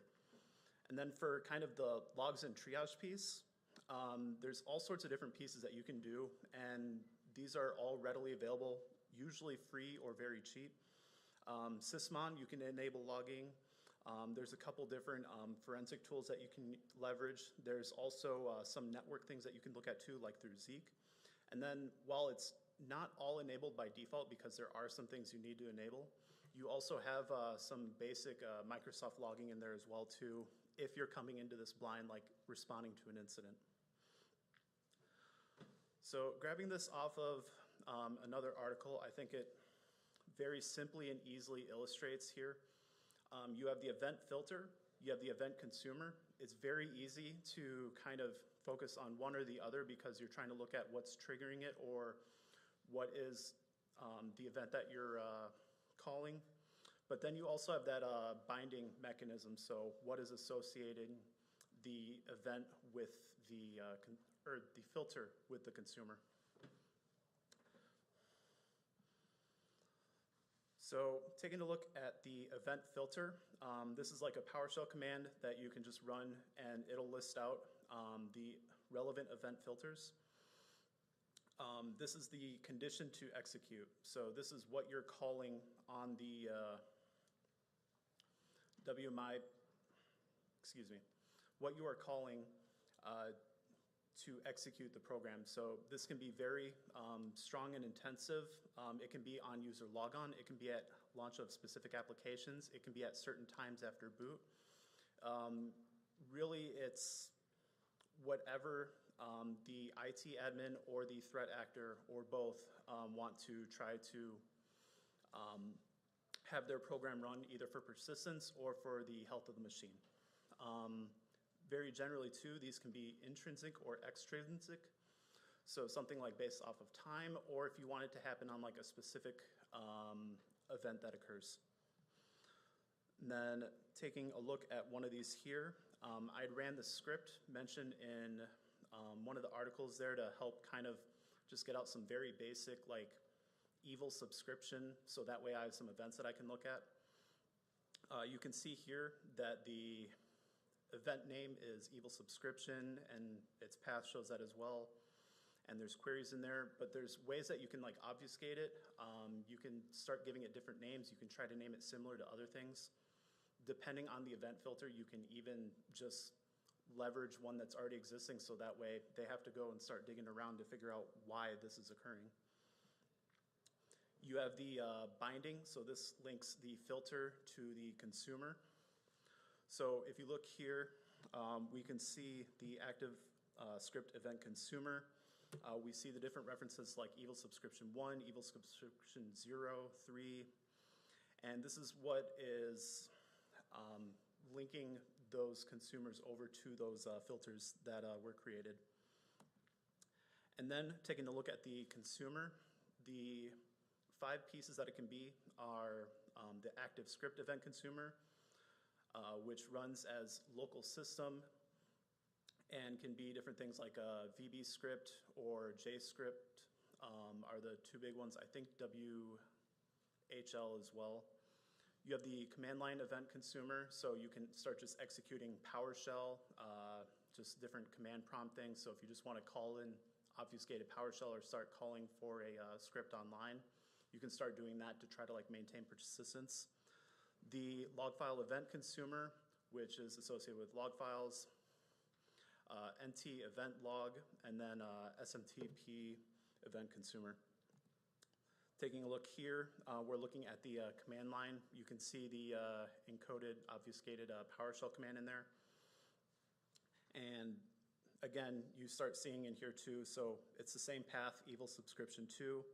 Its name is evil subscription 2, and then this is getting binded through the relative path there. So it's being called by the filter through the binding and then calls over to the program. So the reason I'm really trying to touch on that is threat actors are going to try to clean up behind them, maybe intentionally or unintentionally. And what you really want to do is try to make sure that you're taking a holistic look at everything that's there. If they've gone through and deleted like all of the consumer events, but you still have that linking event, that can at least give you some idea of there was something here that it was calling and it looks like it was intentionally deleted. It may be malicious or not, but every single piece in your arsenal for like trying to paint out this story is going to be very important. So it's very easy to just kind of focus on the two big hitters because that's just the linking piece. But you want to make sure that you're taking a look at all the different artifacts in there because it very often threat actors are going to be destructive. I've seen that a lot with ransomware where they'll just fully encrypt the machines, do BitLocker, things like that. So if you're ingesting those events, it can be very helpful to see when these events are created, and I'll get a little bit more into that when we talk about Sysmon. Two other ones here that we can kind of look at. So this one here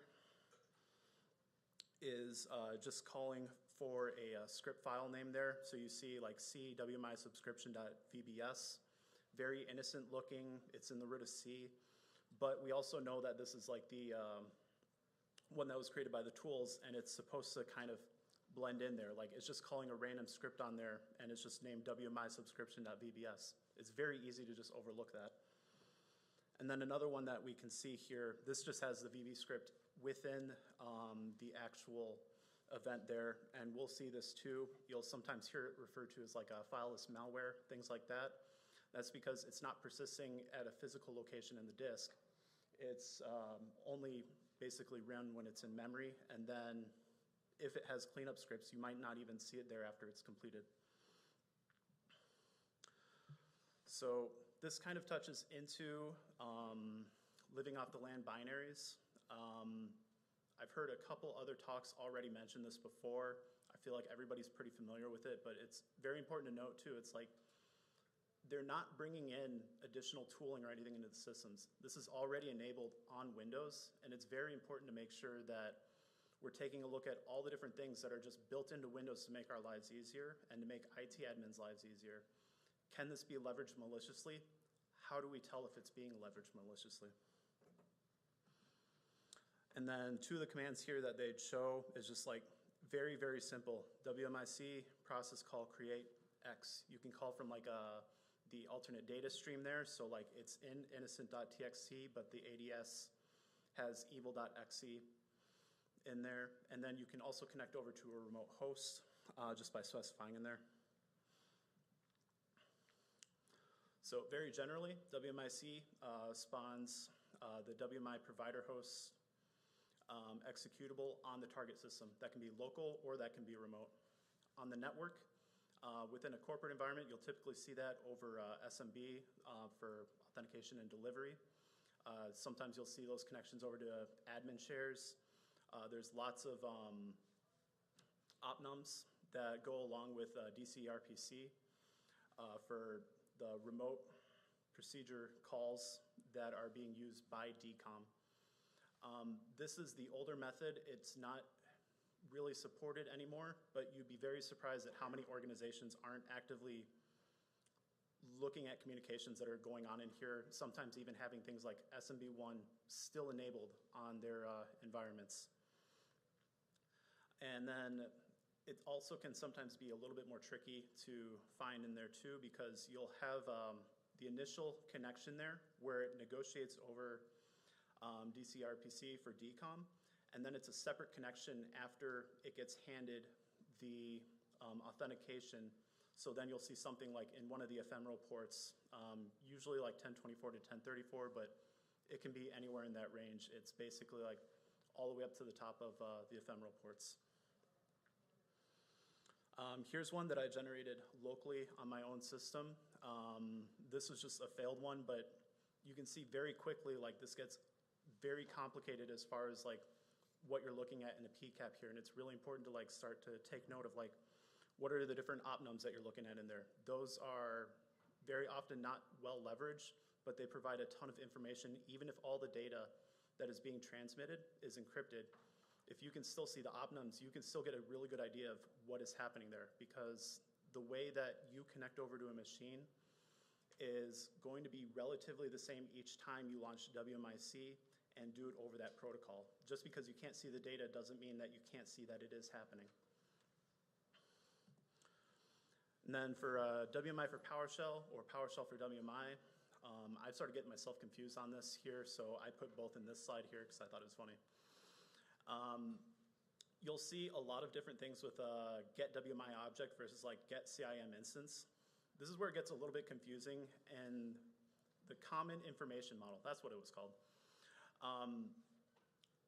This is another one of those what's old is new again kind of things. It's based on CIM, but the newest commands from PowerShell that you're recommended to use are those CIM commands. And I think just about every single one of those PowerShell queries is going to have CIM in there.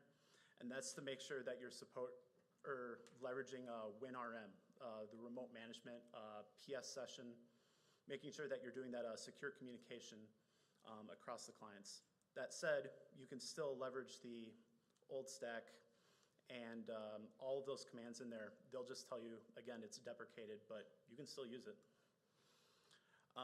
So again, WMI requires those ports. Again, since PowerShell 1.0, you'll see attackers sometimes like downgrade their PowerShell versions. A lot of these commands are still going to work in there. Like a lot of people downgrade to version 2 or 3 because there's less logging, but a lot of that functionality is still there. They can still do what they need. All they need to do is sideload an application into Windows, download something and execute it. It's not very complicated commands, even if the code itself is obfuscated.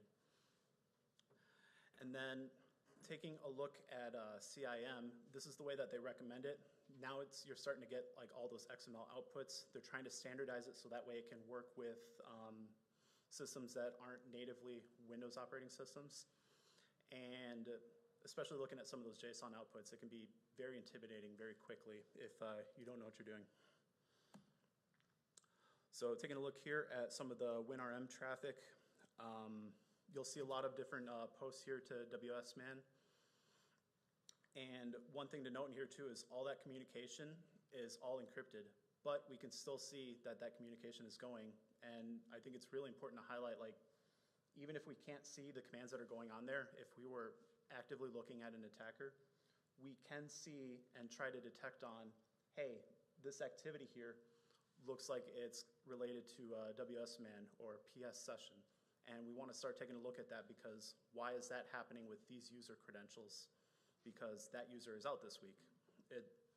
It's a very neglected point of taking a look at there too, because I know a lot of people's focus, mine as well, is on EDR. You get all the sorts of cool little things that you can start working with, and it's very easy to forget that sometimes the network traffic just screams out what it is. Even if the data is encrypted, like if you just look up some of those codes, what it's connecting to, like the admin shares, like you're still seeing that authentication for that admin user, and then all of this traffic that heavily suggests that this is WinRM traffic going on. It's not something to scoff at. And to try to help better illustrate this, and mostly because I thought it was funny, here's a really cool summary of like some of the MITRE ATT&CK mappings. This was a Bitdefender paper that I had found. And so you have 5 in execution, 3 in persistence, 3 in defense evasion, 13 in discovery, 6 in lateral movement, 1 in exfiltration. I would be willing to argue that there's potentially more or less in every single one of those categories too. It's a very versatile tool, and it's really important to try to take a look at like this isn't just something that's like isolated to like one type of attack or something that you can defend against. You really need to make sure you have that defense in depth, the layers to the onion.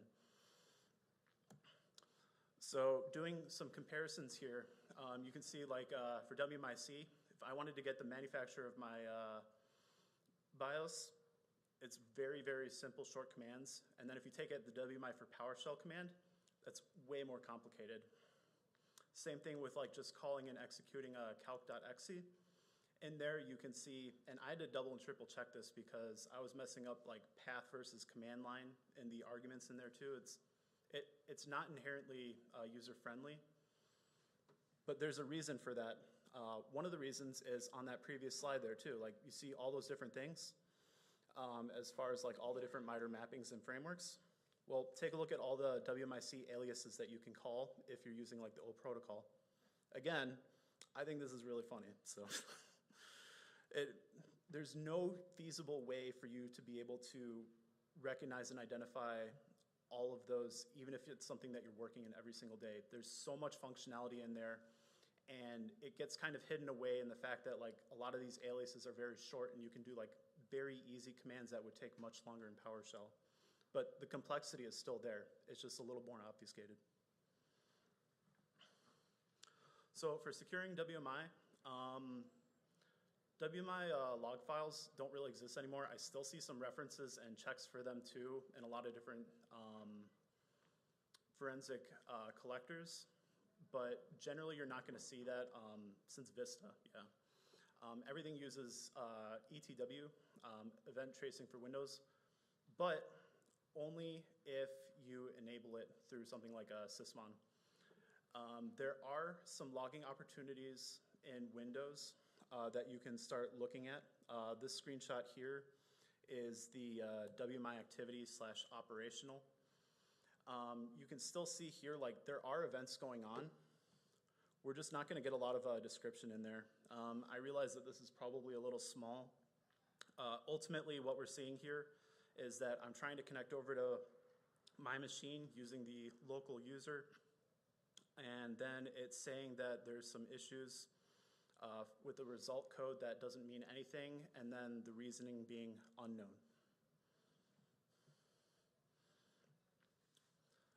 One of the other things, and I will pull this up here.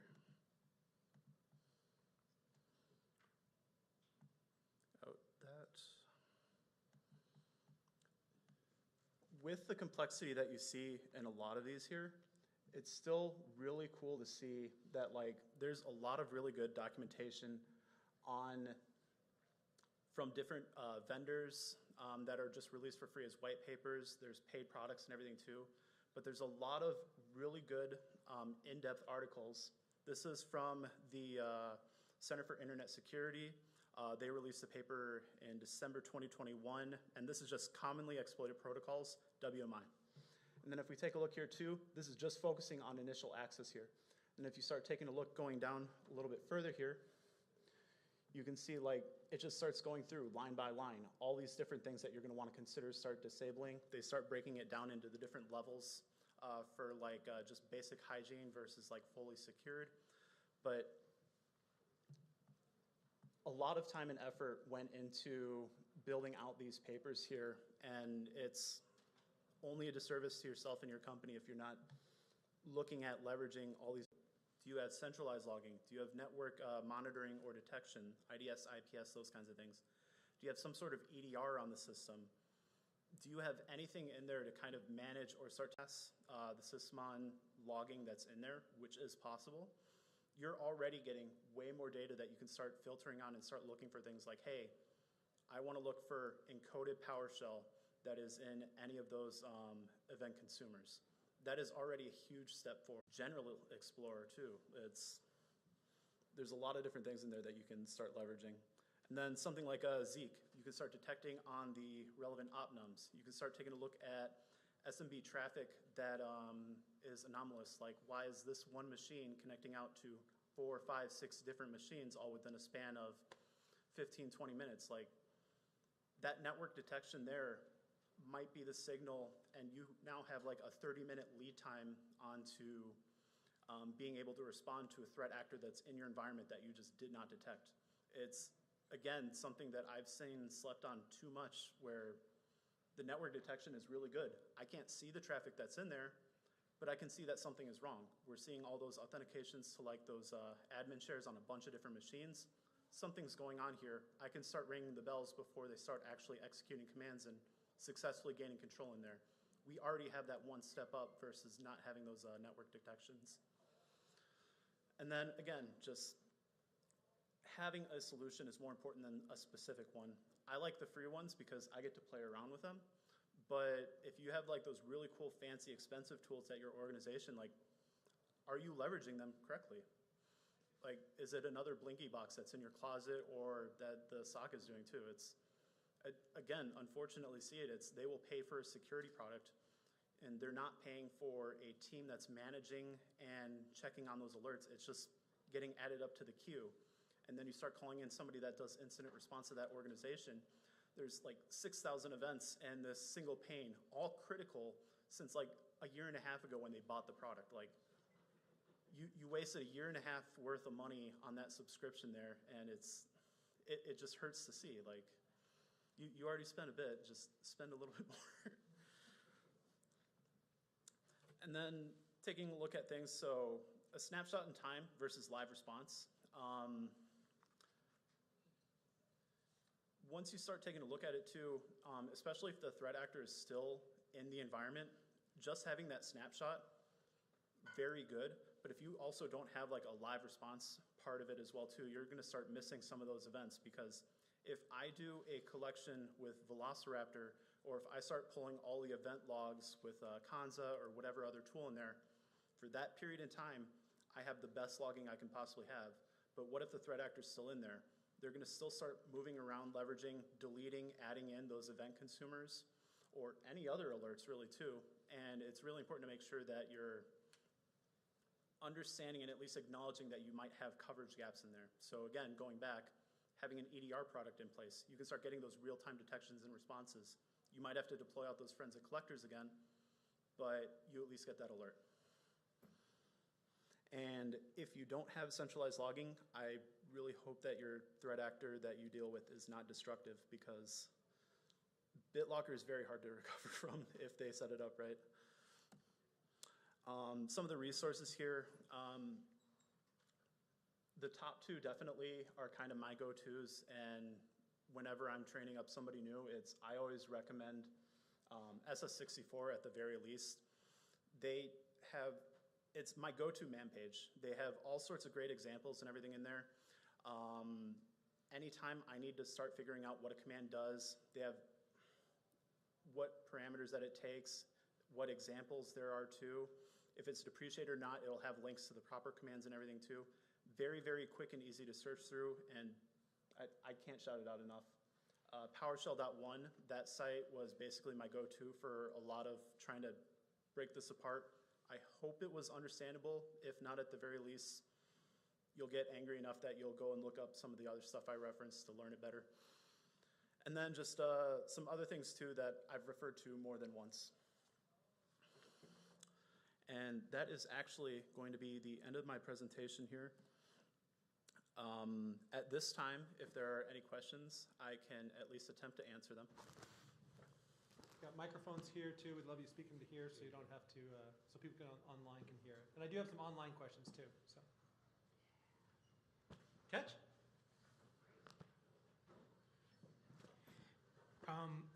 For the logging, good point for the centralized, but for some organizations, they're not able to have their endpoints, their workstations send like logging, like for PowerShell, to a central spot. So is there another way that we can look for that, that history of commands that are run? Well, there's a couple different things that you can take a look at. If it was done remotely, there's going to be logs on the originating systems. You'll hopefully have some authentication in there as well too. This goes a little bit more into if you have the environment set up correctly. If you have like cached admin credentials on the local machine and it doesn't connect back until like time of compromise, you're gonna be a little SOL there. But assuming that those things are correct, if you have like network monitoring and start seeing those commands going across there, again, if it's encrypted, you're SOL, but you can see that those commands were executed. You can see the users that were leveraging that, because that authentication does need to happen if it's over SSMB, for example. But if it's not able to check in very frequently, I know there's some online solutions. So like Microsoft's like a 365 Defender or Firewall Defender, ATP, or whatever they've renamed it to now. Like,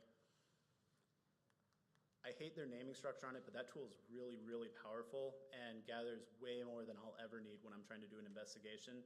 As long as it can connect to the internet, there's a lot of good different tools out there like EDR solutions that can at least forward relevant events as it captures. Thank you.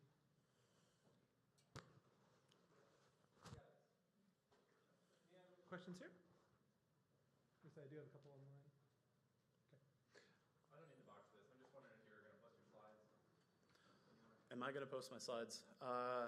Yes, I will post them in the Discord either tonight or tomorrow morning.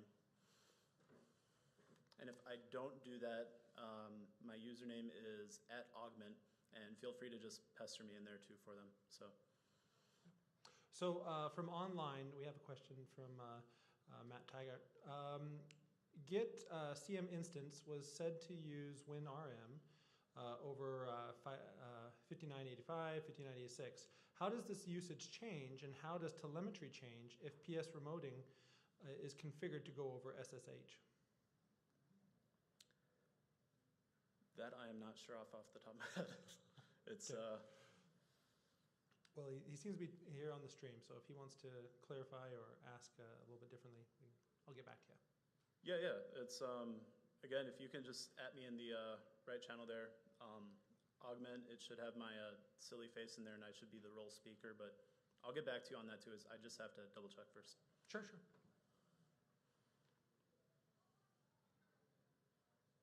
Any other questions? All right. Okay. Well, with that, thank you everybody for putting up through my talk. Second year in a row, hopefully a third.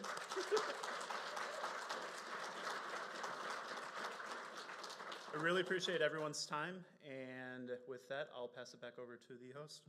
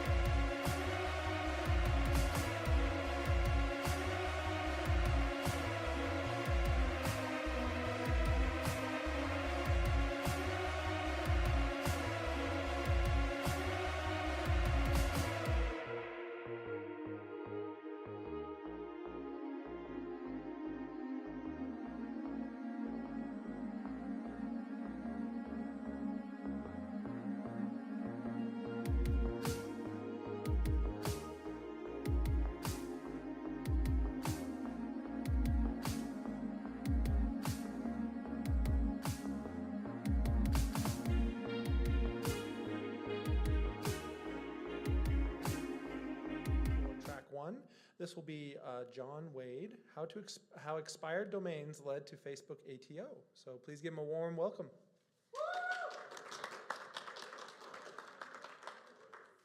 Awesome. Yeah, thanks guys. Thanks for showing up. As you said, how expired domains lead to Facebook ATO. A little bit about me. I'm John. I've been at GoDaddy for 13 years, a little bit of time. During that time, I've done incident response, a little bit of threat intel. Currently, I'm the technical lead for the customer threat hunt team. If you feel like following somebody who doesn't post on Mastodon, you can follow me. Similarly on Twitter. But so our agenda today, we're going to talk about a few things, but largely the what and the how. You know, what is it? How does it happen? The money. Anything worth doing is doing for money. And then the threat actors overview. We're going to do a high-level overview. These threat actors are pretty interesting in that they're a great jumping-off point for OSINT. So if you haven't done OSINT, taking some indicators from this and then playing with it yourself is a good one. We're also going to be talking about some specific indicators that we saw that you can continue to do some OSINT hunting with. And then we're going to give some guidance on how do you secure your Facebook business account a little bit. How can you prevent this from happening to you?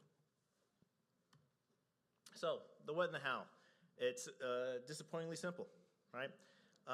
In this case, a domain expires. Happens all the time. A small business stops being a small business. But in our case, our threat actor performs some reconnaissance. They find lists of expired domains. Domainers do this all the time. Registries post these lists. These are easy to come by, a quick Google search away. But then our threat actor does a little bit more recon and realize it's worth re-registering this domain. It's tied to a Facebook account or something similar. Then they do some quick DNS entries, they do a password reset, and now they own your Facebook account. So it's super simple. I want to call it dangling domains, but that's a terrible name and I hate it. So if you come up with something better, please let me know. But it's pretty much adjacent to the idea of dangling domains if you're familiar with that. So what does the recon look like? In this case, can you read it? So-so. In this case, our example domain of ccgolfcarts.net. I preceded a little bit on this one, but you can see that in the first image, if you just Google the domain, you'll see there are a number of lists of, these are just lists of expired domains that come out at the end of the year. Usually, they're easier to find when they're not fresh, so 2-3 years back, they'll be free. You'll probably have to pay for ones that are more recent. But similarly, on the image on the right, you can see, hey, they've got a Facebook page. They've got a Facebook business page. So this is already somebody who is expired domain, but a domain that's tied to a Facebook account. And this domain's been around a while, ccgolfcarts.net. You can see just from the virus total info that isn't all-inclusive, they've been around a while. This goes back to 2019, but our friends at the Wayback Machine have a copy of the website from 2009.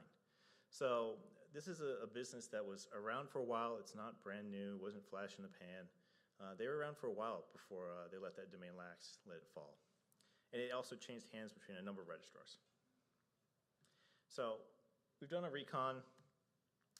We'll assume that at this point our threat actors have registered that domain. What comes next? DNS entries. But what DNS entries? In this case, just some email, some MX records. Forwardemail.net is one of many providers that will forward email for you for a domain literally anywhere you want. In this case, you set some MX records. You set a text record that says, okay, ultimately, turn this domain into a catch-all, forward it here, forward it to my Google, forward it to my Hotmail, my Proton Mail, whatever you happen to have, right? And almost all of these providers, these are all free. There are some that have premium paid versions, provide a little bit more services. But these are all free, simple to sign up. Each and every one of them is going to have a support article to tell you how to do this at your registrar of choice. GoDaddy, Namecheap, NameSilo, whoever, right? So there's a lot of options here to kind of do this, which makes things for attackers. It's simple. It's easy. They go with whoever they're most familiar with, whoever they like the most. So continuing our recon, if you look at the Facebook page for our friends, ccgolfcarts.net, they list out some contact information. Interestingly enough, the email address, as you'd expect, is an email at ccgolfcarts.net. The downside of that being, though, is that Facebook is kind enough if you submit that as a, hey, I think I've forgotten my password. This might be the email address. they will happily tell you that, yeah, it is the email address. Do you want us to send that password reset to the email address or to the phone number? Simple forwarding of that email, we're done. Password reset, we're in. Honestly, that's the crux of the attack, and that's how simple the attack is. There's no real expertise. There's just a little bit of legwork, a little bit of Googling. Here you go. Very, very simple. But what do you do once you've got that domain? The marketplaces. You gotta sell that. You gotta sell that Facebook access. CactusCon. Oh, I'll give you the warning. All these are translated images. So if you can read Vietnamese, you can really get into it, but this is the best Google Translate could do for us. So if it looks weird or sounds weird, that's why. I figured you get more out of it being in English. CactusCon is super popular, one of the bigger ones that we saw being used. ShopVia.vn, another one. You'll note that they kind of have similar layouts. These sites look a little similar. The other thing, though, is these sites are super user-friendly.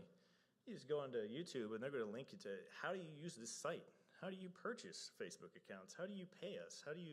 Almost all of them use sort of you transfer funds from a card onto the site, you re-up, you buy. But they're going to walk you through step-by-step how to do all of this. They're going to walk you through, here's the preferred VPN to use to connect. They're going to walk you through, oh, we provided you a 2FA secret code. Here's how you generate that login to be able to log in. They're very user-friendly. They have support on the front of the site. It'll pop up that annoying chat thing in the corner that we all ignore. So they're super user-friendly. They're meant to be as easy as possible. But if you want to kind of follow this money a little bit more, how much are these accounts selling for? They're pretty cheap. The BM here is a business manager account, and those are typically worth a little bit more purely because more than likely they can run ads. That's a big part of what these guys want to do is they want to run ads and push you somewhere else. All kind of in the marketing game. Is it marketing for crypto? Is it marketing for Gucci handbags? It doesn't matter, but they want to be able to push you somewhere else. This is another means to an end. But these accounts are relatively cheap. These are out of stock, but in this case, they're like, $4 or $5. So for these guys to make money, they do this at volume, right? It's not just onesie twosies. You're going to see that they're going to be doing this quite a bit. Similarly, some of these fan pages, which are ones that are not necessarily business manager pages, but pages that have a following, have a bunch of friends, a bunch of people following them in general, those get a little bit more expensive. You can see kind of the 20,000 followers down there is significantly more expensive. But typically, it's the same idea, right? If you've seen, the compromised Twitter accounts or a compromised Facebook account that suddenly out of nowhere is really into Elon Musk and Bitcoin, something like this is probably behind it. So there's a ton of different ways, and Facebook is really not their only deal. It's just one of their favorites. But of course, with this money, there's always ransomware, or in this case, just straight ransom. So we found a couple examples of, in this case, a very specific Vietnamese call out of this guy held my page for ransom for $500. This is less common for when the domain expires. This is more kind of your classic account takeover, either via password spray or things like that. Because, if you've let your domain lapse, why would you pay to get it back? It's not going to work too much there. But, this occurs too. It's not uncommon, and it's often the same type of groups who are doing this. Get me a little sip.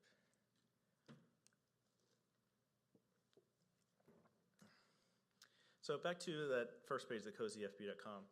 One of the interesting things, I mentioned these all kind of look similar. It's because they're all built on the same platform. CMSNT.com, they will sell you, instead of WordPress, CMSNT.com. They're like, hey, you want to set up a marketplace to sell, carded accounts, sell Facebook accounts, sell World of Warcraft accounts, stuff like that. All of these things, they all look very similar, and there's a reason. It's because they are. Just searching for that string, there's almost 3,000 results on Google. So it's a business, and a legitimate business. This is on the right. That's actually a translated version of their homepage that shows you. Here's some of the offerings that we have, where it's pretty clear that they're going to help you sell stolen accounts. They have a great, Facebook account. The MMO solution is kind of interesting. I don't know why they call that out. They don't sell you like an MMO game to play. They just help you sell the accounts you stole from that. It's kind of disappointing. But you'll see that. So that's cmsnt.co. Interestingly enough, of course, they've got the .vn. .vn as a TLD is interesting in that it doesn't really support privacy. So it's very easy to see who owns this. We've got Wen Phan Phan, I don't know, I probably butchered that, but Wen is a pretty common Vietnamese name. But you can see, when this was registered, who it's registered to. There's really no attempt at operational security here with these guys. And that's why these are a great jumping off point if you want to get started in OSNs.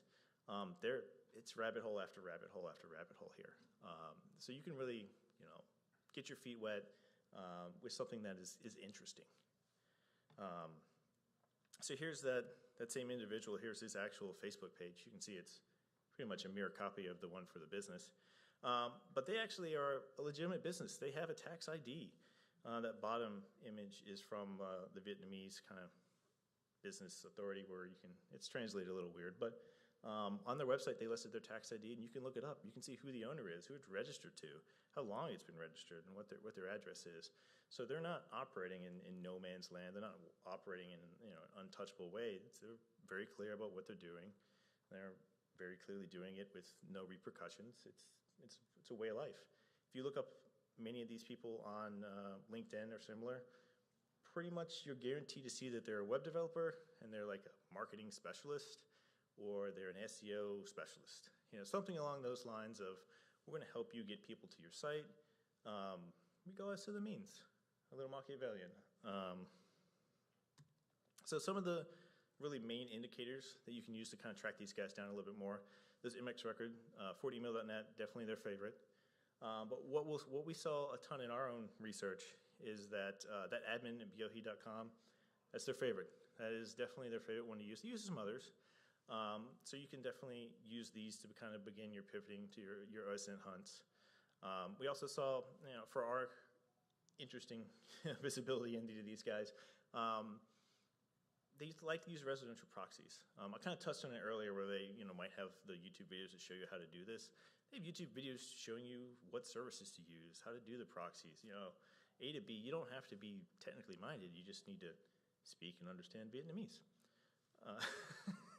So the very gentle crux of this, right, is how do we lock this up? It's pretty simple. It's exactly what you'd expect it to be, right? 2FA. Same thing people have been screaming about for years, decades, etc. YubiKey, Google Authenticator, etc. SMS push as a last resort. It's better than nothing, but not by much. Nowadays, SIM swapping and things like that, if you have something of value protected by an SMS push, it's not as protected as you might think. Obviously, different passwords per account. Password reuse is a huge problem for everybody, but particularly the non-technical, people who might want to prefer a Facebook business page over running an actual website. Use a dedicated password vault. A ton of malware loves to target the safe passwords in your browsers. So that's why I definitely don't suggest doing that. And on top of that, a lot of the password vaults are a little bit more user-friendly between devices. In my experience, I prefer them anyway. But also, don't tie logins that manage the domain to the domain itself. So a great example here, obviously go to domain registrar. We see a ton of people, they buy a domain, and immediately they say, oh, cool, I have this domain. I'm going to use that for the email address of my account. Cool, that's great. 3 to 4 years goes by. Their credit card changes. That auto-renew failed.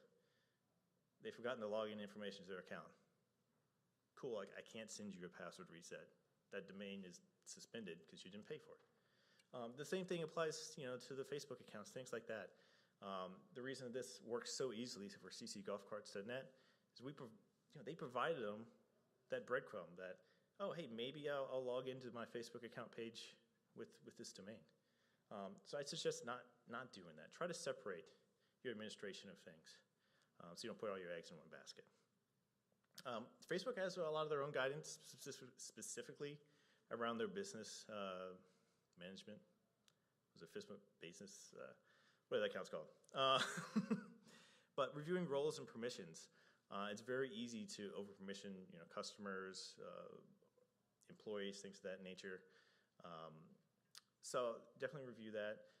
More than one admin, which seems kind of counterintuitive, but generally the idea here is that if you have more than one admin and you lock yourself out of your Facebook account that's an admin, somebody else can get in there. It's not a single point of failure. Somebody can get in, unlock you.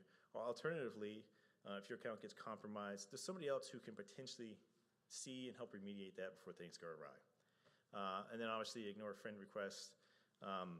You don't need friends on Facebook, you're fine. It's better that you don't have those. And that's honestly kind of it. Thanks everybody for coming out. I want to give Liam a shout out for writing half of this, but then not being willing to speak to it. That's it. If you guys have any questions? Phone here.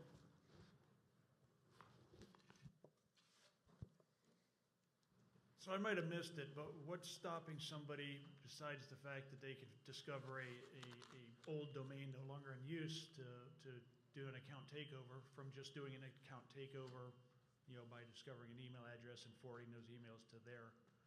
Yeah, I mean, if they have control of the email address that's going to receive those, yeah, I mean, it's also a similar thing. There's really no difference there. In this case, attackers, I'll give some additional context that's not in the slides. If they purchase these domains, these attackers aren't usually doing that with their own funds. So these domains are often very short-lived, and there's very little reason for these attackers to feel like they're going to lose money if this domain disappears when somebody finds a weird charge on a credit card. But that DNS entry only needs to last for 5 minutes to get that email. So for them, the account that they're rebuying this domain from is immediately disposable. The domain is immediately disposable. So they don't need to spend more money to buy access to your compromised Gmail account or your compromised Yahoo account or similar. But you're correct, it is essentially the same thing. If they had access to your account, they wouldn't need to buy the domain. They could just do that. And that's a lot of times why so many email accounts and things like that are worth money, because you not only have access to that email account, but you have access to any account that it was tied to. Anywhere you can go out and find and try and do a password reset, they've got access to.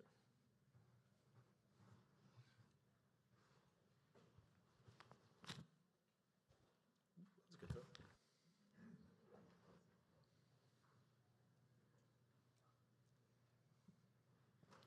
Good. I'm not holding anybody up from happy hour. Good.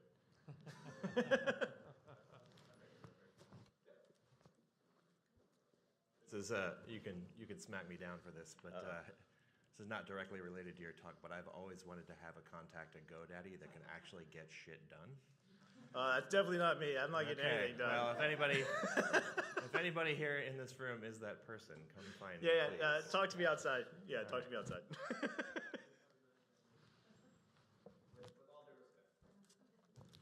All right, so you mentioned when you were showing on the site accounts that were being sold that had a significant number of followers were selling for more. So hypothetically, if somebody was doing this, would it be like financially viable to go buy a bunch of fake followers to boost the sales? I imagine that's actually probably part of it too. What I didn't cover, I mean, there's a ton of different things on these websites, but buying likes and follows is also part of that. So you could, I imagine it's probably like you're not going to come out as well in that case, but you could potentially buy an account, then buy likes and followers to get that account better, and then resell the account. But I think for the margins, it's probably not going to be worth it. Most of those accounts are probably going to, I think the 20,000 follower one ends up being about like $80 or something like that. I think to get it there. And what's also kind of most importantly that I kind of skimmed over is the older these accounts are, the better, right? If they suddenly pops up overnight with 20,000, that's really sketchy. But if it's had 20,000 followers for like 6 months, a year plus, the older these accounts get, the more vetted essentially they are, the more reputation they have, and so they're worth more.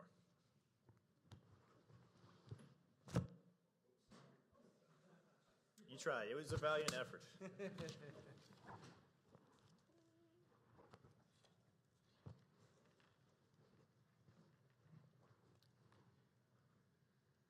I think that's probably it.